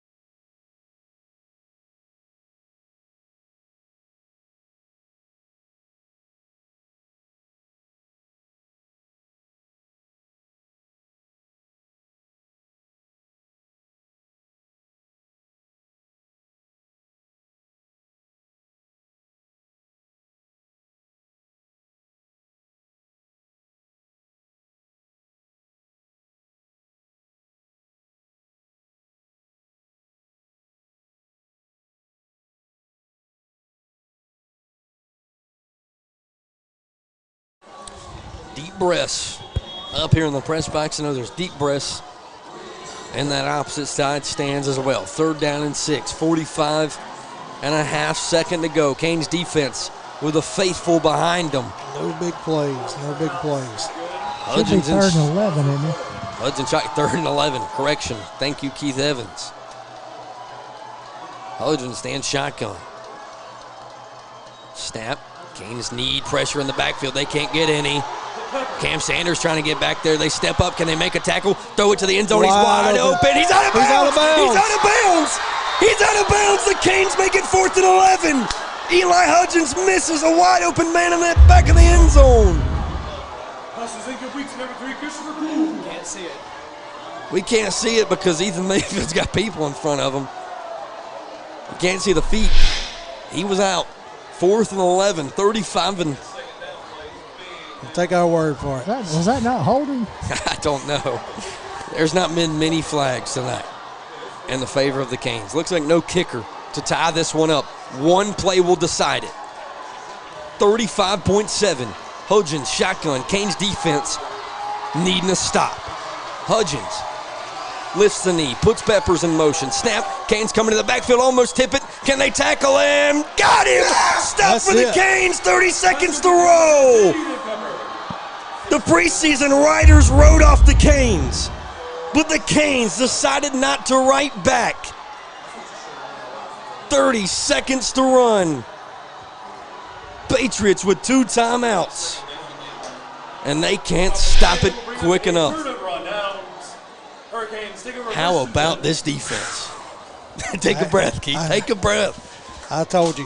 Defense has stepped up for us when we needed them to step up, punt that ball, and give it to them. This defense is filled with big-time players. And the 2 biggest will stand in the backfield now for the last 3 knees of the ball game.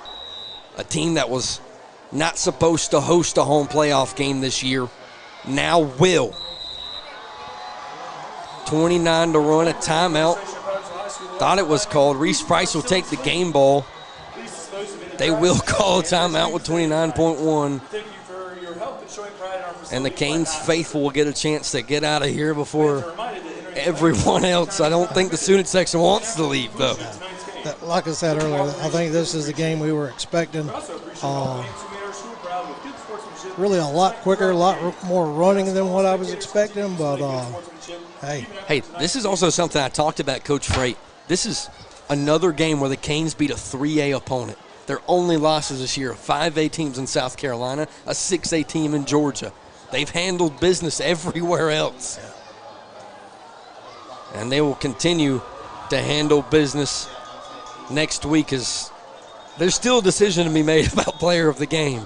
Last week we did co-player of the game. I don't know. I think the only thing that worries me, if he's down in the ball, he's losing yards. I don't want him to go below 200. I think one sticks out, as Colton does lose his 200-yard ball game. We'll give it to him as he takes a knee. That should not do it. The Patriots will take one more timeout. Their last one of the night, 25.8. But they can't stop it again. 42-39. Keith, we said it. They threw it 5 times tonight, I think. Seth Hickerson with that 5th catch of the night. But you beat a team of this caliber that, I mean, everyone loved coming to this football game, and you do it in this fashion of not having to throw it? Yeah. But both teams, both offenses, to me, were extraordinary. Perfection almost. Yeah. It came down to 3-4 plays tonight. Yeah, I wasn't expecting an offensive game. I was expecting more of a defensive game. But, hey. We'll take it how we get it. 42-39. One more knee from CB4. The student section can feel it. You know, they had fun all week talking about this football game, and they'll have fun talking about it for 364 more days in Piedmont, South Carolina. Unless something weird happens, we'll have bragging rights for a year. Bagwell, one more knee. He'll lose a couple more. The Canes win it 42-39. Anthony Freight, a statement win in year 1 as he breaks the streak. 11-6-2020, the last time the Canes took down the Patriots. And oh, what a feeling it is. Of course, we'll get a word with Anthony Freight postgame with Keith Evans, and then we'll give you scores from around the region and an update from stats and player of the game, a decision we'll make in postgame. But we will bring it to you as soon as we can. Canes win 42-39 here on the road. They'll host a playoff game and have a region championship appearance next week against the BHP Bears. Back home. Back home. Welcome back to Piedmont. The Bears will be undefeated walking into Piedmont as we wait for the interview with head coach Anthony Freight. Looks like you see the Evans jog. I see him coming. As Mustard and Freight give the handshake. Here comes Keith Evans, and here we go for a post-game interview. All right, let's get Coach Freight. Coach, great football game. Defense came around when we needed them. Just an overall great football game. Yeah, you could feel, you know, how much of a rivalry this game is and how much it means to the kids. And, you know, secretly this is kind of one of those games that you kind of circle. And I'm just so happy for them and the community to go ahead and get back on the right side of this thing. There's been a lot of work that these guys have put in, and it's really special. So impressive, Coach. Two guys with the yardage they had tonight carried this football team. Is just so impressive. Yeah, that's why one of them's our captain, and the other one is, you know, the guy that we lean on heavily. He's an awesome kid. Thank you, Coach. Great win. Appreciate it. Back here in Powdersville, South Carolina, the Canes win 42-39. We come back here after a quick commercial break. We'll give you a post-game report, scores from around the region, and stats from tonight, brought to you by Consolidated Pipe and Supply.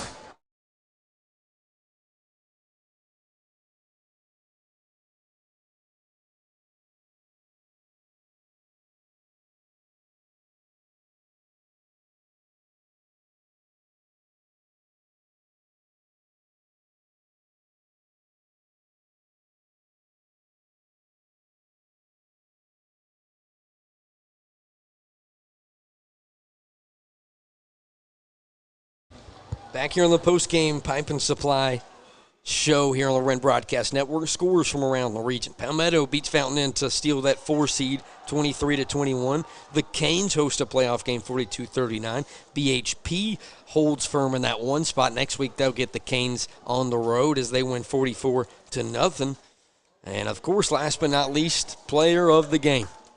Again, back-to-back weeks, we can't choose one. Colton Bagwell and Reese Price's. Colton Bagwell, I think, dipped below 200 with the 3 knees as I get my stats now. As Reese Price goes 31-136. Of course, that's just in the third quarter. And before, as he missed a lot of that fourth quarter. And Colton Bagwell kind of woke up down the stretch, so we'll give him 25 for 200. Reese Price, 4.3 yards a carry. Colton, 7.9. But the big decision here where we couldn't take Colton, 4 touchdowns for Reese Price. That was big tonight, and Colton Bagwell with the 1. The Canes will celebrate it here in Powdersville. The student section waiting on their team on the opposite sideline. We thank everyone, all 300-plus people for watching tonight as the Canes will host a playoff game once again this year. And next week, we're back home against those Bears for a region championship here in Region 2, 3A. Have a great night.